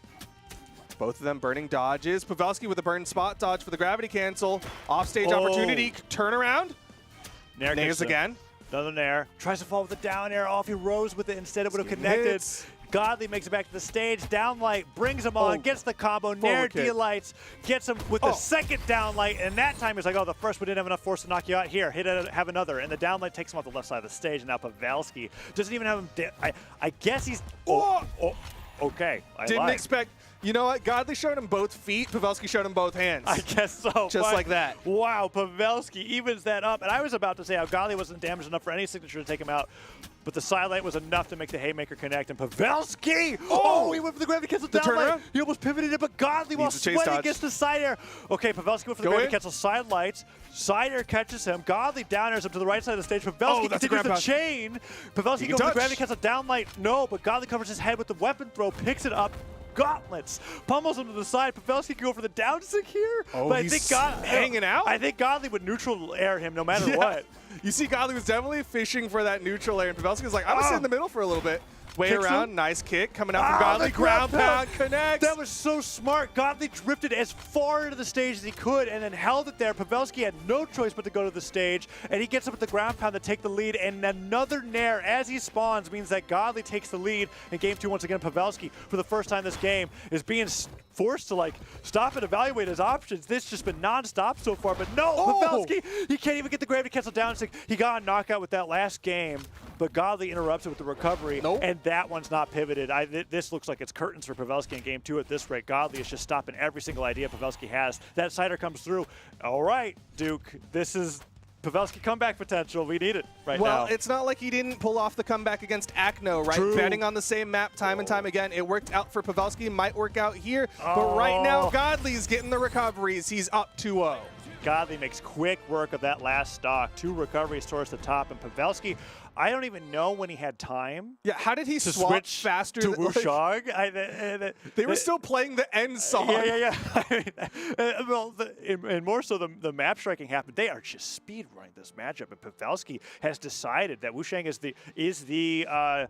is what he needs to counter pick against Godly. He's tried the Mordex Ditto twice in a row, not feeling it. He likes how the gauntlets are playing out against him, but he wants the spear here as we're going to Brawlhaven for game number 3. And this is shaping up to be the fastest best of 5. This Brawlhalla set history. might be faster than some of the games that I've seen in Brawlhalla. It is so incredibly rapid fire, and Pavelski goes in with a down sig, goes for the end sig. The gravity gets the neutral sig. That would have been so sick. It did hit the Godly now on the side of the stage. It's his turn. Gauntlets picked up. Tries to go for the sideline. Pavelski so far so good with these gauntlets, but Godly doesn't get the nair. Gets the second nair. Good dodge down. Pavelski chases them all the way to the bottom, and Godly drifts underneath the stage. Gets the turnaround ground pound, and that's what Pavelski gets for being so greedy with that gauntlet ground pound. The steerability, great when facing forward, not so much when going backwards, and Godly uses that to his advantage to turn it into a stock. And the scythe starts destroying Pavelski on the spear. Pogo gets one. Ground pound stage. gets the stuff recovery effects, but that's not the direction he was hoping the ground pound was going to send him. But the side stick, even on the other side of the stage, is enough to knock him down, and Pavelski goes for the maximum weapon starve there with that weapon throw all the way to the top of the stage as he gets gauntlets to go up against Godly's unarmed. Gauntlets versus gauntlets. This has been a good matchup for Pavelski relatively to Godly's scythe. Well, right now he is behind, though, against Godly, so he needs more than just a good matchup. He needs a great one as Godly opens him up with a weapon toss, but doesn't get more. Got the recovery. The down air to the neutral light. He's getting hits. He gets the down stick of the dodge in, and Pavelski goes for the ground pound. Neutral light doesn't catch him on the landing as Godly jumps over his head. Weapon spawn comes forward. Spear. Sidelight, D-light, double D-light. We get a jump. He missed it. You get all of the difficult stuff. You didn't get the jump side air. Godly now on the edge guard of Pavelski. That would have been, if that would have been in the stock, it would have been close. He could have gotten that edge guard afterwards. And now the ground pound from Godly punishes Pavelski for missing that input. Pavelski now down onto 1 stock, potentially the last stock of his winner's bracket run, as Godly has made quick work of every other stock so far. But Pavelski not done yet. We already said it once. Down Life sig. in Pavelski's veins means that he's still fighting, and he hits the down sig. He's going to opt for the gauntlets again as he's 1 stock away from holding on. I will fully admit to being biased towards Pavelski right now just to get more of these matchups. It is too quick, all right? For this to be a 3-0 out of here with how these two players are fighting against each other, we need to go to a game 4 at least. Pavelski on the gauntlets on the right side of the stage, though. Godly's not making it easy for him. He rose too hard with the down air, didn't catch it, but the down sig slides forward. He releases it early to catch Godly off guard, but the downer comes through, and Godly could go for a weapon throw, and that could just be it. Now on the middle of the stage, goes over to the gauntlets, tosses the scythe away, and Pavelski just waiting for an opportunity to touch the stage. Once again, avoids the sidelight. Sidelight comes through. Pavelski puts in the down stick, and he gets ground pounded for it. Can't get the falling cider, and that's it. Godly claws him off the left side of the stage, and Pavelski is out of there 3-0. Godly decimating the Wushang at the very end. Look at that. Godly dodging under the stage to get the ground pound in the turnaround as Pavelski had what was an amazing start to that game 3. And Godly just could not be beat. Really well played from both players. And despite the fact that that's a quick 3-0 going the way of Godly, Pavelski playing out of his mind helped it at least be a fun set. He was swinging for the fences with it. And, man. Poof. Godly is fantastic, Duke. 100% sig accuracy. It was used to end the game. Yeah. What is Europe going to do? Oh, my goodness. PR8, not for long. Right? That is Godly. Look at those 2 tiny triangles. And keep in mind that Godly is PR8 after just coming into the scene this year. Yeah. It is just such a destructive performance, and Golly's going to get into that winner side top 3 to fight Frydazol. And that is such a amazing opportunity for Frydazol. I am fully expecting Godly to be a tough opponent for him to beat after watching that matchup with Pavelski, but man, what an exciting match. If only we could have had a little more. It's unfortunate, but Yeah. you know what? That's where the cookie crumbles. We have a very real possibility of a Mordex v Mordex in the winners finals, That's which right. could be fun. That's right. But either way, we have determined 2 of our winners finals players here at the SteelSeries Invitational. Again, we want to thank you all for watching. Thank you, SteelSeries, for putting up this prize pool. And as part of that thank you, we're obviously giving away some stuff, such as the SteelSeries keyboard. Taza, how can you get one? Brawlhalla.com/keyboard. Yeah. You go there, get entered to give away. Do the things. We are doing, I think it's tomorrow that we find the 5. 5 winners. There was 5 winners from last time, but if you didn't get it last time, you still have a chance. Tomorrow, enter that in going to Brawlhalla.com/keyboard. And, I mean, you could just guarantee yourself a key sword at moments.gg/Brawlhalla. Go ahead and check that out. SteelSeries has been so fantastic, and this tournament's been so fantastic, and it's not even over yet, Nope. Duke. But just like that, we're going to be taking a short little break. When we come back, we'll be bringing you the lower side top 8 of this SteelSeries Invitational. Stick around. You don't want to miss it.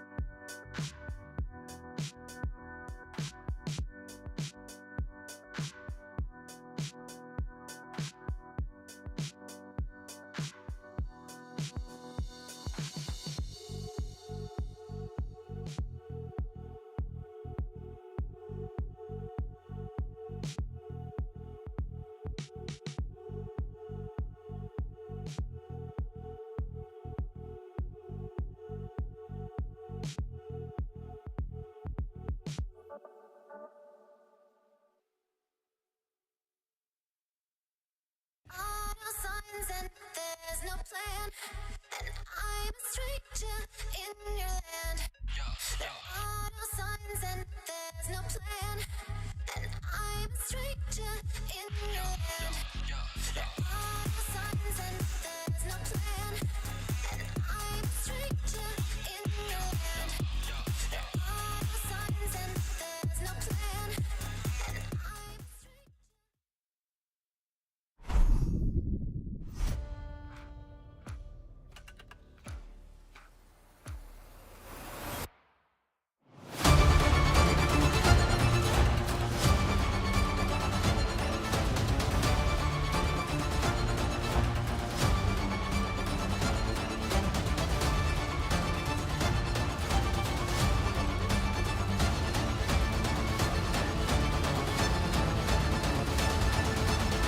In one of the craziest brackets we have seen in quite some time, this wild event continues as things stay on fire with these players getting upsets left and right here at the SteelSeries Invitational EU Edition.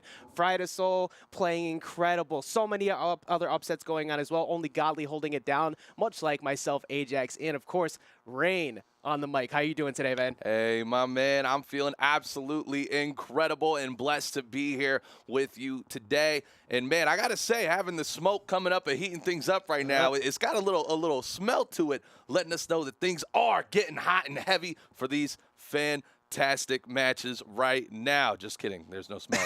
Don't worry about it's it. For Nothing's the story on fire. Build up. It's the story build We know up. what's going on. But it's been incredible, and I'm so happy to be here, and I cannot wait to dive straight into these fantastic matches that we got coming up here shortly. Absolutely. You talk about all of the things that happen on winner's side. Well, now we got to take a dive into lowers bracket. It is top 8 time. We're going to do things a little bit differently here just to guarantee that one of the players in Pavelski gets to make sure his matches do happen. Things out of his control. It is what it is. We'll make sure those matches get done. But we're going to get Zyder versus Delta first. Delta just came off of a reverse 3-0 against Knees in the bracket prior to this match. In another, we've seen so many of reverse 3-0s. We've seen so many close sets, but we also saw some very dominant play from Zyder in the lowest bracket too. Had a 3-0 earlier against Simple. One of the reasons why Simple is another big upset that got added to that list with the Orion. 3-0'd Flamethrower as well. Got themselves to this point. I think we're going to see most of the Orion. I feel like you have to because we saw a switch up of a lot of Spear Legends when you were playing up against, I forgot who we went down against earlier today. That's irrelevant now. They didn't work. The Orion has, though. So hopefully we see the Orion here up against what is definitely going to be just the Taros from Delta. Yeah, 100%. And something that I am very excited about when you think about the matchup, especially with an Orion going into a Taros, obviously the Orion has a lot of space that is able to be implemented with both the Spear and the Lance, while Taros is more of a heavy-hitting, kind of harder, slower legend. So it's definitely going to come down to if Delta can make the most of their opportunities within the matchups, and then on the other hand for Zyder, if Zyder is going to be able to punish and truly get a lot of strings that come out and just build up all that damage quickly. They're both very hit-and-run play styles. Way more acts out of the Taros compared to other Taroses that we've seen. Like we've seen the strength of Luna recently, who has a really good hammer to go along with that. Luna is piloting both perfectly. But when it comes to the Orion, hit, dip. Hit and run, get out. Don't stay too close. But one of the things that is very crucial to that hit and run play style is the fact that when you do back off and you see those big whiff punish opportunities, you have the massive coverage in those side sigs. You have the massive coverage in the Lance, so you can get in. There's no reason to go crazy every time because when you decide to stay up close to Taros the entire match, that's how you find yourself out of the bracket. So it's a pretty good idea to keep your life safe.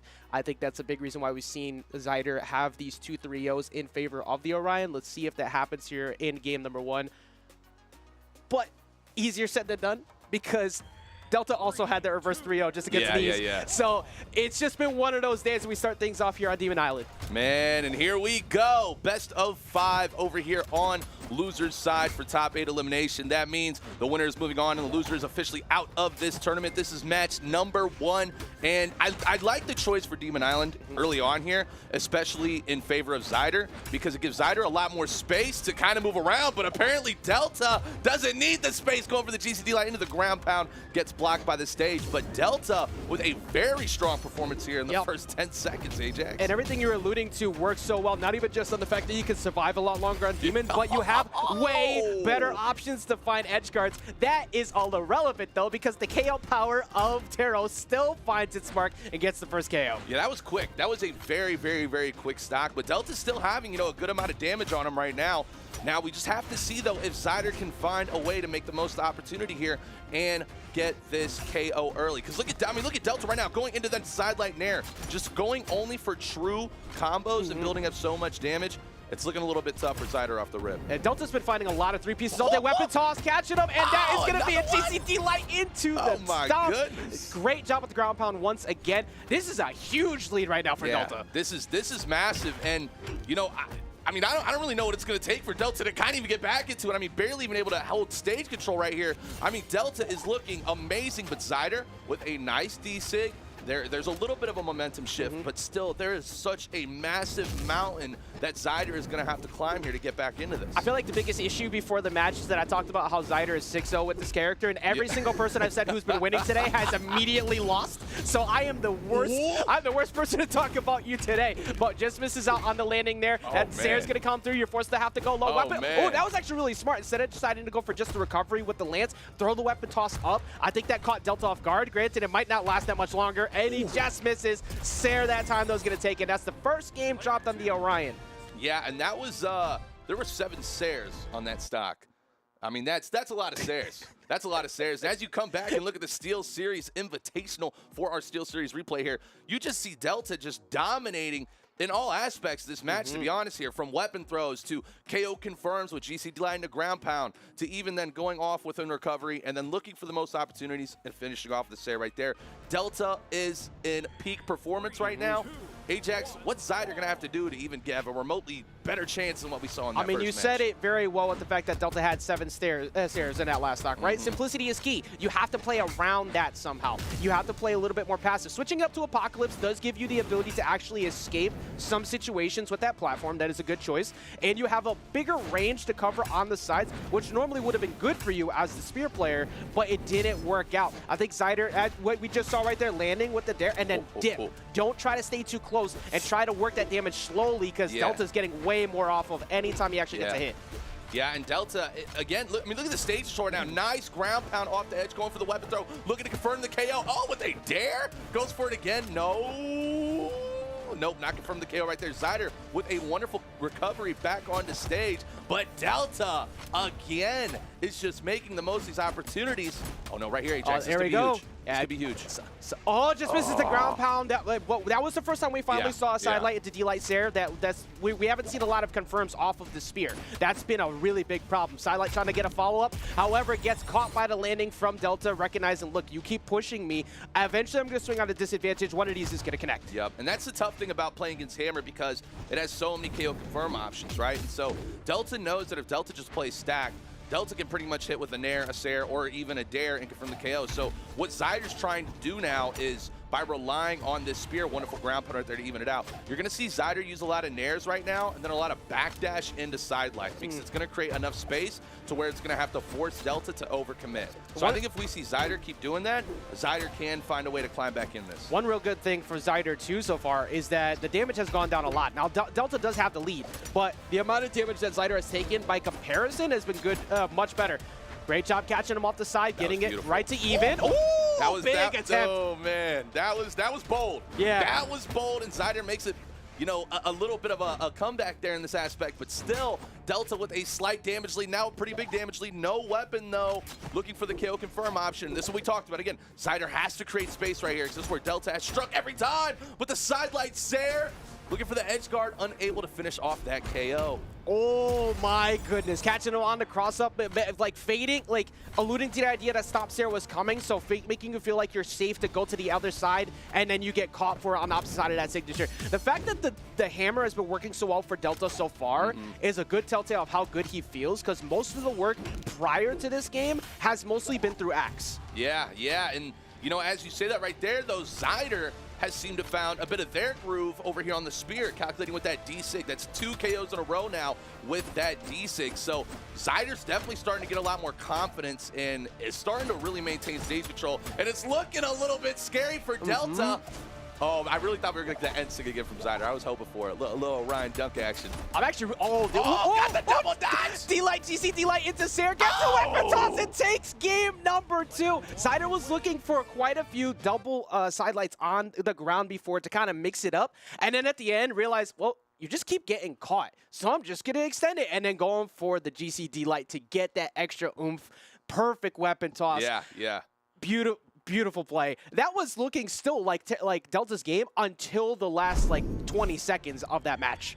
Yeah, I do 100%. I mean, that was wild, and kind of what we talked about a little bit. That Zyder's starting to feel very, very, very in control. And now I actually feel, you know, after seeing game 1, you're like, okay, Delta might hit a 3-0 on this one, right? But now, after seeing Zyder really start to kind of adapt, we need to see Delta kind of mix things up right now because Zyder's gotten this download on Delta right now. Zyder's figured out what works in the movements that Delta is having, and Zyder is punishing Delta so much. Again, side-light, D-light, over and over and over again, and it keeps working over the huge ground pound. Oh! Oh, wow!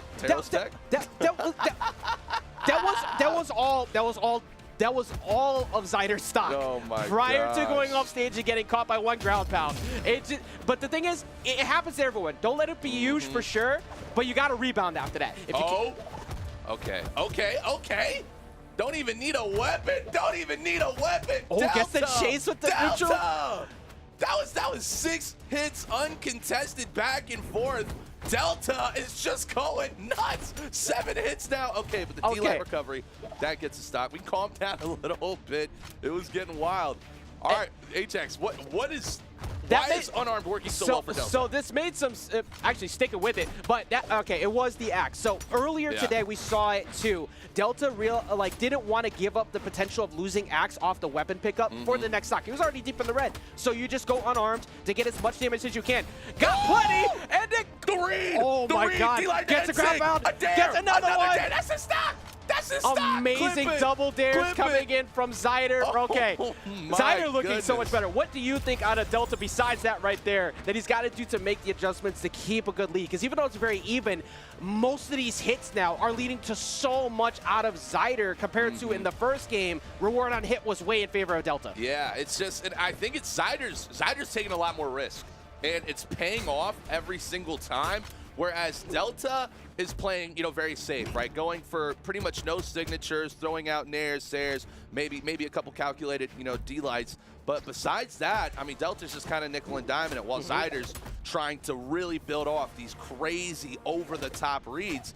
And it's paying off right now. And, when you're in this loser side right here where, everything's in the line, I think that's what it's going to take and be the difference for these players to actually win it here. So I love what I'm seeing from both right now. I think a really big strength of what Zyder's been able to do, at least majority of this stock and the last stock, is that he's getting a lot of dares with Spear and neutral airs unchecked on top of him because you realize you can't really do much about it. It's like, unless you're looking for this, you're not going for a narrow recovery at this point. You want to stop. The D6 is going to come through. The weapon toss just missing out. Now both of them are unarmed. Oh, now watch for Zyder here to mix things up. Yup, okay, right there. Perfect read again on the side, literally goes for the same combo hit last time. Zyder now on the lance. Delta hitting the true side light nair. This is so crucial. It's 1 game apiece. They want to take that lead, and recovery catches him, and Zyder takes game number 3. What a set. I had to clap. I mean, that's comeback season. Yeah. That's really comeback season over and over again. Zyder's been looking so good. And, shout out to these amazing replays brought to us by SteelSeries here. Zyder, you just see, look at the commitment to these combos. This is where it was right here. Beautiful dare, reads the dodge, boom, another dare confirms the KO. But still, the crazy thing is, now that we're into game 4, it's not like Zyder's dominating. It's literally this is very close. Yeah, exactly. It literally came down to 1 hit last time, too. So we keep going to Apocalypse as well. This is now the 3rd time in a row that we've been here. So both players must feel confident enough to stay here and stay on these same legends too. And I think definitely, the recap of these matches thus far shows that. Yeah, I think just the biggest thing for Delta to understand is even if I lose neutral 5 times, I win it twice and we're even. So, he's been able to keep his composure in those spots. He's not worried too much about taking the damage, even though he's behind right now. He's always been able to take a stock early. Granted, the last one was off of the mistake from Zyder, so if Zyder doesn't give up an early stock like that next time, doesn't get hit by the ground pounds from Hammer, it might be a very different game. Yeah, you're a genius for that. I didn't think about that. I bet there's a lot of people at home that didn't think about that, but you're making a lot of sense right now. And see, look, Zyder is playing so safe and calculated right now, and I think you are 100% right. You keep that in your head after losing that. Yeah, exactly, exactly. Now Zyder has this advantage. I totally agree. I don't think Zyder's going to do anything to risk this advantage at all. Quick reminder, folks, it is a best of 5, currently 2-1 in favor of Zyder. So if Zyder does win this, Zyder will be moving on, and Delta will be out of the tournament. So Delta needs to dig deep here, find a way to get back in this match. Oh, no, the Pogo. Pogo stick. No. Pogo stick doesn't get the touch either. Stop it. Stop it. My man going for the world record Guinness Book of trying to get the new pogo jumps. He got to what was that, 6 in a row? It was 6. That was nuts. And a weapon throw, so 6.5. Oh, he is connecting on so much. Oh, stop it. Okay, Zyder, stop it. All right, you deserve that one. You Yeah, deserve come that, on. but you were up 2 Come stocks. on. You're up 2 stocks at that point, so it's okay to try and go for that. Delta has a lot of work to do, but Taros in a Dream, it has happened so many times in brackets. You cannot get super comfortable here. Yeah, especially against Taros, right? Because all it takes is, 4 or 5 hits and your opponent's at orange. And then, hit a couple SIGs in there too, and everything can really start to open things up. But, right now, Zyder, I'm loving the confidence. And we're seeing it. Look at that right there. Perfect spacing into the D-Sig. This could be it right here. Delta's tournament life on the line. Zyder looking for the edge guard. Oh, whoa. I think, I guess Delta must have not touched at the end there and ran out of jumps. But regardless, Zyder moves on, 3-1. Let's get a recap here from our amazing folks over at the SteelSeries Replay. Ajax, what do you got for the replays here for us? I had to hold my breath for a good while there because I was trying really hard not to laugh. It was such a good build-up. As you can see in the replays here, so many incredible plays, incredible coverage from Zyder, and then Delta just Delta let gravity decide. That's what happened. That's true. I think you know what? I must applaud Delta. As we look at the stats here, Zyder absolutely popped off, but Delta went out on their own terms. And that's always respectable. Always 100% respectable. But you look at the damage output difference here, and I think it all comes down to that spear. Yeah, exactly. And I think that's some of the best spear gameplay we've seen all day today.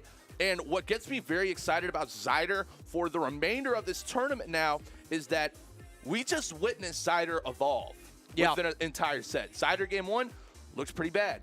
Zyder game 2, okay, looking pretty good. Zyder game 3, oh my goodness. Zyder game 4, oh my gosh, what is going on? So I'm excited to see some more Zyder action for sure. Likewise, because that just showed exactly why Zyder was able to get the 3-0 over Simple earlier, the 3-0 over Flamethrower, and just moving forward in this bracket continuously. And it's just been really impressive to see the adjustments from people after that. We've seen so many reversals today, but it only took 1 game that time for Zyder. However, now Zyder has to go up against what almost feels like a loss, having to deal with this person who's been on fire today. We were talking about this before. It's a little bit different in the format we're doing, but we are moving into losers' quarters, and we're going to move back and see the other side of the bracket where Simple and I believe Akno are waiting. We're going to see Zyder go up against Pavelski next. And this is something that's very unique, right? Because if Zyder does choose to stay on this Orion, it's kind of a little bit of a similar thing where Orion, again, has 2 very long-ranged weapons and also is going to, especially if Zyder plays like Zyder's playing right now, do some crazy strings and combos. Well, vice versa, on the other hand, pretty much the only way to stop Spear Lance is to get up close and personal and knock them off their groove immediately. And who better to do that than Pavelski doing it with Val on the sword and the gauntlets, Pavelski's bread and butter, and it kind of looks like the old Pavelski's back in this tournament. I agree with that 100%. And one of the things that is going to work well for Zyder in this is that usually people want to go off stage and go try and get rid of Pavelski. The problem with that is that usually your life expectancy drops significantly once you meet Pavelski off stage, even if you had advantage. The fact that you have access to Lance and Spear gives you so many options from ledge to then punish. You can control ledge. You have neutral lights with Spear, push him back off. You could go for ground pound and keep pretty safe, stay up against the wall. You don't have to worry so much about Pavelski saying, "Hi, stupid," then destroy you right down. Like, it happens so many times. It's impressive. That's a big reason why Pavelski has so many fans. I love watching Pavelski play, and I love watching Pavelski play today because this has been prime time Pavelski that we haven't seen as of late, but everybody wakes back up. And a lot of people have woken up today, for sure. Zyder a bit too in that last set, and he's going to be coming in hot into this one up against Pavelski too, so I think we're in for a really good one. Yeah, and something big about Pavelski that I'm very excited to see here is if Pavelski tries to force that off stage, right? Because we saw in that last match, like you said, Zyder wasn't afraid to go off stage. Zyder was excited to go off stage. But again, I'm going to go out and make an educated guess here. I think 70% of Pavelski's total in-game hours are on the side of the stage. That is how confident I am in that. But what I'm not confident in... You see the same thing I'm pointing at, right? Is that real? Pick. Move over a little bit. Let everybody see it. Do y'all see this? Y'all see that? That's not Val. Not Val. That's not Val. This is great supremacy. That's what we're seeing over there. The one and the only Jay Yun, which... I mean, I guess could be really good off stage. It's definitely not going to be the same as the gauntlets we've seen from Pavelski, but you know, I understand it though. I understand it because you're going to choose Greatsword here because maybe Pavelski feels like, hey, Greatsword is going to give me a lot more space to work with here and really have to force Zyder to overcommit once again, which then I can get strings going very fast with Greatsword. I feel like Pavelski is just like a fiend for like the next Mixmaster highlight reel. Like he's trying to bring back and one but Brawlhalla edition. So going with Greatsword, having the ability to freeform your strings and also having a bit of range to poke back against the two long-range weapons in Lance and Spear makes some sense, but I do agree with what you were thinking before with the Val and rushing them down and make them feel uncomfortable. I think if we see the Jaeyoon fall here, the Val shows up. But with the way that Pavelski's played today, I'm not doubting any decision that he makes because like it's just been too top-notch play from Pavelski today. So we're gonna see start things off here on Mammoth. Let's see if the Jaeyoon does actually get the job done here up against Zyder, who has been absolutely incredible on this Orion. Yep, here we go. SteelSeries Invitational loser quarterfinal, best of 5. The winner moves on, and the loser is officially out. We have Pavelski going against Zyder, and Zyder's picking up right where they left off. Yeah, you running in hot off that last match, playing very good, feeling very confident, taking a great W against Delta. But now you have a very different play style that you're running up against here with the Jaeyoon. Even though you have big damage, you also have your own big damage. Wow. Wow. Okay, all right, bro. Zyder is feeling good right now. And again, that overcommitment. Like, that side sig with Orion is one of the longest signatures in the entire game. And Zyder overcommitted with that, but it paid off and got such an early stock against Pavelski here. And so, I mean, I'm gonna be honest, like, I don't know if this is the pick. That's something I expected to see against Delta. I mentioned that pre-game last time because if Delta whiffs on a big signature, that's a free punish with the side sig. But just catching him off stage with that, kind of catching him off guard, almost getting the chase down after the nair, but that's going to lead to a stock. Not too much damage, only in the orange. That's pretty quick to rack back up. Yeah, I think that's the win condition here. I think Pavelski on this Greatsword is going to be the win condition. If Pavelski can pop off and hit those reads on Zyder when Zyder overextends and then put you into that crazy rinse cycle Greatsword combos, Pavelski can win this. But if Zyder keeps playing like Zyder's playing, it's going to be very, very hard. Oh, weapon toss down too. Oh, yeah, you do not have any options here. Does get the wall touch, though. You have...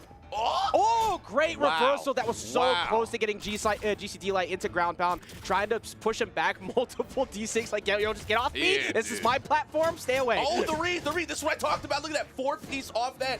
And just from that damage, they are now basically dead even here after Pavelski pretty much lost the stock in the beginning. Pavelski hits the read. Bing, bada, boom. See you later. And there goes the stock and the advantage falling from Zyder now into the hands of Pavelski. That was beautiful. He's out here cooking. This man is going into Hell's Kitchen tomorrow to go ahead and get the next best chef. Honestly, all right, you know what? The Jaeyoon, I wasn't questioning it before because Pavelski's playing so well, but I really believe in it now. Oh, yeah, man. There you go. He heating up. I ain't gonna lie. Pavelski's heating up. Going on the edge. Oh, and Zyder just not able to confirm the second stock KO. Pavelski's been on this stock for probably about, I'd say, 1 minute and 30 seconds now, and is almost about to wrap up this once again. And this is in a very comfortable spot right now because like one more hit after this, and then you're taking a whole. Even though you just lost that stock, you're now running from D-Light recovery forever. You can't. You have to be so careful. And also, the Greatsword's just gotten it done repeatedly, so you have to weapon soft perfectly. You need to keep him stuck, but he does get access to the Greatsword. Just misses that. And see, Pavelski knows. See, Pavelski has not been using the N-Sig at all because he's forced Zyder into a position where Zyder is having to dodge up to avoid these Greatsword strings. So now Pavelski knows that Zyder's going to try to avoid it by dodging up, but Zyder is committing to it. Zyder is committing to staying grounded after that every single time, and it's working out. And Zyder's almost brought this back. Now that's 4, so you are getting conditioned as well into being aware that that's happening. So you have to watch out. But just misses the weapon toss. This could be Zyder possibly taking this game. I mean, Zyder's been on something today. It could happen. This is an even game. D-Light recovery or D-Light Seer does take it, so you have to watch out for Pavelski. Oh my. Okay, Pavelski definitely gonna look for the D-Light. Oh no, the signature, the NSYNC again. That's like 8 signatures, none of them connected, and the punishments are coming out. Now we are neck and neck, dead even in game number 1. The D-Sync comes out, and that confirms the KO. Do you believe in comebacks? Because I'll tell you what. How? Zyder does. How? How? D-Light. You know what? I think it's because Pavelski didn't go off stage for the last stock. I think that might have been the true. difference. He stayed on stage way too long. That was his own to his own detriment. And he's gonna stay with the Jeyun too. And I don't disagree with that at all. Looked great, but no attempts at D-Light recoveries. Yep. Multiple N6 from the Great Sword. Many attempts at more as it switched up, and just kept wanting to get that big jump read. There was no reason for Zyder to do it because he needed the combo starters with the sidelights to get that damage even in the first place, but then got the Lance, and there was no reason to stay back. Oh my, I thought Zyder did it again. I thought Zyder just did it with 2 weapon throws off the rip, unarmed, again for an early KO. Wow, I mean, dude, Zyder's going nuts. Absolutely ballistic right now. Now that we're on a small man. Dude, oh my God, what again? Why? There was no reason, but it paid off. It worked. I can't believe it. We don't see this many signatures get thrown out in a set, Rain. We see this across 5 sets. But just in this first 2 games, they are going crazy, and he's going for another attempt at one right there. Yeah, Zyder's like, you know what?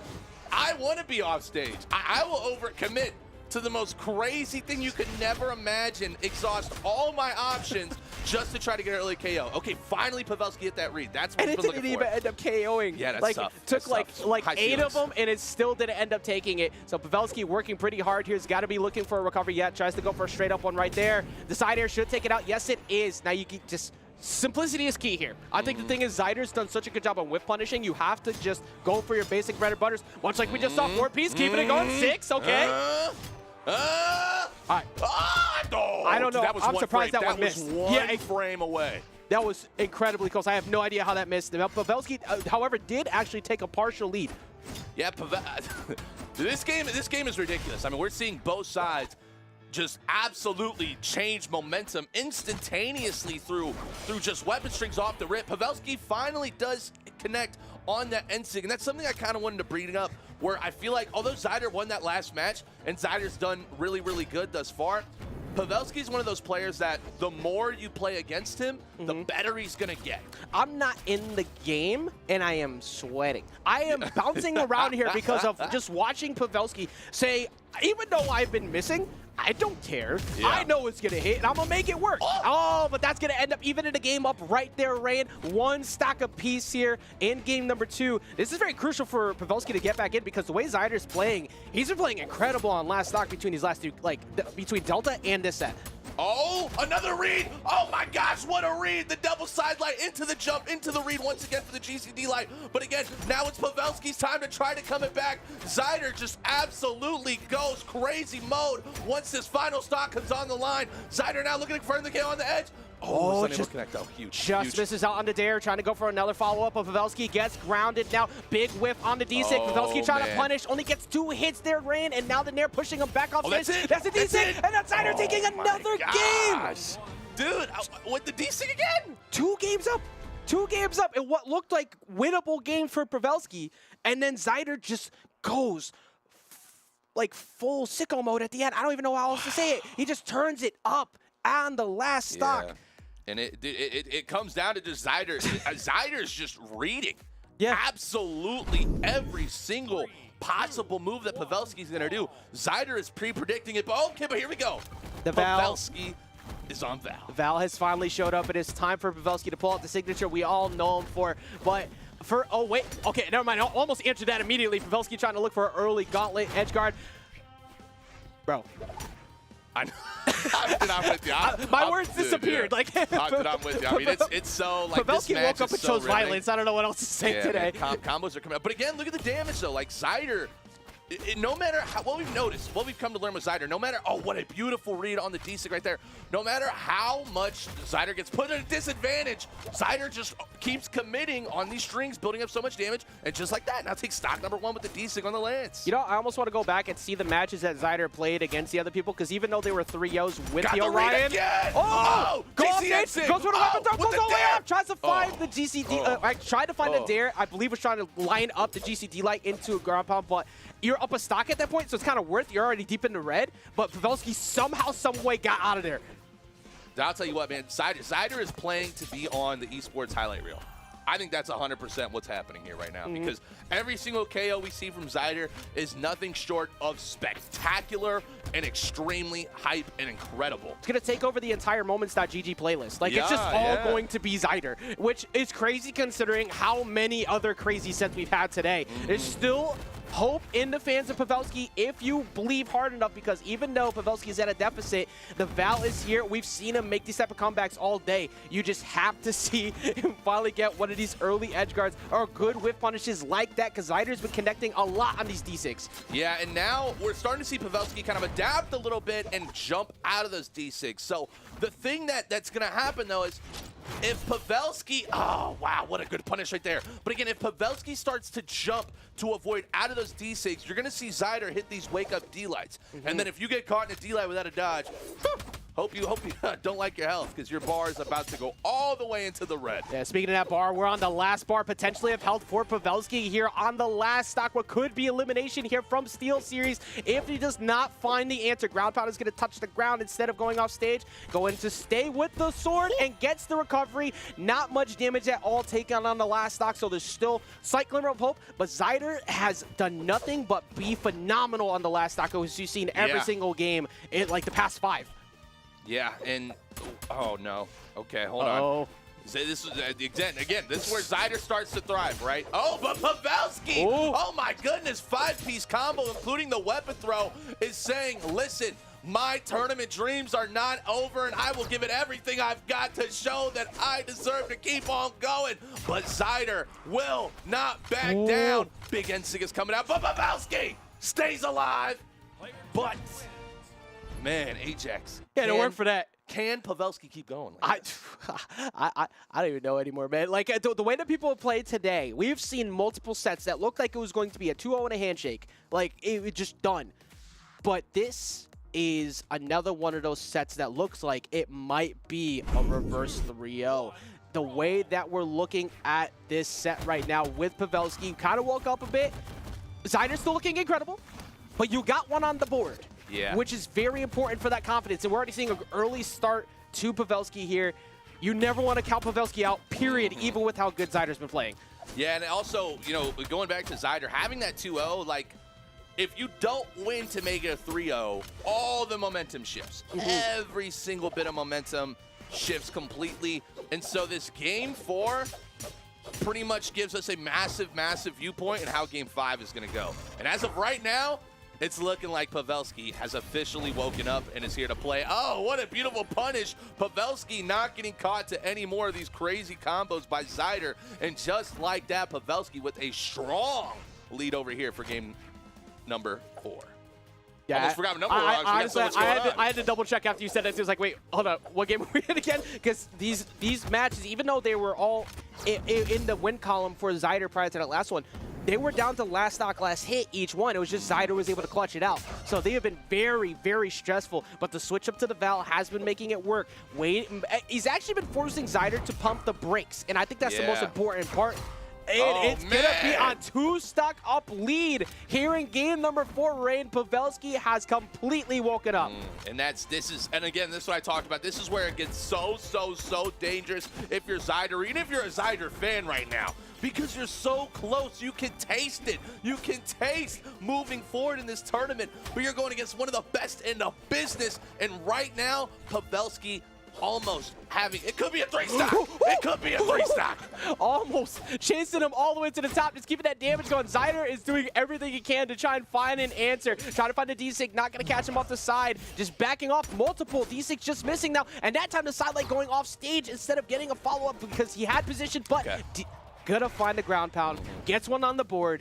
You have to work really hard to get it. But it's Rain, what does he got to do, man? Man, I mean, for Zyder to even have a chance to come back in this, it's going to sound crazy, but Zyder has to now mix things up even crazier than what we've seen Zyder mix things up this entire time. Because notice how Pavelski's not getting hit by any D6 now. Pavelski's not dodging up to get hit by those GCD lights now. And Pavelski is also barely getting hit in any of these side lights. So Zyder is going to have to fully adapt here and truly start to change things. Yeah, you have to have an incredible stock. Also, you have to keep that damage mitigation to a max. You have to keep that defense up. Oh. But that is not going to be it. Even after the weapon toss, Pavelski sees the opportunity and cashes it in, finds the ground pound, and finds himself in a game number 5. And as you look at these phenomenal replays here, just notice the patience from Pavelski, right? And what was happening was Pavelski was overcommitting so much, and it was causing Pavelski to just get overextended and punished every time. But now Pavelski is like saying, hey, you can go for these crazy combos all you want. I'm not going to fall for them. And on top of that, I'm actually going to punish you like I should have been from the beginning. But here we go, Ajax. Game number 5. It all comes down to this. Right here, right now. The winner moves on. The loser is out of the tournament. Woo! Which will be joining quite a bit of company as we'll be talking about after this match. There are so many names that found themselves out of this bracket already. Pretty much only Godly holding it down on the top end of who you expect to be sitting there. But Pavelski is making things work here with the Val. Since the Val switch in game number 3 has really shifted the pace of the game. Yeah, and you know, I'll tell you what. Oh, no. The NSIG right there. Opportunity to come back, though. No! The GC D-Light into the ground pound is enough to confirm the KO. But you know what? I kind of like this. I like that Zyder is backed into a corner right now, because this is where you truly see what a pro player is made of. How bad do you want this? How much gas you got left in the tank? Because everything is going to be put all on the line right here, right now. And I'm going to say it. I think Zyder can pull this off.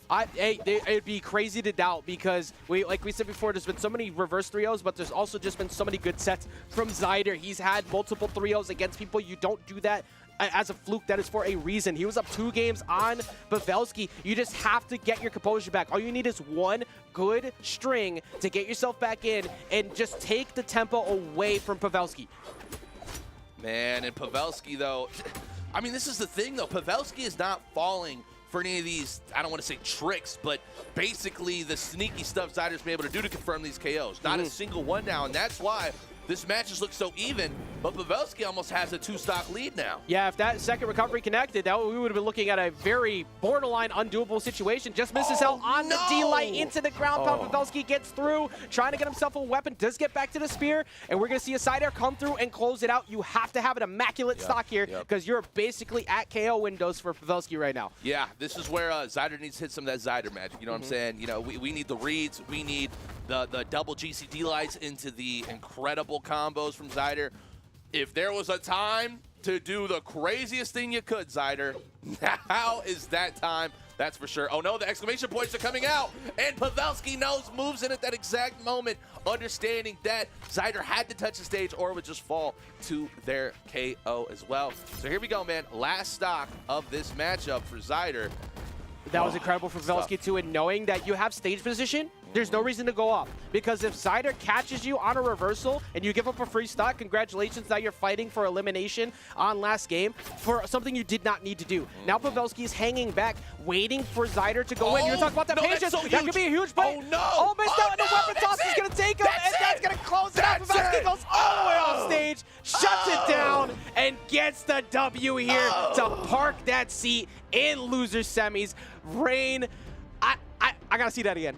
Nasty. I gotta see that. The SteelSeries instant replay, man, coming up here. Oh my goodness. Just when you thought Zyder had a chance to come back, Pavelski says, no, enjoy this air. Wait, hold up, hold these real quick.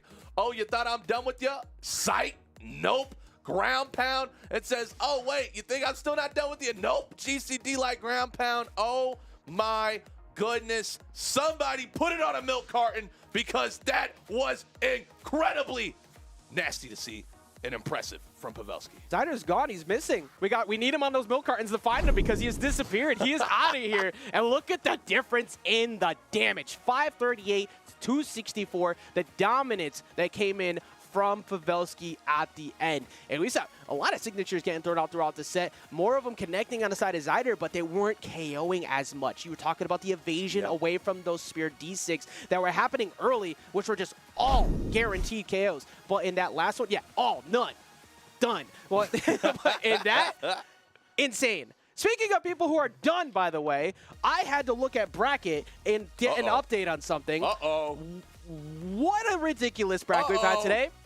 Because Seijaru knocked out Akno to get into top 8. Quit playing. Game 5, Seijaru knocked out Akno, and we're going to see Simple versus Akno to get a match up against Swada. Excuse me, Simple versus Seijaru instead of Akno is what I meant to say, to get a match against Swada for 7th place, to then fight for 5th place against Swada because of the incredible runs we've seen from people today. What region are we in? Excuse me? Yo, Akno is... He was in shambles, man. So Akno, what place did Akno even get now? 9th.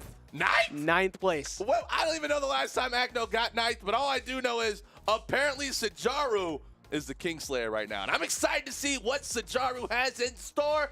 And we got it right here for y'all, right here, right now, as Simple and Seijaru. I gotta say it, man. It's crazy to even think about with how much dominance Akno had, but the king is godly. That's true. The throne the throne has been taken, and we thought it was gonna temporarily be Swada after that run at the end, and then Godly said, "Thanks for warming that up for me because that's now mine." And we're seeing a complete shift of things, including this match here, because game number 1 is Simple versus Seijaru to start off this other side of top 8. Yeah, I mean, I'm just gonna tell you right now, my moments.gg folder has to just be absolutely full of all the incredible plays that we have seen here today. And for everyone else too, make sure that you guys download that if you want to get the 100% free Apex Pro keyboard in-game cosmetic for the Brawlhalla sword. It's incredible. But speaking of incredible, this matchup is absolutely electric as we have Simple going against Seijaru right now. And Simple is not looking too hot against Seijaru. No, I mean, I think it's one of those things where you kind of have to get the pace. Oh my goodness. Okay. Yeah, you just got to get the pacing of how Val wants to rush you down, and then you catch a mistake. And that ended up leading to a really good stock after catching the GC D-Sig and pushing him off stage. Did not have enough room to make it back because you have to dodge the ground pound there. Yeah, and we're seeing a lot of the veterancy come out from a lot of these players, right? Like, Zyder played really, really well, and then we saw Pavelski start to adapt, right? Simple is one of those players who is so good.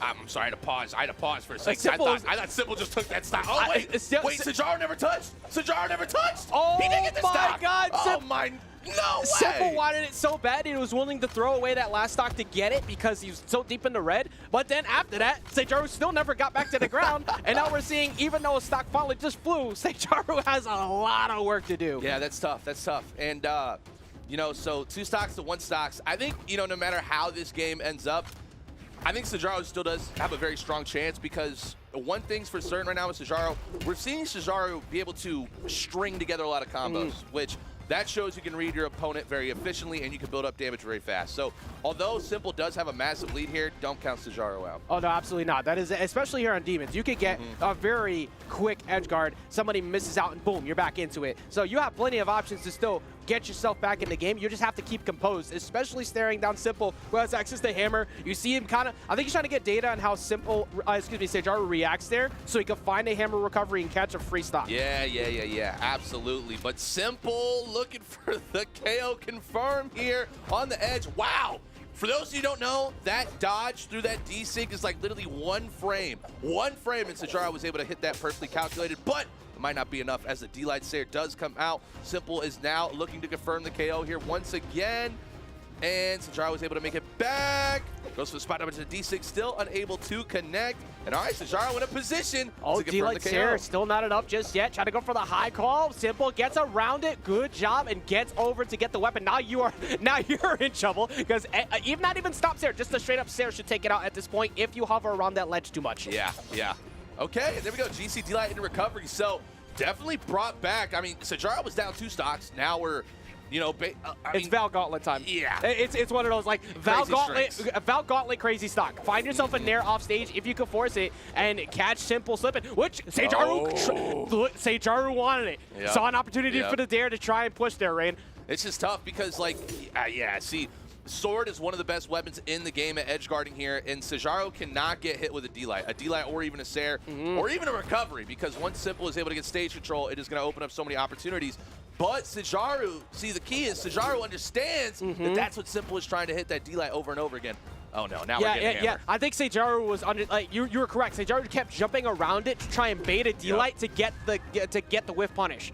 But then once Simple realized that, it's like, oh, all right then. What if I just go to hammer now?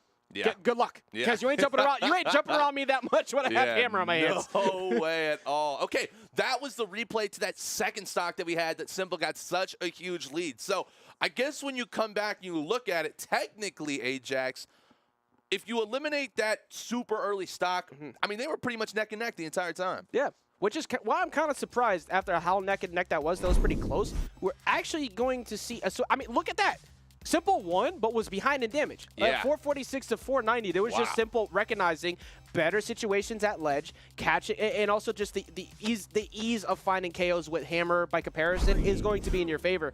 But we're going to see a switch over now to Rayman off of the Val. Kind of surprised me a little bit considering how good the Val looked in that, but what do you think is the logic behind it? So I think Seijaru found that there was a ton of opportunity for him to build up damage very fast with gauntlets, right? That was kind of, you know, the big difference. But again, the offstage is not working, and Simple gets basically a clean stock off the rip. There's your moments.gg moment right there. Yeah. that is an instant replay for sure. That was within like, what, 18 seconds? Yeah, for the first stock? that was tough. That was tough. So now, you know, but maybe Seijaru, like, you know, maybe Seijaru's into that, you know, like, hey, I want to be put in a bit of a deficit so I could climb back, come back, and then win. So, you know what? I like it, Seijaru. I'm the same way. You know, I'm the same way. That clutch gene kicks in. Yeah, you know what I'm saying? Sometimes you got to get pushed down and like, feel like you don't have something to work, and then you build a comeback story. You try to become the underdog. That's what we call people who regularly run through losers. That's our ultimate John. And for casters, we're just casters, baby. But for Seijaru, not today. Gets the KO off the side. Took quite a bit of damage to get there, but that was really good considering how badly that first stock went. I'm not gonna, it's quite impressive. Yeah. Like, to be honest, how good Seijaru is at bringing the game back after being put at such a bad deficit early on. So no matter how far ahead Simple still seems right now, I mean, I would say Seijaru is still in a very, you know, strong position to compete within the set. Yeah, I think so, absolutely, because how many times have we seen Rayman win of late? Everybody loves Rayman for a reason, but that is going to be a KO off the top from the sword. Everybody loves that sword simplicity to find KOs with D-Light or D-Light into recovery every single time. And Simple really just embodies that name. Simplicity is key. He always finds a way to just make sure he shuts it down without doing too much, and I think that could play against Seijaru because of the fact that Simple understands there's not much he needs to do to get the lead. And now as Seijaru's starting to build up this damage, the trouble that Seijaru is having right now is that Simple doesn't really make many mistakes. Yep.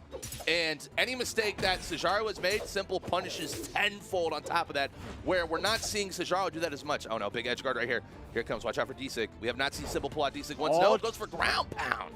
Yeah, I think the last time we saw the D-Sig was in game 1 on the very first play, and then backed away from it because it's like, okay, here's my one trick in the box, but I'm going to pull it out right now. And now you have to worry about that as it goes on. But Simple already showing the hand on the ground pound before, trying to find maybe a D-Light Sair and fighting his way back on to Seijaru. However, the hope looking very slim as it goes on, because now you're getting into those ranges where Bodvar always has the consistency to find a KO, where it is going to hit right there. Simple moves up 2 games currently on Seijaru. Oh, yo, you see that? Yo, with the Rayman, with the basketball emote. Oh, Rayman, thank you. That's the first time we've seen it today. Actually, he dribbles the body. Yeah, That's pretty cool. that is a reference to the game itself. I love it. I am so yeah. Okay, what is going on? Man, we have You're looking at the same thing I'm looking at, right? Coming in hot that is showing everything going on. But yes, Seijaru's, I think Seijaru's just trying to keep everyone on edge. As we do rotate into that, look at what Simple has been able to do, though. Just consistent, true combo KOs. That's the whole story behind Simple, right? Simple is just one of those players who makes the most of every single opportunity that you are able to give them. And because of that, I mean, look at that in slow-mo. I love how we got this in slow-mo. Look at the body, back and forth through the legs. Man, I'll tell you what, Snowy, if you're watching, I'm telling you right now, I better see the Rayman with that emo tomorrow. Bro, Snowy. how do you block somebody who's all head and no body? Like you literally can't block that. There's nothing you can That's do true. about it. That's Like, true. so this is locked in, and I am confused, but we're going to see it come out. We're seeing the Lord Rex coming up from Seijaru. Yep. Do you okay, so is this like a deep in the pocket, like perfect game plan that he's got going, or do you feel like this is a reach? What do you think is happening here? I mean, I think that, the opportunity that Seijaru has right now is to kind of take that little Zyder flow, right? Where you have to do something crazy, something super unexpected to really throw your opponent off your game. So maybe with this Lord Vrax pick, Seijaru's like, look, Lord Vrax has really good SIGs. Lord Vrax has Lance. Lord Vrax has blasters. I have not used a single one of those weapons against my opponent yet. Maybe I can kind of throw him off guard and find a way to get at least one game. What I see from this pick is Seijaru screaming, "Stay away from me!" no. And then it's exactly why, because This Simple is 3 finds times in a another row. KO off the. That was like 12 seconds in the beginning of the game. The Lord Rex with the blasters to shoot him away, the Lance to keep him away, and it doesn't matter because Simple is going. This is an any % speed run of Seijaru right now. Please help him. This category is unchecked. He's gonna get the world record. Look at the damage. I think we're at 30 seconds on the dot right now. Look at the damage. 40 seconds. Oh my God. Almost 2 stocks that weapon throw. No. No. Not like this. Not the 3-stock 3-0. Not like this. Kali and Mess get the defibrillator. We got Alien down. We got to send him to Area 51. It doesn't matter. no. Someone get him medical attention ASAP. Simple is not letting him breathe. I believe you, Seijaru. Do it. Get that 1 stock. We got this. Let's go. Let's go. Turn it up, man. Nah, this man. is look like a whole 3-stock and a handshake. Trying to go for a ground pound. Simple chasing him down. Gets the recovery. There's no reason not to go downstairs. And he's going to catch him. You are not making it past that. It's Simple with the fastest game we have seen all day. Not having any bit to do with that Lord Vrax. Saying we'll be seeing you. And he's going to go ahead and find himself a match in losers quarters up against Swada for the Bodvar Ditto. I don't even know if that was longer than a minute. Honestly, we're gonna check the replay. It did get into the 6. Okay, a minute. But it was barely. It was a 13. minute 13 seconds. Wow. And if you just How did you even? you look at the damage. How did you even there. do 105? I don't even remember when you got 105. Yeah. I don't know where that happened. I mean, although we do got to bring this up though. Seijaru PR 27 was able to take out Acno. Yeah. Had a phenomenal losers run. Just sometimes all good things got to come to an end. Yeah. But the Cinderella story of Seijaru will never go unforgotten, and I'm actually blessed to have got to witness it today in top 8 elimination. But Seijaru is officially out of the tournament. Simple is moving on. Dude, was there like a hot sale on glass slippers today? Because you got Fried the Soul out there with just still rocking the slippers true. out there That's in winners true. finals. Seijaru trying to get the extra pair, but those ones broke, so that heel didn't fit. And who else did we have today? It's been crazy. I said it earlier when we opened. If y'all can't see it, but I have a whole note list of matches that I will anticipate. Oh, look, there you go. Yeah, there's a give whole share. list here of matches anticipated to come up. 6 of the players on here got knocked into lowers almost immediately. So I am so sorry. But that one was not my fault because that one was Simple just playing like some of the best play out of Simple we've seen in a while. I love it. We were talking about how EU's in shambles, but that's good because when you have people shaking up the PR, when you have people getting better, that's going to make your region better. As annoying as it can be at first because you were dominating and all of a sudden you're finding yourself in a spot where you weren't before, that's going to make you have to perform to be able to take back your spot because there's a lot of people who are hungry right now. And as we've seen, Godly showed that he can make people bleed. He was able to get through and get that #1, and he's still holding that spot. Acno went down in 9th today. Springs is going to be crazy. Oh, yeah. Oh, I mean, it's going to be absolutely electric. And it's the best part is that I love about it is that all of our predictions today did terrible. Oh, they got smacked up. Absolutely The only one who was awful. safe for a moment was Duke, and then Acno got eliminated. So welcome to the loser's corner, Duke. We're all come on down, struggling Duke. together. But I mean, granted, at least you didn't have to wait till after the first round because Sarme went down immediately, and then Heisen went down immediately. So we were struggling together. But we're not going to be struggling as we see this match coming up. We got a Bodvar Ditto of Swada, who is kind of taking the reins of the best Bovar in EU, but Simple is showing why that title belonged to him before and why he's trying to take it back after that last set. Yeah, if you've ever, wanted to play Bodvar ever in your life, I would sit there and I would watch this whole set and I would go back and watch it over and over and over and over again. You are about to witness two of the best Bodvar players in the entire world in Brawlhalla. Both of these players are absolutely incredible, but right now, Simple coming hot and heavy off that last win and building up a ton of damage early on against Swada here. The both of them testing our vision as well, because not only do they have almost the same color scheme, but they both begin with the letter S, so you got to keep a track on them. But Swada is the one out here with the gold hammer, Simple with the full black color scheme, and Simple looking like he's trying to take the gold the way he was playing in that last game. So got to be very careful here if you're Swada. That was so good. That was so clean. What we saw right there, Simple hitting the wake up, then into the GC D-Light in this air while rotating backwards. Huge way to confirm that KO, and that's what the difference is going to be, right?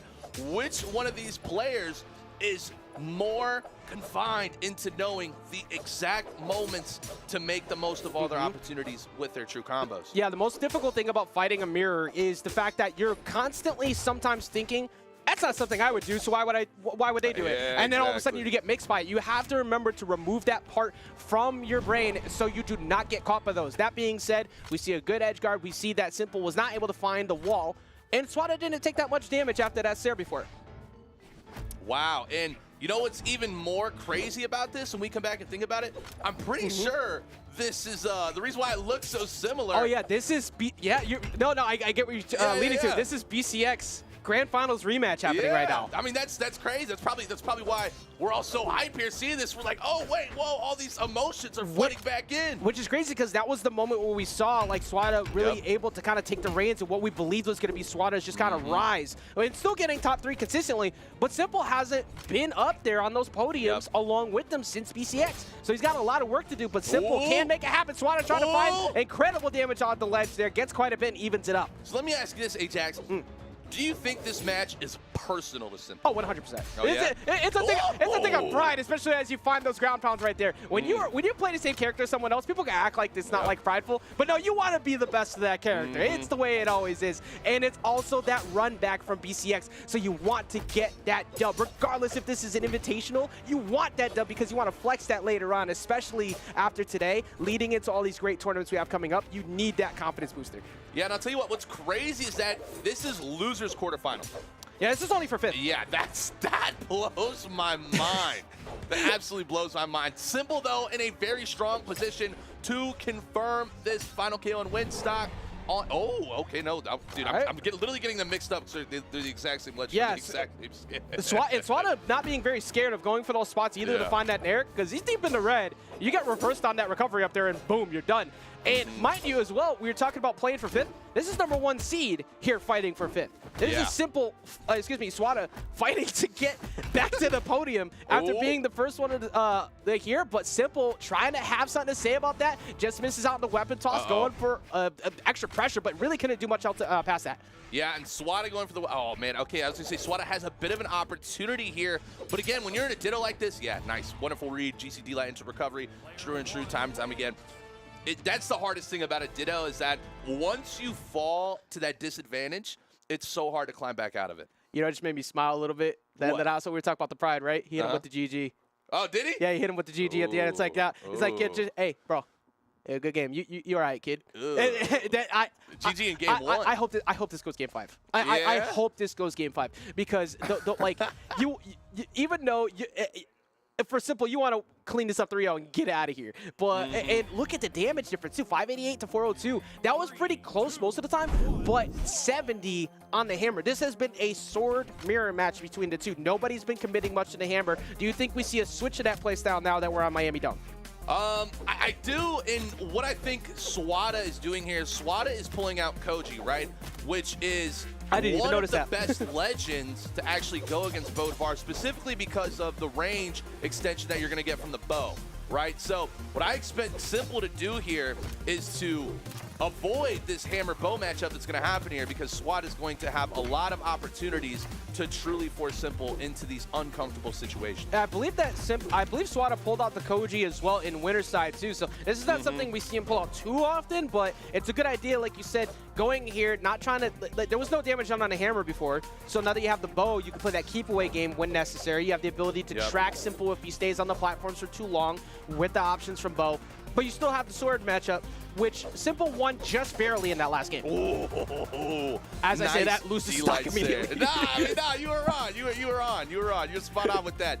But again, something that Swada actually is really, really good at here, Swada has such unique combos that lead into the D-Sig with bow. And this bow D-Sig is one of the best SIGs the entire game. Oh my goodness, look at that. GC D-Light into GC N-Light, and then following up with the N-Sig as well. But Simple, though, getting so much damage still. Swada has to find a way to eliminate this stock. Yeah, you got to make this work here. my, GC D-Light recovery, my. catching the nair on the top, getting that damage on all neutral lights on the landing as well. Simple is not, okay, that's there, should, oh, still not enough. Weapon toss forces him to go low. He's going to have to get the wall touch. He does, he's still alive. This is tough. This is tough. Oh, no, and the D-Light Sair comes out once again. Again, we talked about, oh! What beautiful space to come out there to confirm the KO, and just like that, Simple now with a 2-stock lead in game number 2 over here on loser side quarterfinals. You know, the Koji made sense at the start, and it was looking pretty even at the start. Post the start, and it has not looked any bit like that at all. You have to replicate what Swada was able to do to you. Keep this stock as long as possible. Keep that defense up. And obviously, this is all like the best things that you could say, best case scenario, but it is the only case scenario, because you do not want to be going down 2 games right now to Simple. Oh my goodness, 4 Sairs, 3 Sairs, and Swada realizing they can't even make back two clean stocks to finish off that matchup. Was that even orange? No. That was like a vanilla. That was fresh out the freezer. Let's go back. Let's go ahead and take a look at that again. SteelSeries replays. These have been great games from Simple. There's no other way to put it. Simple is looking so strong right now. The edge guards have been immaculate, but even more than the edge guards. Look, look at this. Look how little damage he had. He just touched orange. Oh man. Oh, I thought you were talking about Simple's health. Didn't that look like vanilla? Oh, I don't know if you saw. It looked like little vanilla bean. Simple was barely hit too. 237 to 476. The accuracy from Simple on all of those edge guards really made the difference, and he kept that first stock forever. The swap to the Koji didn't do it.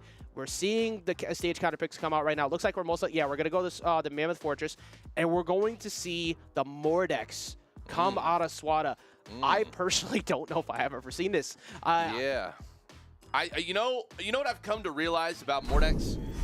At any time when some of the best players in the world of Brawlhalla find themselves back into a corner, this legend always seems to come out, specifically with this skin too on the Fenrir Mordex as well. So I guess this might just be an incredible pocket pick. A lot of people have talked about in the community that Mordex, in their opinion, is one of the best legends in the game on a professional level too. So who knows? Maybe Swada is like, yo, like Simple is absolutely dominating me, and I gotta find something that's gonna somehow mix things up.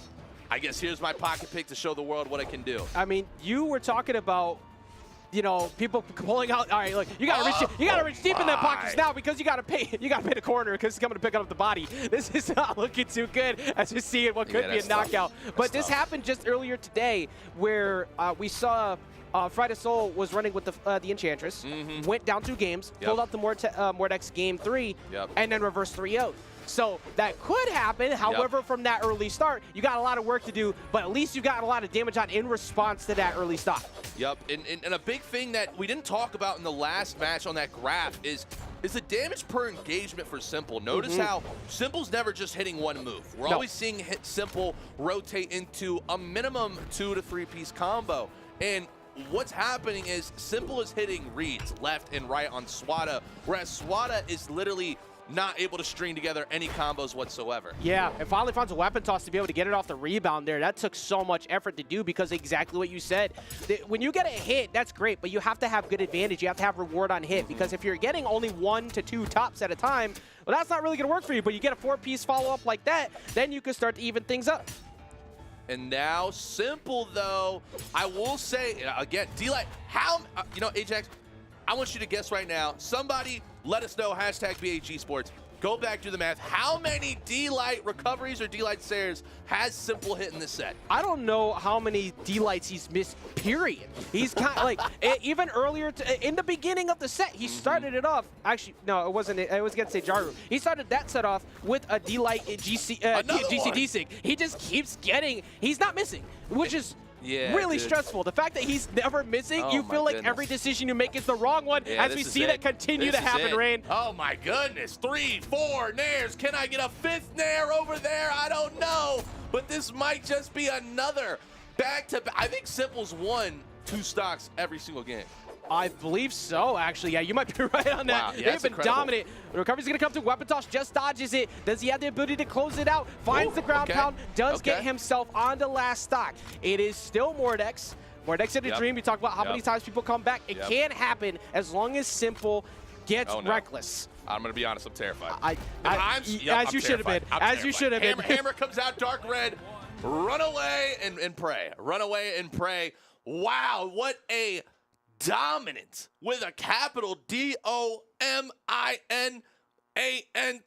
think it's how you spell dominant. Dominant performance from Simple with a 3. Oh my goodness, just coming back looking at these replays here, Ajax. I think you missed an E, but it's because we're running on empty because of how incredible these sets have been. We are so drained because these have been nuts. Even with that being a 3-0, it was still so impressive to watch Simple back to prime form. This is the Simple we want to see. This is the Simple we expect to see. There's a reason why we look at him and expect him to have strong performances, but hasn't had them of late.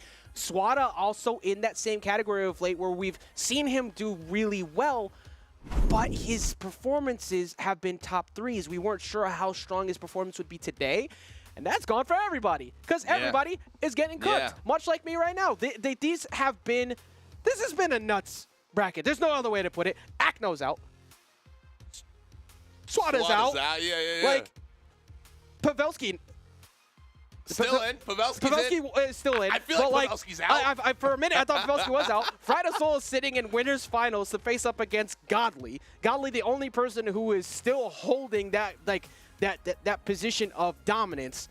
I can't wait to see that winners final set. I want to see if Fried can actually replicate that success from those other ones, not dropping a single game to people before, and still the incredible plays, which of course. All this brought to you by not only BMG, but SteelSeries Invitational. And if you want to get yourself access to the giveaway we're going to have tomorrow before top 4, make sure you go to brawlhalla.com/keyboard so you can get a chance to get one of the 5 Apex Pro keyboards that are going to come out. And there's a limited time offer skin. Where can people find that? Oh, man. Moments.gg/brawlhalla. Check out this new, amazing, fantastic software that captures automatically. No more having to press buttons frantically trying to pause your game. If you're on console trying to go and capture everything, it does it automatically for you. It's not on console, but one day it could be. On PC, it's incredible. Check it out, moments.gg/brawlhalla for a free Apex Pro keyboard, sword, weapon, skin. I think it's one of the coolest weapon skins in the game, I must say. True, and it is a limited time offer, so you got to make sure you get that, which, speaking of limited time, our time is up. Thank you so much for joining us, but we are not done. We're going to get ready to get into the top 4 action next. We're going to swap off, but that doesn't mean we're going to be gone for very long. Rain, this was a lot of fun. Watching all of I can't believe we saw a loser side top 8 with the category of names that we saw, but that only means that the people performing well have been doing that much better on the winner side. Stay tuned. Don't move. We will be right back.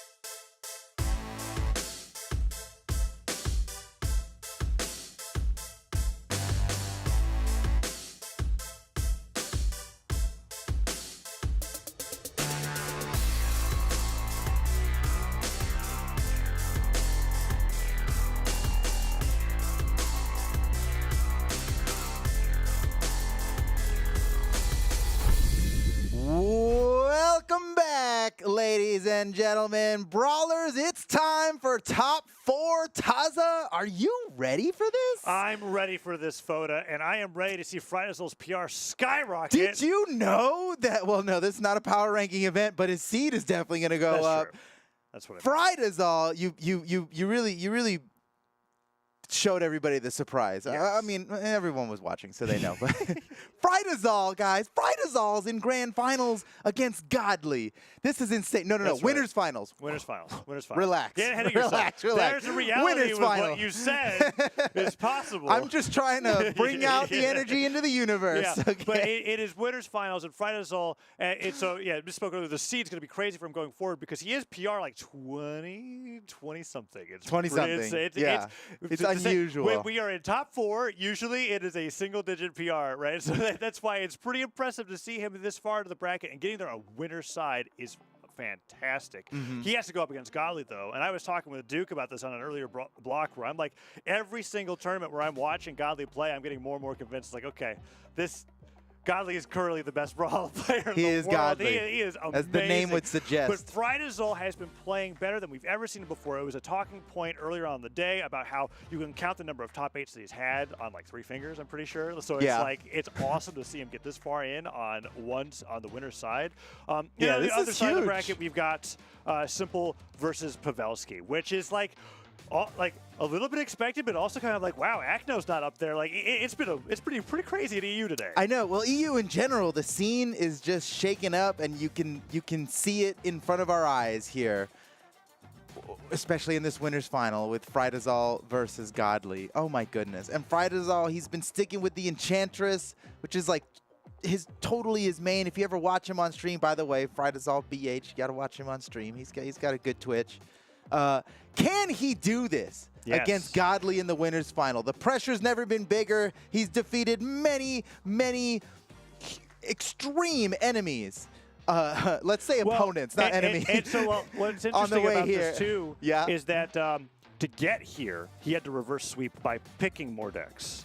Even though he's been on the Enchantress all day. But that's, he went down it's a scythe. It's more like Mordex is. Mordex is everyone's what's main interesting now. to me is that he's opting not to lead into it here against Godly, who, after fighting the Mordex mirror matchup with Pavelski, forced Pavelski off of that, right? So it's like, it's and now interesting to Godly's see. on Mordex. What's up with that? So Godly being on the Mordex. That might be reason enough not to go Mordex off the bat. So it's like he's got Mordex right now. We'll see how Frydazol's Enchantress goes, and if he does switch to the Mordex, I won't be surprised. But let's see. If he gets a win off of Godly on the Enchantress going into game number 1, that would be enormous because so far Godly has been unstoppable. Here we go, Mammoth Fortress for game 1. Winners final. Here we go.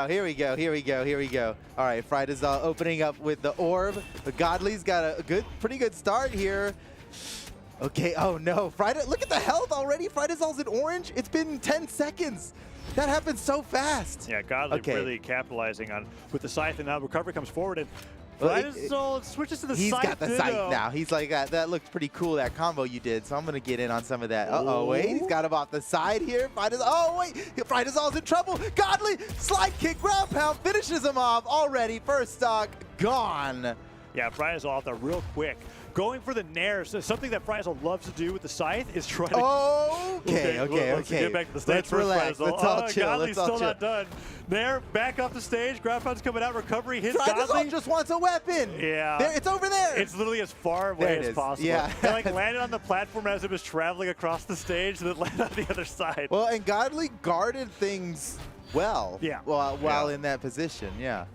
Oh, now Gauntlets versus Orb. Frydazol, nice job, nair recovery, and the neutral that's sting. the finish. I'm surprised that knocked out. And it was before the platform started rising too, so we didn't even get any extra distance on that. And had that not knocked out, Godly would be, Frydazol would be in trouble. I think Godly would be pushing his lead really far right now. But Frydazol's got an opportunity here. He's got a chance to equalize things before they get out of hand, because it's going to get out of hand really quick.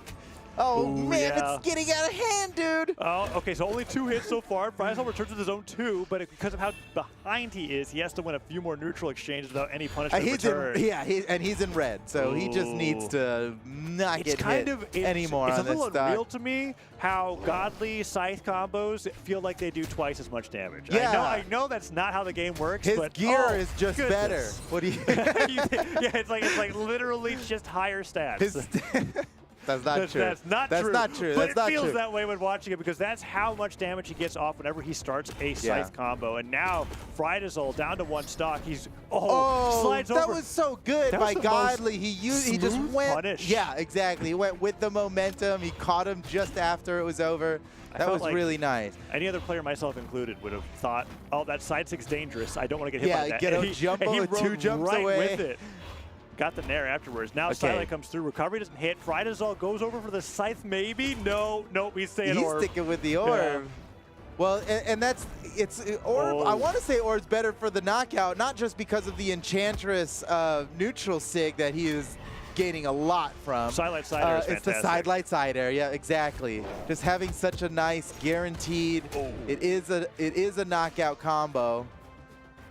Oh, look at these. This is really a real pressuring Scythe. everybody to the stage. Yeah, this is what a Scythe Ditto weapon in Winners throw. Final looks like, man. They are like dancing around each other.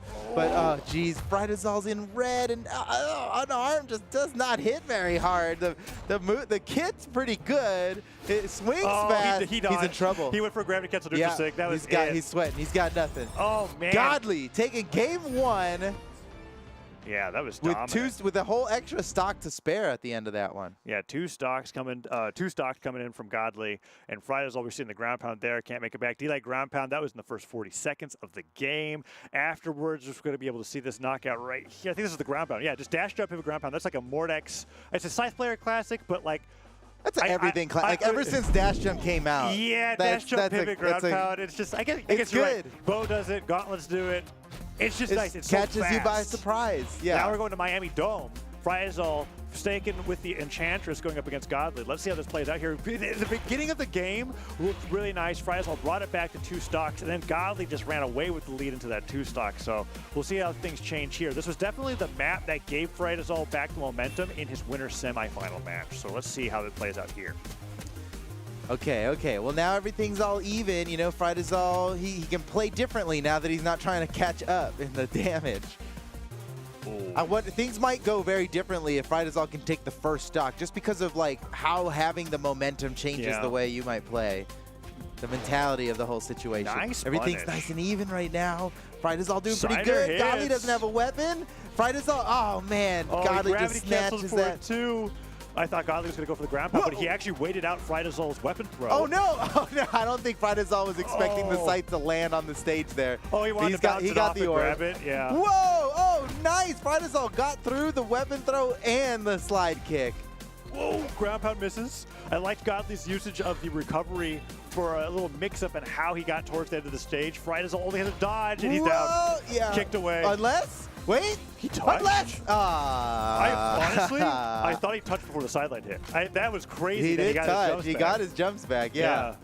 But Godly with the D-Light ground pound, just like in game number 1. Sure, it happened a little bit later, but that is how he got that edge guard in game 1. He did it again in game 2. Now Frydazol going all the way around the platform. Man, Godly, when he's got the weapon on the other side of the stage, he's so good at this really difficult form of weapon starving, which is keeping your opponent on the other side of the stage and never let them pass. That is like so hard to do. Yeah, I mean the weapon spawn will stay there, right, for a pretty long time. Yeah. Oh man, Frydazol's got to be disappointed in that one.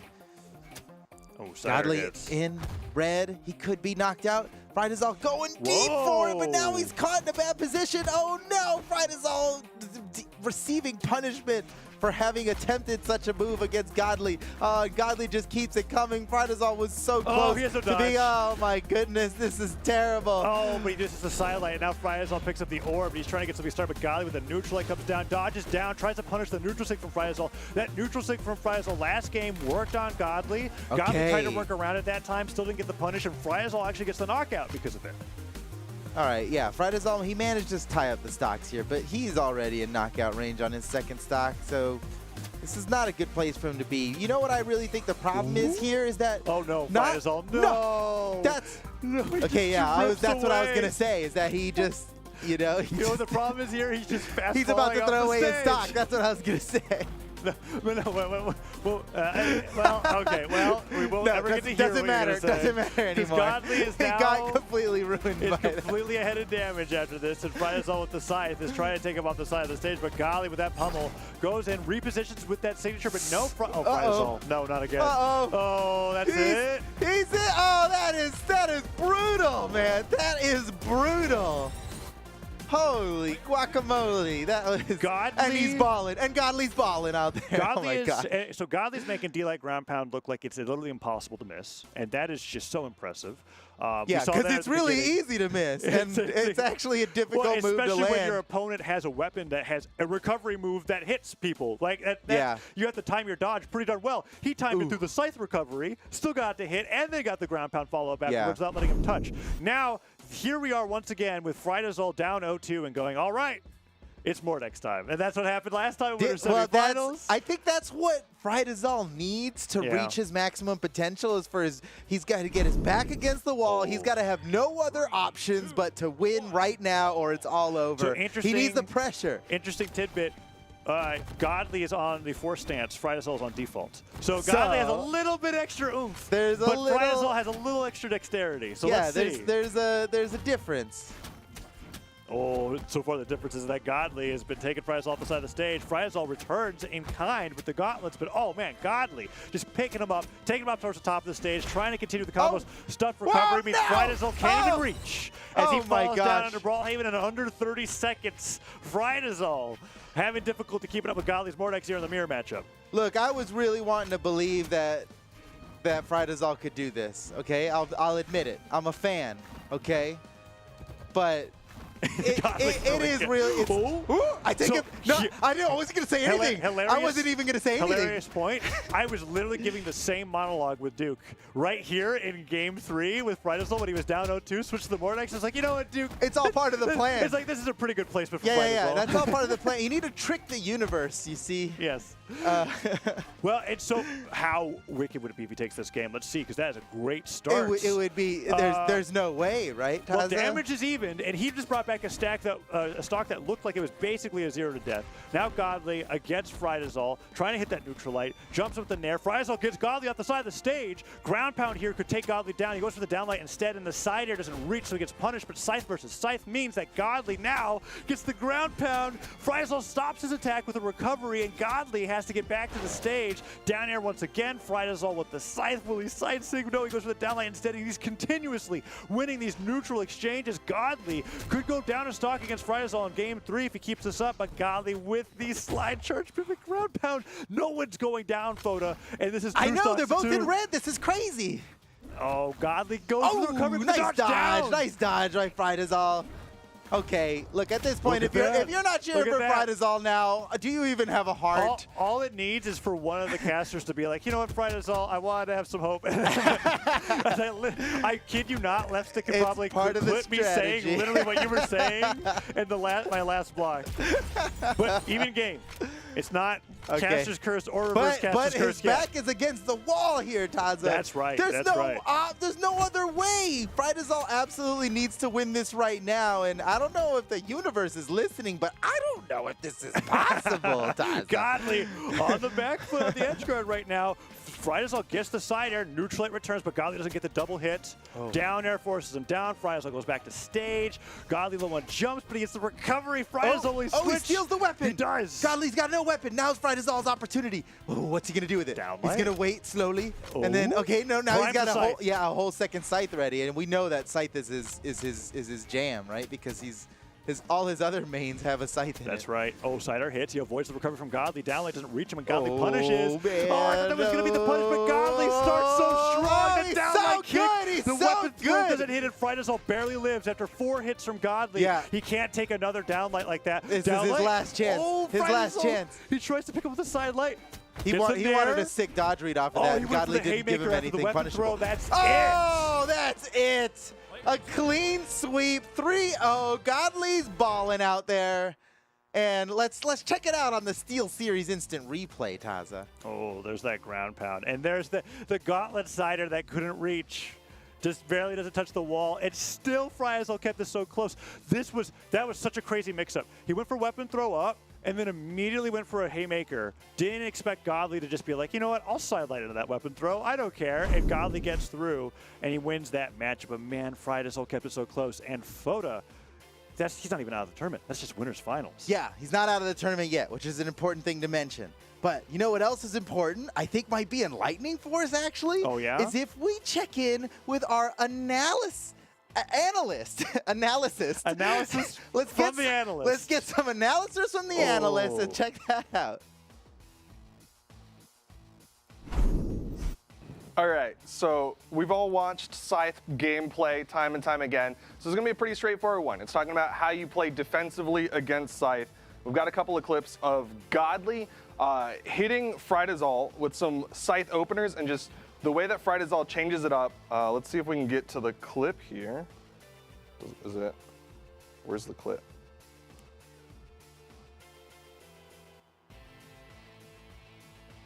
Maybe this one. Maybe this one's the one. All right, there we go. So you see, learning. He opens up with the neutral light right here, and everyone knows you have a bunch of different directions you can dodge off of the neutral light. You can spot dodge. You can go any different direction, right? All these different directions. And Friedasol does such a good job of changing the way he dodges out of it, right? There's a dodge down, but then we go to the next clip, and when Godly opens him up again, it's a dodge to the right this time.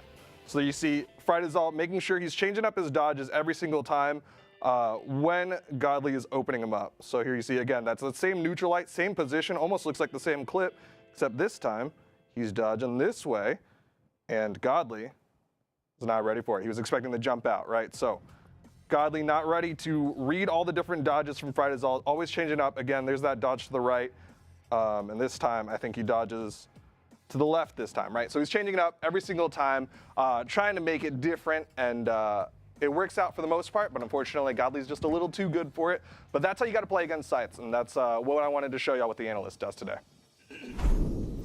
All right, thanks for that one, Duke. That is some good analysis. And you know what? He's absolutely right about this kind of randomizing your dodge off of all the different combo openers that are not true combo openers, but like huge string openers if they catch your dodge. And that's kind of what Scythe is all about. Knowing how to get hit is actually part knowing of how to knowing how to get hit in a way where you don't get hit more than that is a pretty important it's tough, and that's where a lot of the fun comes in spectating Scythe and Gauntlet gameplay in general, is that a lot of the times their openers aren't confirmed in anything. It's how you're dodging and how they're reacting to your dodging or predicting to your dodging. Yeah. We'll see more of that as we get to the bracket, because the matchup coming up next is potentially even more Scythe. Depends on Pavelski wants to lead him with the Val or not. It is Pavelski versus Simple in the lower semifinals. Yeah, okay, we're about to see this one. Simple versus Pavelski. Man, Pavelski has had such a good tournament here. I mean, and by good tournament, I don't mean, he's been in the losers bracket, so okay, I don't know how great of a tournament you might think that is, but the fact is, his games were incredible. I mean, he always just puts on a show for his fans, and I know that there's a lot of Pavelski fans out there, so shout outs to you guys. But Pavelski now, we've got a little bit of insider information here, Taza. Oh, that's all right. We know that Pavelski is now, his internet got shut off. He was about to have to quit the tournament, which would have just been terrible. Yes. But instead, he is playing through a mobile hotspot, so cool. Wow. Cool. That's awesome. Brawlhalla's the fighting game that you can play on a mobile hotspot. Okay. Let's see how it goes for him. Yes. Well, he's locking in the Mordex. Against Simple, no less. In mind, and going up against Simple. Yeah, it's like, okay, mobile hotspot. There are plenty of people Pavelski would have no trouble on a hotspot against. That's right. You know, but a Simple might be tough. Let's see. Let's see, though. Let's see. Because all right, I'm ready. This is still Pavelski, and hotspot or no, come on, man. Let's see this. Let's do this. Game one, Miami Dome of this best of 5. Let's see how Pavelski's able to do here as he's going up against Simple on the boat bar. Simple just getting off of that victory over Swada. Pretty big victory for Simple now in this 2022 space, where Swada was finally able to prove himself the better player at the end of 2021. Now Simple returning back in kind of Pavelski. He doesn't kill. Oh, he fully charged the down singing. Oh, yeah. now. No, Okay. no. No hotspot Johns. No more hotspot more. Johns. that actually, it powered him up. Yeah. He loves that hotspot. Literally lost my cool off of that. That was not good, Pavelski. You need to go. Wait, no, and just like that, no, he made it back. touched. Just barely. I can't believe Dude, it. Pavelski, he's looking faster than ever, actually. I just wasn't ready for, like, we were giving this really nice, like, setting of, like, okay, this might not be the Pavelski used to see. Boom, double down, or down sig. Look, I appreciated that he was still gonna fight. You know, I was just like, we're just glad you're here. You know, he's a beast. He doesn't care what connection he's on. He just stays that was so clever. He touched the wall. He got his jumps reset, and he's still alive. That is so nice. What a slick move by Pavelski. Gets an air sidelight, goes to the ground pound instead of the recovery. Nice neutral light, goes over the dash up pivot nair. That second nair hits, and he goes to the down stick again. He wanted to spike him into the wall, but Simple gets the stock with the recovery, takes Pavelski down. Now it's 2-2. Okay, 2-2, but an asterisk here, as Simple is in orange, and that is pretty close to being knocked. Okay, yep, okay, here's where the mobile hotspot starts. All right, now he's ready. That was his I'm ready time. Yeah. Okay. All right, a lot of respect coming from Simple. He understands the situation, you know. And in the end, he doesn't want free stocks. You know, he's not out here for this. You know, he's not out here just to get the dub. I like the adaptation from Pavelski to do some more fully charged signatures that we're used to seeing as well, which is really interesting coming out from him. One of them already connecting that down stick, really putting the pressure on as well. Tried to Simple sneak up ready on for that one. Yeah, he was definitely ready for that one. And how about this one right here? Oh, wait, Pavelski makes it around, tries to punish him for it. Simple manages to stay up, and no, not gonna work that time. So if he didn't pivot it, Simple was out of there, but no, Simple gets a side sig on him for it as well. Pavelski looking for that weapon. It comes up. Gets up with the down air, and he goes in. I thought he was going to go for a side sig, but that one didn't quite come out. And the nair instead comes through. He nairs him off the top? All right. Who has ever gotten a knockout off the top from mid-screen with a nair? With a scythe nair? I understand down light, but nair, kicking him away on the top. That's not even a thing. Well, Simple, pretty damaged. Pavelski damaged as well. Look at Tie this. Game. Yeah, perfectly tied game with one stock remaining. This is just game one, but you know, like, momentum's a big thing. Yeah, Pavelski looking to hold on to it as he's going up against Simple. Oh, falling side air. Not a great angle when you're fighting against a sword player who's not jumping because he's just able to catch you with the neutral light. Several of those have hit now. Nair's coming through. Pavelski tries to catch Simple out of the air. Weapon throw down to down air, but the down air doesn't hit. The second one does. Let's see, neutral light recovery, good start for Pavelski. He tries to catch his landing with a down light, but Simple now taking his turn to get 3-4 Oh my nairs. gosh, oh my gosh. Oh, that's so much damage. Oh, that was nice, that was nice. Pavelski looking for the knockout right here. It's anybody's game. They're both in red. What's it going to be? Oh, Pavelski, he's got to avoid all these brutal hammer. What? Oh my gosh, he caught him with the true combo. The gravity cancel down light. Chase dodge into a recovery. Nicely done. I am ready for the SteelSeries instant replay of what the heck happened at the start. Look at this. Look at that. You never get to see the fully charged of that. You get the full howl. He howled. And then he turns it around. Dude. Oh, he bounces off the Miami Dome structure too. That's so good. Wow. There's a nair off the top, and then just the gauntlet classic at the end here. Gravity cancel, down light, pivots it for good measure. Love seeing that. Gets the recovery right afterwards. It's true. If you do it just right, it's a true combo. All right, back to the same map, and Simple is powered up now. Oh, yeah, look at that. Fighting back on armed recovery right away after getting hit by that nair. Pavelski trying to get down here as the start. And Simple, he tried to fall off that side air. Pavelski was right there on the landing to pummel him out of the way. Oh, nice weapon throw. Side light pickup. Oh, and he gets the unarmed recovery. Okay, Pavelski getting a lot of his offstage option stuff by Simple's unarmed.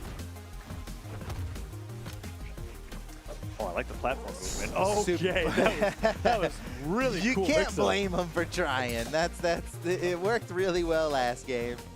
Oh, he can still get it. He's on that platform once again. He loves using that platform, moving the dash around, catch Simple off guard, and be put in positions where he doesn't expect the down tick to hit. Side air comes through, though, and Simple gets that down air. Doesn't bounce him into the Sair. Pavelski instead chases him with that recovery, narrowly avoids the ground pound, and the Nair comes through, and he tries the gravity cancel down sig off of it. That would have been crazy. Pavelski going off the ground pound after the unarmed sidelight comes through. Pavelski's committing to the craziest things. Oh! He dodged that with movement alone. That was nice by Simple. After he missed that neutral signature to come back around to the gravity cancel down light finisher.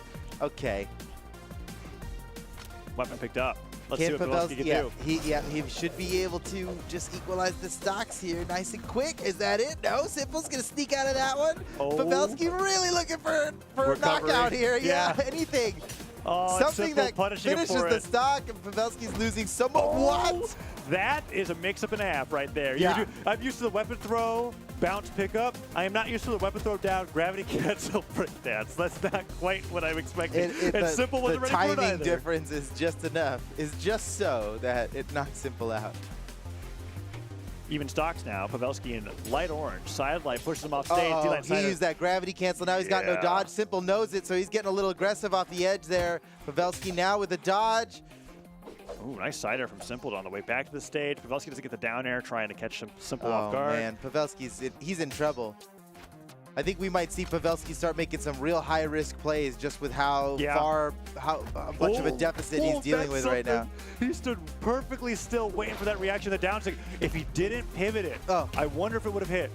We're not going to be able to see that now. Simple's getting that edge guard weapon throw. Well. I think Pavelski was hoping to dodge the weapon throw, cancel into the neutral sig. The neutral sig does move you forward ever so slightly, so it could have worked, but he might have just been a few pixels off.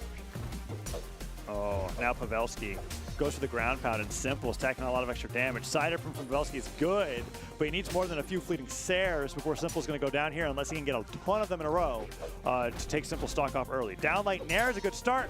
Not much else after that. Neutral light hits, goes to the down six. Simple playing around the weapon, not letting Pavelski switch over to the side. Then Pavelski gets a ground pound on stage. He's a full stock behind right now, Taza.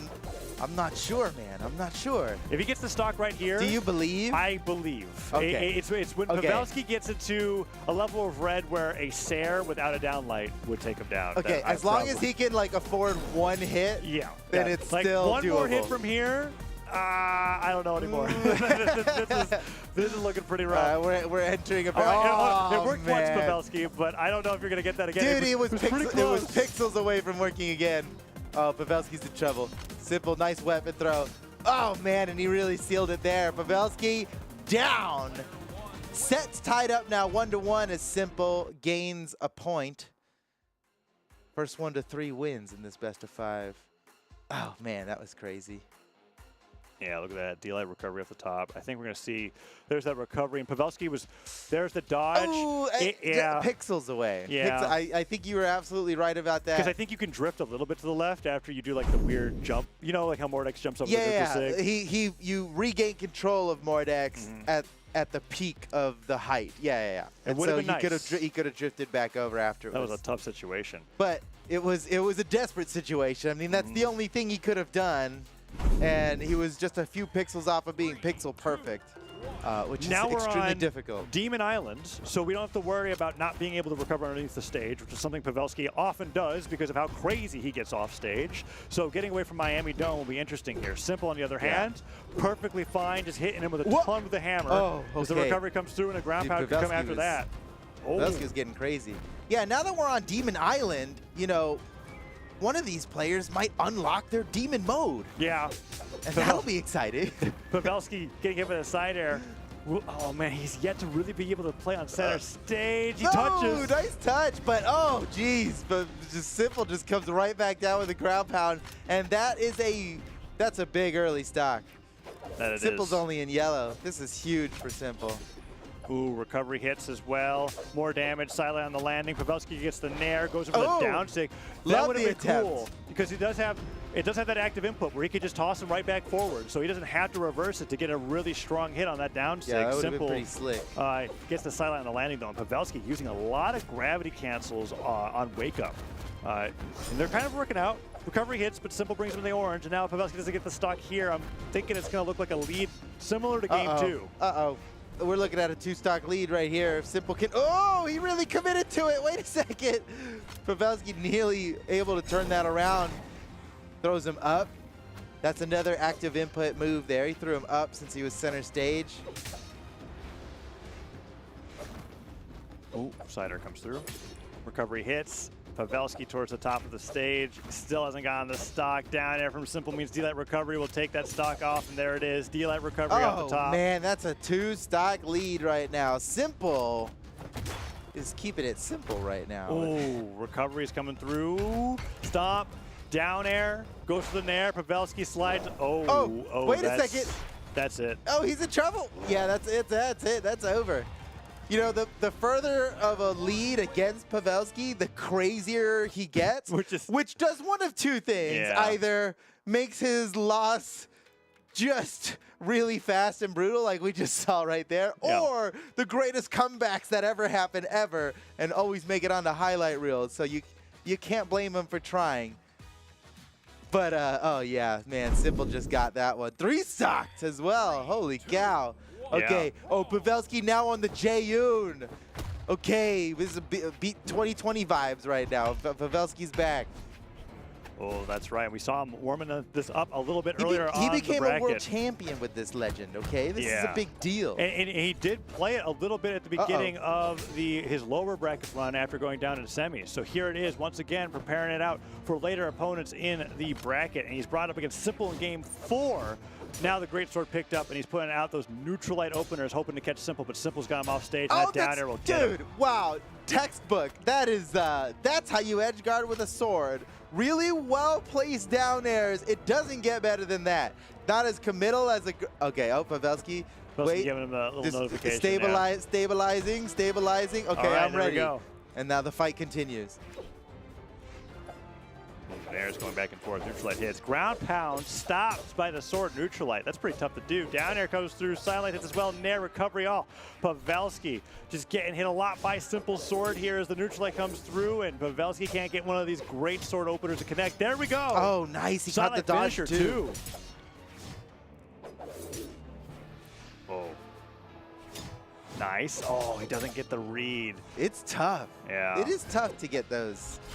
Nice neutral sig. Ooh. Oh, it was so close to knocking him off the top. He just needed a little bit more damage. Now switched over to the sword. That neutral sig a lot harder to get connected. And man. Mobile hotspot. The mobile hotspot is now, that's rough. That's rough. Okay, he's jumping away. That's the international symbol for hold up, I'm lagging. Yep. It actually is. And Simple recognizing that goes, all right, take your time. I mean, Simple's in a fine place. Yep. He's okay with this. You know, maybe the best we get is a nice finish. Oh, that's a bot. Yeah. That's a bot. Yeah. Unfortunate. Oh. Well, we should all just appreciate that Pavelski gave it a good shot. That's right. His internet went down, and what are you gonna do, man? It was a scheduled internet outage. Yeah. He can't call up his internet company and be like, hey, but I'm playing a video game. It's really important. You don't understand. This is esports. Oh. They weren't about that. Oh, let's go Pavelski bot. Let's go Pavelski bot. Wasn't expecting Pavelski bot to do 2 neutral sigs in the same spot. Now, hold on a second. This Pavelski bot, it's got some skills. Simple stomp sidelining it away. Now, did BMG put programming in that checks if a bot's name is Pavelski and thus increases its difficulty? Seems like something those tricksters might do. Well, Simple. GG 3-0 victory for Pavelski. I mean, not for Pavelski. Not for Pavelski. 3-1 victory for Simple. Not at all for Pavelski.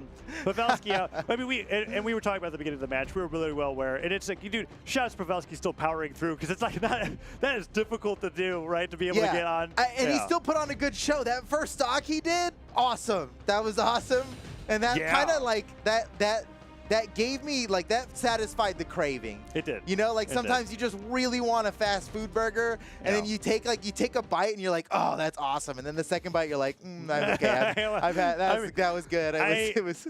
I mean, it was honestly like considering Pavelski highlights. That's for me, top 10, fully charged down sync on Mordex into pivot down sync to spike them into the stage. Yeah, that's a straight up double dunk. Wow. That's straight up a double dunk. You could have the best. You could literally just be playing on zero pig, and that's still really hard to do, right? So that was fantastic. Yeah. Pavelski out. Simple is now going up against Frydazol in the lower finals. Winner of this is going to go up against Godly, who is, mind you, undefeated in 1v1 events in general, right? Like, including the Crew Battle Invitational. He is just yet to be beat. Oh my goodness, you're right. And I have a feeling holy cow, that he's going to try his hardest to hold on to that title. Right? He could just keep the streak alive. That's right. First place all the way, all day. Imagine. That would be incredible. That would be a title of the ages if he could go through the entire year, right? But will it be against Simple or will it be against Frydazol? Now, Frydazol again, Frydazol, it's like a little strange. I want to say he's kind of out of his league here, but clearly he's not. He's earned his way here, so clearly he's not. But I think that's the vibe that everybody might be feeling right now. And so that is the preface that I've given to every single Frydazol match, except that until Godly, he just crushed everyone. Right. And I was like, I can't keep saying that Frydazol's the underdog anymore because I was playing. But he is. Yeah, he still is. The is. data proves it. Frydazol is the underdog. Can he defeat Simple? Not only does Simple have a lot of statistics that put him above Frydazol in terms of any predictions that anybody could make, but how many times has Simple been in a loser's final and needed to clutch his way back up to go fight against Acno? Yeah. All right? It's not Acno this time, but I bet it feels pretty similar for Simple. Yeah. Here we go, loser's final. Let's see who's going to get it, Simple or Frydazol. Frydazol's the one who came down from the winner's final. That's right. But he didn't fight Simple anywhere in this bracket on the way here. Yeah, Simple, it definitely was the one that had to play a lot more games to get here too, right? Yeah. Compared to Frydazol. So Frydazol coming in off of that winner's finals match to go up against Simple. Simple off of that win against Pavelski. And now it is Bodvar versus the Enchantress coming here in game number 1 on Mammoth Fortress. Downer coming through, and Simple is looking to, I guess, get him off stage. Both players are really just dodging everything, and it's pretty impressive.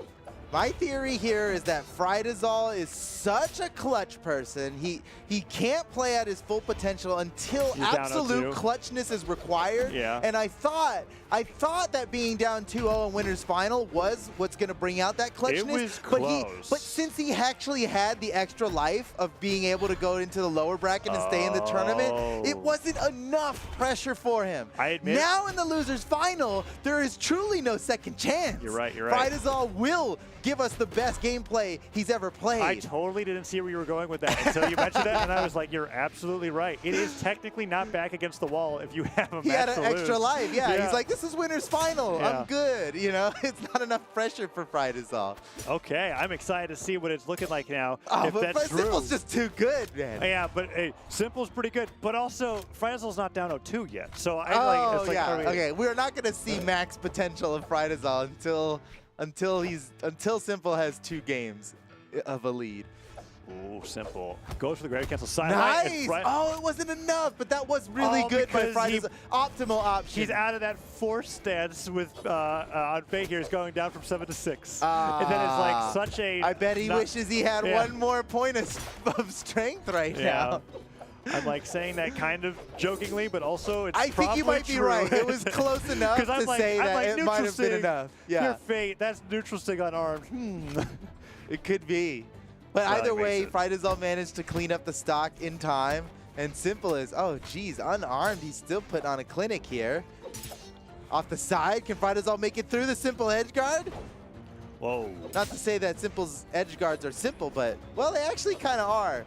It's a little bit of both. His name is Simple for maybe a reason. Yeah, well, whatever that reason may be, keeping it simple is a good thing. He's going side. He went for that side against the stage, downered him as well. My gosh. And look at that. That's exact 2 moves, but the way they interacted with each other, so despite being simple, it's pretty complex actually. Now that I think about it, right? Because you side against somebody against the stage, you hit the downer right before they touch the stage. Those are very precise timings that can look deceptively simple. Hitting them, an edge guard that hit right before they touch the wall looks a lot like one that hits right when they touch the wall, but before they touch the wall makes a big difference. It not only is it much harder, but the reward is so much greater. They did not reset their jumps. Yep. And Friazol is definitely feeling the effects of getting hit by a downer like he's that. looking for the recovery, but he didn't go for it, man. He's giving Simple a lot of respect for his reverse edge guard game. You know, Friazol, I think on anybody else, he would have gone for that recovery, and maybe it would have panned out, maybe not. But if it doesn't pan out, you're in trouble, right? Friazol recognized that Simple's going to be the guy that knocks me out for trying this, and he didn't even bother. Oh, Stomp's coming in from Simple. He's encroaching on that center stage. Wants to get Friazol out of it. And Friazol says no. The orb side air to weapon throw. Oh, that almost. Part of the plan. Part of the plan. What a genius. How to turn a disaster into a disaster for your opponent. He like slipped on a banana peel, but he did a backflip and landed, and he was like, I meant to do that. That's actually exactly it. And Simple ends up taking the fall. Like it's just like randomly like in another part of the world. He just trips. It's like, yes, I got you. Gotcha. And now he's turning it into a win. Look at this. Friazol is bringing it back after that stock. Oh, he Simple. could. Friazol's already in knockout range. I don't think he could survive even another one of those. Whoa. Oh, that recovery underneath the stage almost took him down. He can do this, though. You got to believe. If nobody believes, it's not going to be true. It's not going to happen. Down late. No, Cider hits bottom side of the scythe. Nair gets him. Chase dodges up. Oh, he falls down under the stage. Down isn't connected. Oh, Simple's just looking for that He's so down good light. at the corner guard here. This has got to be tough for Friazol. That's it. GG. D-Light recovery. So good by Simple. Man, but Friazol put up a tough fight in game 1 there. That was just game 1. Yep. I know it feels like game 2 or 3, but that was game 1. Okay, now the downer hits. I wanted to see the stock with the. So right before that downer, so that was the downer before touching the wall that we were talking about, and he stared him into it beforehand. And he didn't, because he didn't touch the wall yet. And that's all it took because of that. D-Light recovery off the top. Yeah, and the recovery almost knocked him off the left side of the stage when he was underneath Mammoth Fortress. Above stage will definitely do it. Simple takes game 1, brings Friazol the small enigma on game 2. If Friazol loses this one, I am like almost 100% sure Mordex will come out for the reverse 3-0. That's what I'm expecting, because that's what we've seen from Friazol before. But can he even beat Simple in that situation? He can't use it until he's down 2 by 2. Okay. It worked. First time ever. Whoa. I was so ready. He was far enough behind that he actually had line of sight of Simple. And that's fantastic. And I was literally saying this to Duke, because like the only other player I'm used to seeing do that is Radish in North America with the Ryu neutral stick on Orb. But Friazol making it work there. Simple was just a little too close to the edge. And as you said, that last sight coming in, catching Simple off guard. Now Friazol is taking momentum back, even if he is behind in damage. Oh. Both players in red. First stock could go either way. I think it's going to be huge for Friazol if he could take the first stock away from Simple, and he managed to do it. That was a fantastic sequence of events. Yeah. Side light, active input with a light hit up, right? Then waiting to watch that Simple dodged in, hit him off the stage, use the slide charge side stick almost to reposition himself, and then immediately buffered this area afterwards to get the knockout. Friazol, that was beautiful. That is Fate-specific gameplay there. You're not going to see that on any other character. Such a good maneuver. And now Simple is on the back foot as Friazol, I thought he was going to hit him, but Simple gets the D-Light side air and equals up the stock, but Friazol really brought that first stock back. That is so simple. D-Light cider? No, not that the move was simple, just that's classic Simple. It's like if I said that's Sofoda. But because you're saying his name, it's just like, wow. I should have known better. My bad. That is classic Simple. Yeah. Friazol hits with the side air. And that was the first orb ground pound Friazol's thrown all day. And that was really crazy. Simple. Gravity cancel down he's six. got an opportunity. Can he make it over to the other side race. in time? No, Simple. That was such a good recovery. Oh, Simple's in trouble. Whoa. Oh. Man, he His fingertips brushed against Small Enigma there, right? Like that was so close. Friazol, what an awesome side air. Look how much of a lead Friazol has. Let's just appreciate the health differential right now. Oh, some excellent offstage gameplay coming up from Friazol. Tries to pivot the side light. Simple. Goes back to the center of the stage. Falls to the side air. Friazol now holding on to it. And Simple throws his weapon to break neutral. Friazol can't get the down airs to hit the down stick. That's the second down stick that Simple's put out a little prematurely and has taken a ton of damage for. Yeah. Yeah, it's really important for Frydazol to do more damage on this stock before he loses it. Yeah. Oh, and unfortunately, he did not do that. One of those requirements has not been checked. And now Frydazol is in a much closer game than he'd like to be in, and Simple is in a pretty comfortable position on being able to take this back. He hits with the side air, but now Frydazol, Scythe picked up. Oh, he's getting hit by sword recoveries. Let's see how he plays on these platforms. As Simple is really, man, Frydazol does a better job than a lot of players I've seen at getting Simple out of center stage. He just pulls him right out, and it's interesting to see how uncomfortable it makes him. That is an interesting observation. You're right, because Simple is one of the most stage control focused players in the entire game. Yeah. And the most successful at it too. Not just that he's focused on it, but oh no! Uh-oh, this could be. Ooh, that down air came so close. Simple's so good at getting like 4 down airs in a row after that. Yeah, I was sweating. Okay, Frydazol's got him in knockout range. This could be it for Fry. Oh, he was sweating at the top of the stage there. Side air hits, goes back to the stage to the sideline a little too early. Simple doesn't get the down air. Down air misses, and Frydazol gets hit by 1. Can he get a second one? No, Simple doesn't get the side air. He gets the recovery instead, and Frydazol playing on the top platform. Gets the falling Sair weapon throw. Does he go for the... Okay, he went for the side air, and I can't believe that. Gosh! It almost felt like a passing remark, you know? Like it's like walking past the hallway with somebody who's like, hey, how's it going? And then you just keep walking. And you just get knocked out for it. You just get knocked out just like get that. Thrown through the walls. Simple. What a crazy side air punish, because I think Frydazol dropped from the platform with his scythe. No. What happened there? Let's check it out. Oh, he jumps over the platform, didn't land, and Simple just does a turnaround side air, and the knockback is enough to take Frydazol out. Simple. What a game. Ooh, man. Okay, so that's now a 2-0 lead. No, that was 3-0. No, it's a 2-0. That's a 2-0? Yeah. No. We've only had 2 games. Yeah, Okay. Small Enigma was game number 2, so that means that Simple's now got Frydazol back against the wall, which is surprising because I was expecting a 1-1. But that match had plenty to talk about, Foda. I'm pretty interested in what Duke's got to say over there with the analysts. He's getting ready. He's getting ready for it. We can see him getting ready for it. But we're not done with the set yet. And now that Frydazol's down 0-2, you know what that means. What's that? Well, the same thing that happens every time Frydazol is down 0-2. He changes to Mordex. That's right. Yeah, he goes into his final form.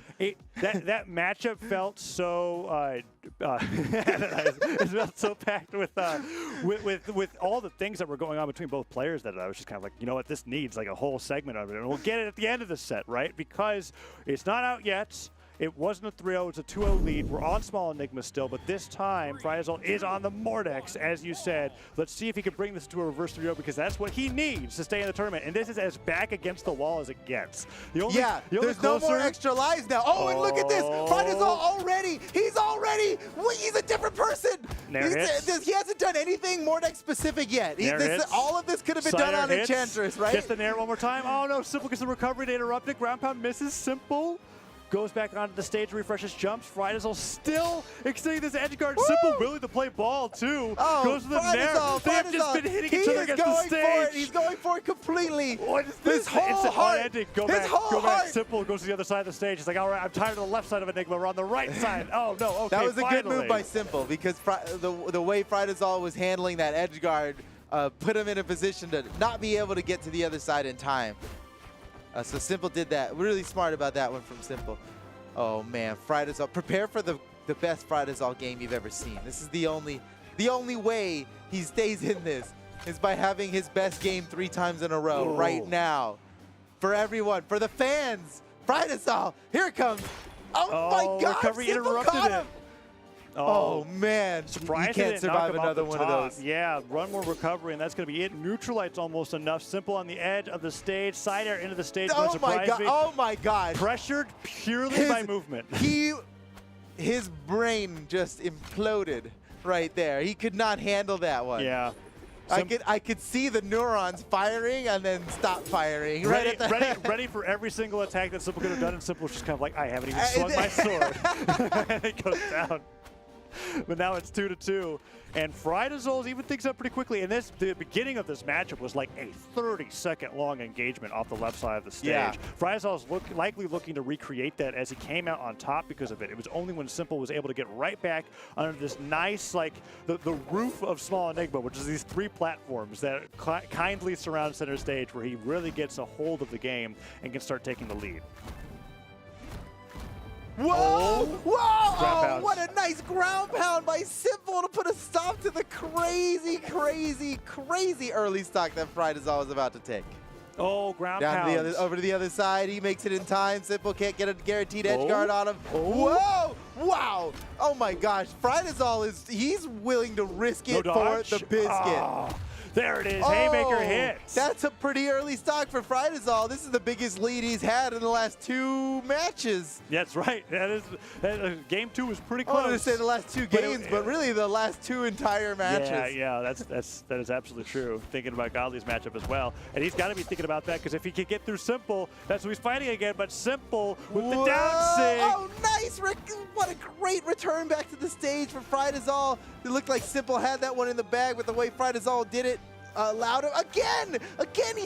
The way he gets back to the stage is so optimal. Yeah. So creative. Very You slippery. got to get creative when you're trying to return back to the stage Simple has some against a dodge. Simple's edge guard. I think Simple is going to. Okay, well, that stomp sider was pretty huge because at that point I thought Frydazol was going to run away with this game. Now, surely, Simple is a hit away from being in red. surely Frydazol but can close this out, right? Frydazol does have. I mean, sure, Mordek's signatures are fantastic, but Scythe and Gauntlet aren't the most wonderful weapons for guaranteed combos to confirm. knock Well, out. Gauntlets has the gravity cancel. Oh, you don't need no Don't need it. guaranteed You don't need nothing. Frydazol. What I say, Taza.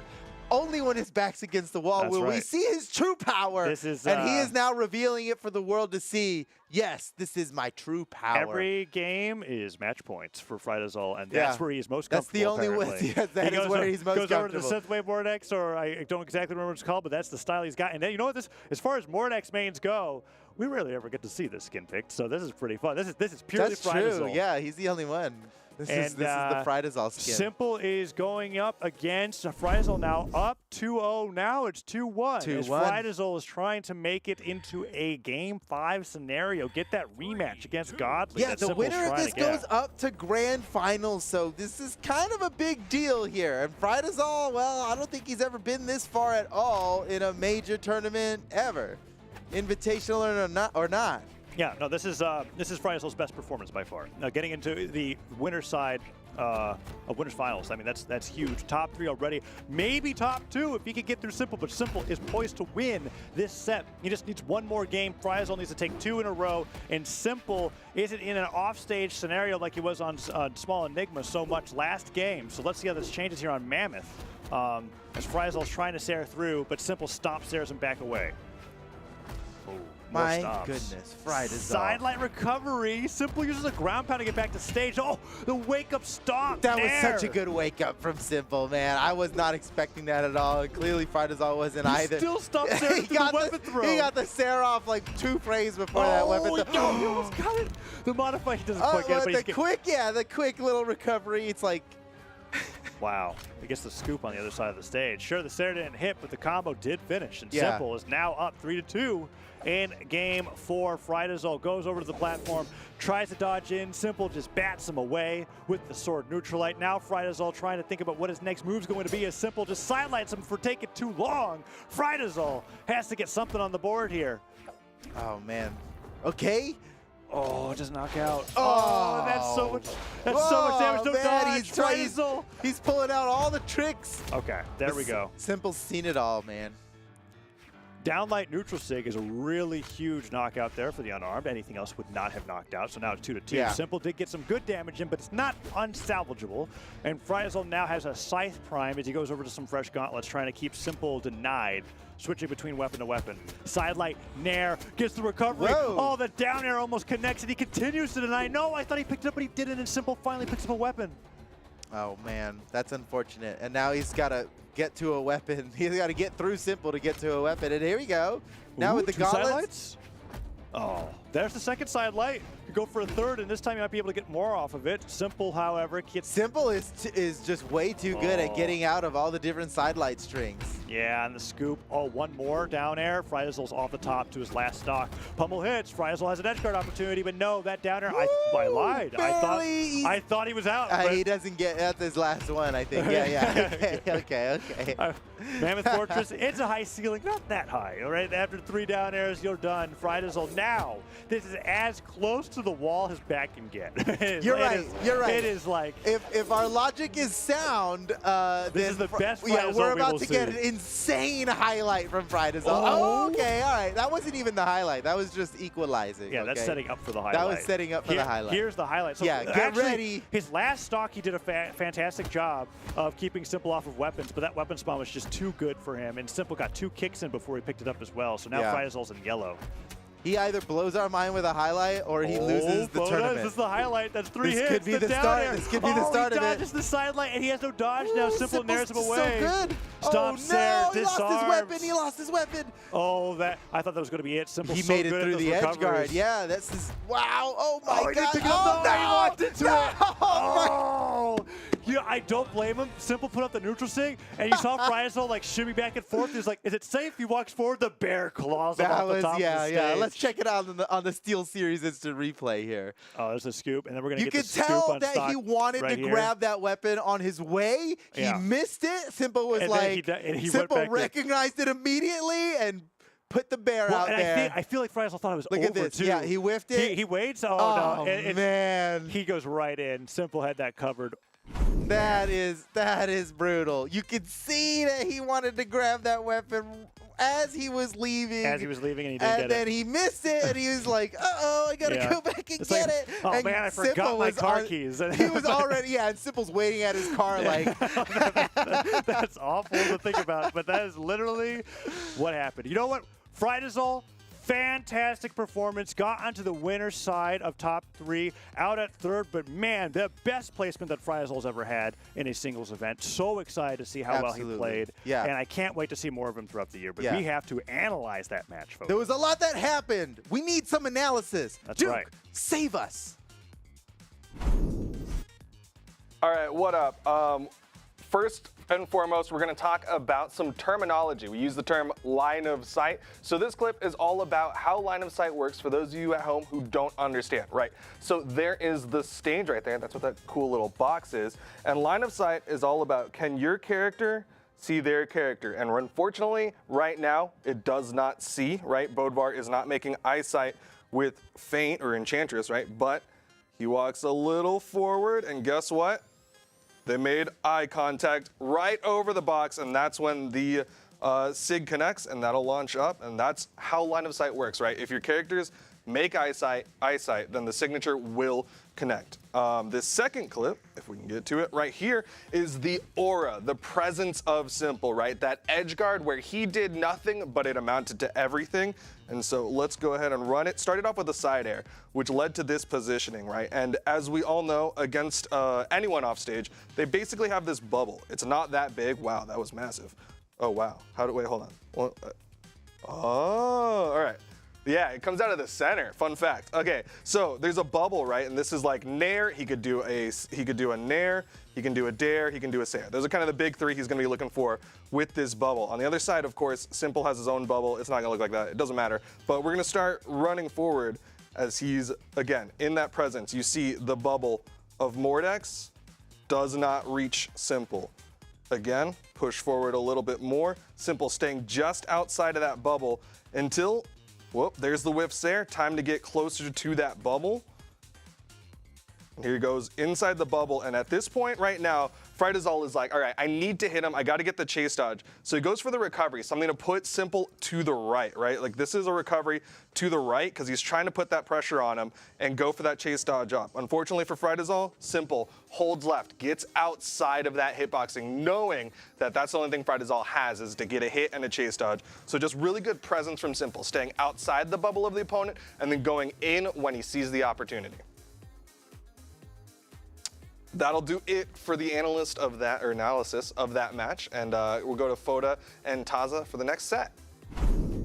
All right, thanks, Duke. Legitimately good analysis. That was I learned something. Well, what was really cool about that is that we talk about line of sight a lot. Yeah. And I guess I never really thought how confusing it could be to people who are like, what are you talking about? We can see everything on the screen. What is this concept that you're talking about? Yeah. And that was the best example that you could possibly give about how that works and how funky offstage interactions can happen with signatures, because it was literally just because Simple could see his opponent.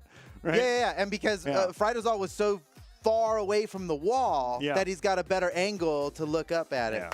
Anyway, it was awesome. That's why Frydazol and Radish love to do those signatures on stage. You can really catch people off guard and get a lot of mileage off of it. So yeah, great. Well, enough about Frydazol. It's time for grand finals, Taza. This is it.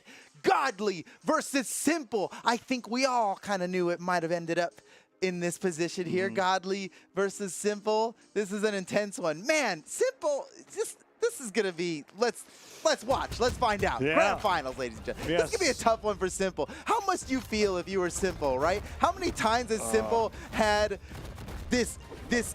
this powerful opponent that always makes it up on the winner's side, and he's got to fight his way through losers to be the one to face him off in grand finals. And then as soon as Akno is no longer that person, someone steps in, and now it's his 2v2 teammate. And I like how you talk about this, because Simple has lived through this literally his entire career. Right? If it's not Akno, it's Blue, then it's Akno, then it's Swada. You're now right. It's Godly. It was Blue before Akno. And it was Swada after Akno, and it was Swada before Godly, and Simple is here. Oof. Now he's fighting against Godly. A godly opponent, you might say. And Godly is really doing well, and he's continuing to do more damage now as we're getting into this. But this is grand finals, and this isn't a rematch of what we saw in winners finals. Brand new matchup as far as how things are going on stream, and Godly with the Lord X on the scythe, putting out as much damage as he can here. And man, he's about to go up 3 stocks to 1. This is, Godly gets the weapon toss as well. He's going to go for the ground pound. Simple avoids the neutral stick, and he gets the edge guard. He does get the down air. Godly makes it back. Oh my gosh, that was good by Simple. Even with such a good edge guard and such good gameplay, he's still down nearly a full stock here. Godly's got him in knockout range. Let's see. Can Simple withstand? Oh no, he gets disarmed. Terrible time to get disarmed here. Godly's in a great position to guard this weapon. Oh yeah, what's he gonna do now? Ooh. He can't do anything. Can't do anything. He just falls. Yeah. Oh man, now actually a full stock ahead. Godly's in a great position to take game 1. Yeah, Simple picks up a sword. Nicely spawned for him. Gets the side light. Tries to get a jumping down air. 2 side lights now. Godly really trying to get a combo started with falling nairs, but Simple's not letting him jump, so he adjusts. And Godly starts going for down airs instead. Gets him in the air, and now it's just nonstop. Neutralites, nairs, and side airs. As Simple has brought an orange already on his final stock. Silent recovery from Gauntlet's nair picked up. Goes to the grave and gets a down light. That would have ended that stock for sure. And now double side light into recovery. Doesn't hit. And Simple with the turnaround side air might actually get the stock. What? Godly's so smart. Makes it back to the stage, gets the stock afterwards, all off of the back of that signature, and now he's just b-balling after that victory. And he's just balling, and he's balling. That was really good. That was a fast one. Yeah. And, well, and you could say really that about good. every matchup with Godly today. Godly I is guess so, destroying yeah, he's a speed Europe in 1v1s. It is. I'm like, okay, Simple. What is going to change here? The stage. We're going back to Demon Island and just trying it again because Godly is. He's really good. Godly, yeah. He's You know, usually you see a tag like Godly when you're playing a competitive game, and you're like, all right, bro, like, okay, okay. That's like a tag like XX best person in the game, XX, you know, and it's like, okay, no, you're not.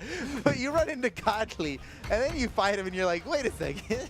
I feel like your name might be an understatement. I'm like, are you sure? It's like, you sure you can? He really does live up to his name, yeah. Oh, stop sidelight. Let's go Simple. Now Can he get this edge the guard? Godly one. Wait a second. That was such a fast conversion of hammer That was attacks. almost a knockout. Okay, wait. He could end it right here. Godly has to get through this edge guard. Godly can end it here. That he goes to the gauntlets. He gets the grab with the double grab. No way, no way. Avoids the weapon Simple doesn't deserve this. He doesn't deserve it like this. Not like this. Okay. Okay, let's all just calm down for a second. Godly misses the slide charge down. Scythe picked up the neutral stick, whiffs. The cider hits it Simple. despite the near disaster What that we just watched. insane first stock that was. Oh, man. That was a powerful minute we just And watched. Godly got he's basically his version of a guaranteed D-like ground pound that he gets on any edge guards, but it wasn't enough force to knock Simple out, and Simple still made it back.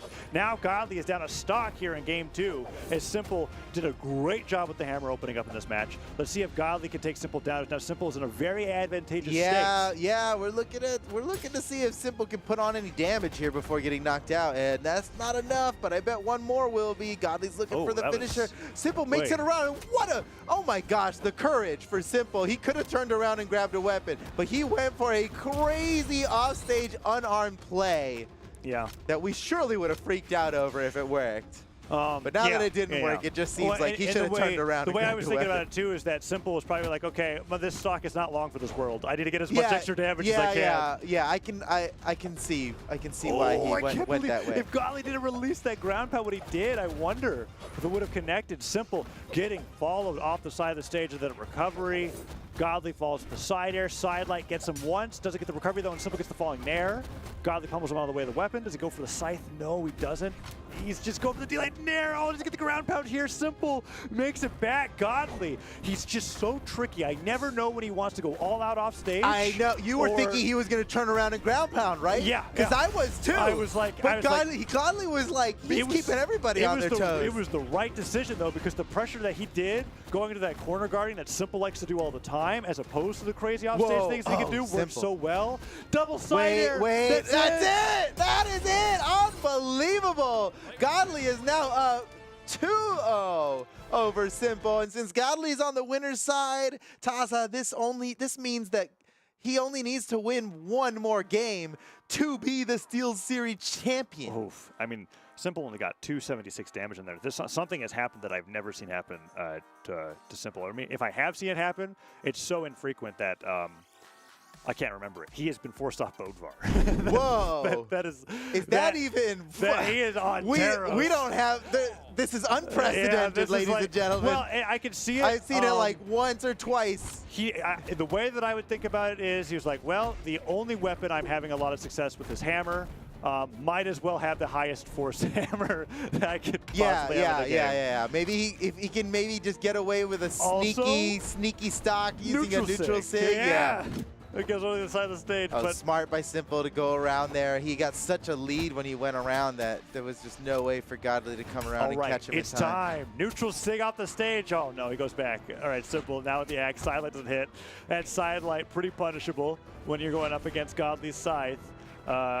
Still playing around with the axe. Yeah, honestly, I would worry about trying to go for a cheeky neutral signature against Godly. You got to imagine that Godly's not only anticipating it, but he's got a really nice punish locked and loaded. He has a 5-step plan. Like, Taros is that try to neutral sig me off stage. It's like it's a bullet point. It's like, oh yeah, I have that combo. He's got a flow chart on his wall right next to him, ready.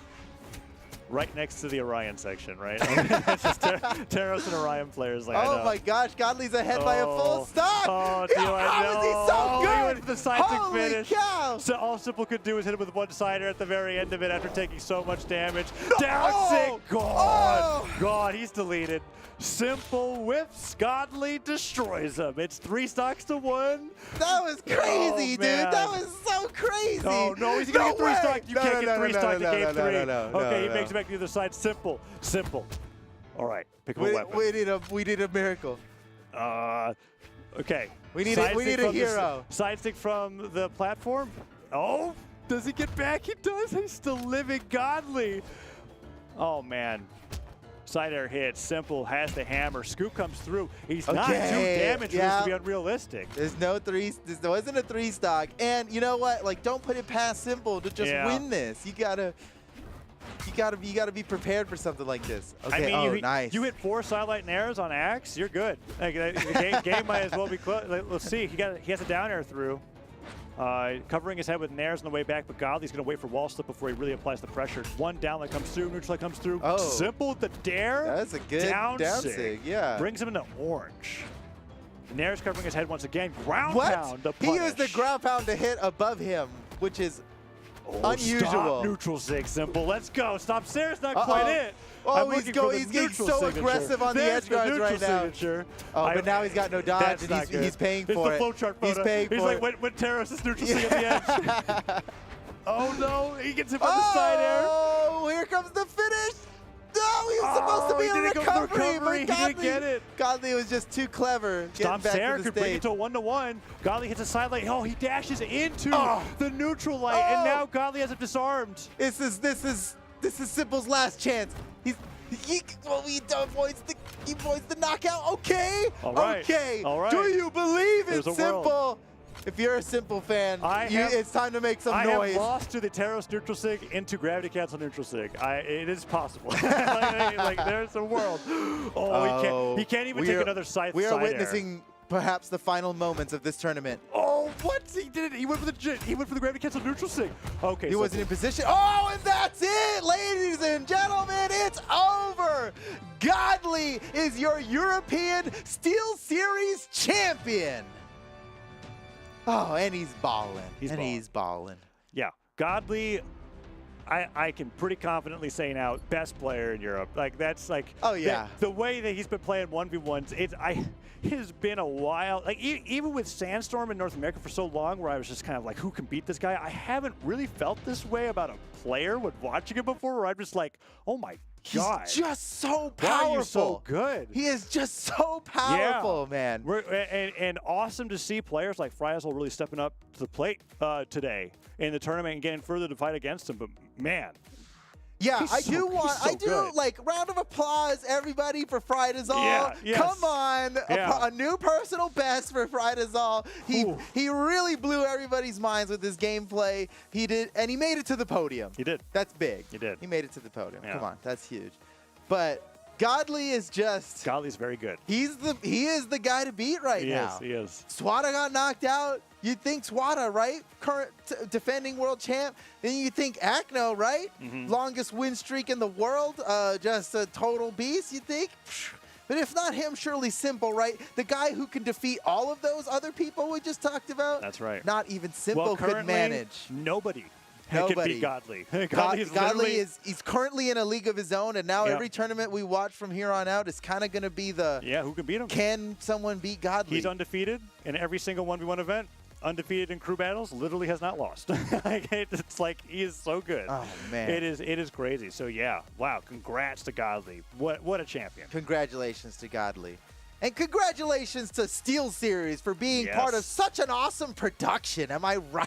You're right. And if you're interested in all the things that SteelSeries has to offer, well, we've got a few things for you. I'll talk about, you should head over to moments.gg/Brawlhalla, right? And check out that awesome Apex key sword that you could be getting. Right? That's right. You could just use that sword right now, and it's not going to be around for too much longer. So now's your chance to get it if you haven't gotten it yet. And also, the Apex key sword is modeled a little bit after my favorite keyboard of all time, the Apex Pro keyboard. Yeah, it's kind of an awesome keyboard. It's hard to get Sparky not talking about it, right? Well, how much he loves you. It's a great keyboard, and you could earn one of these keyboards yourself right now by joining our giveaway. Check the stream for more information, because we're going to be drawing a few winners tomorrow. 5 whole winners. That's right. That's a lot. That's more than a few, right? You want to have a chance to win. 2's a couple, 3's a few, 5 that's a lot. That's a lot. Yeah, brawlhalla.com/keyboard to enter. Definitely check it out. Yes, it is awesome.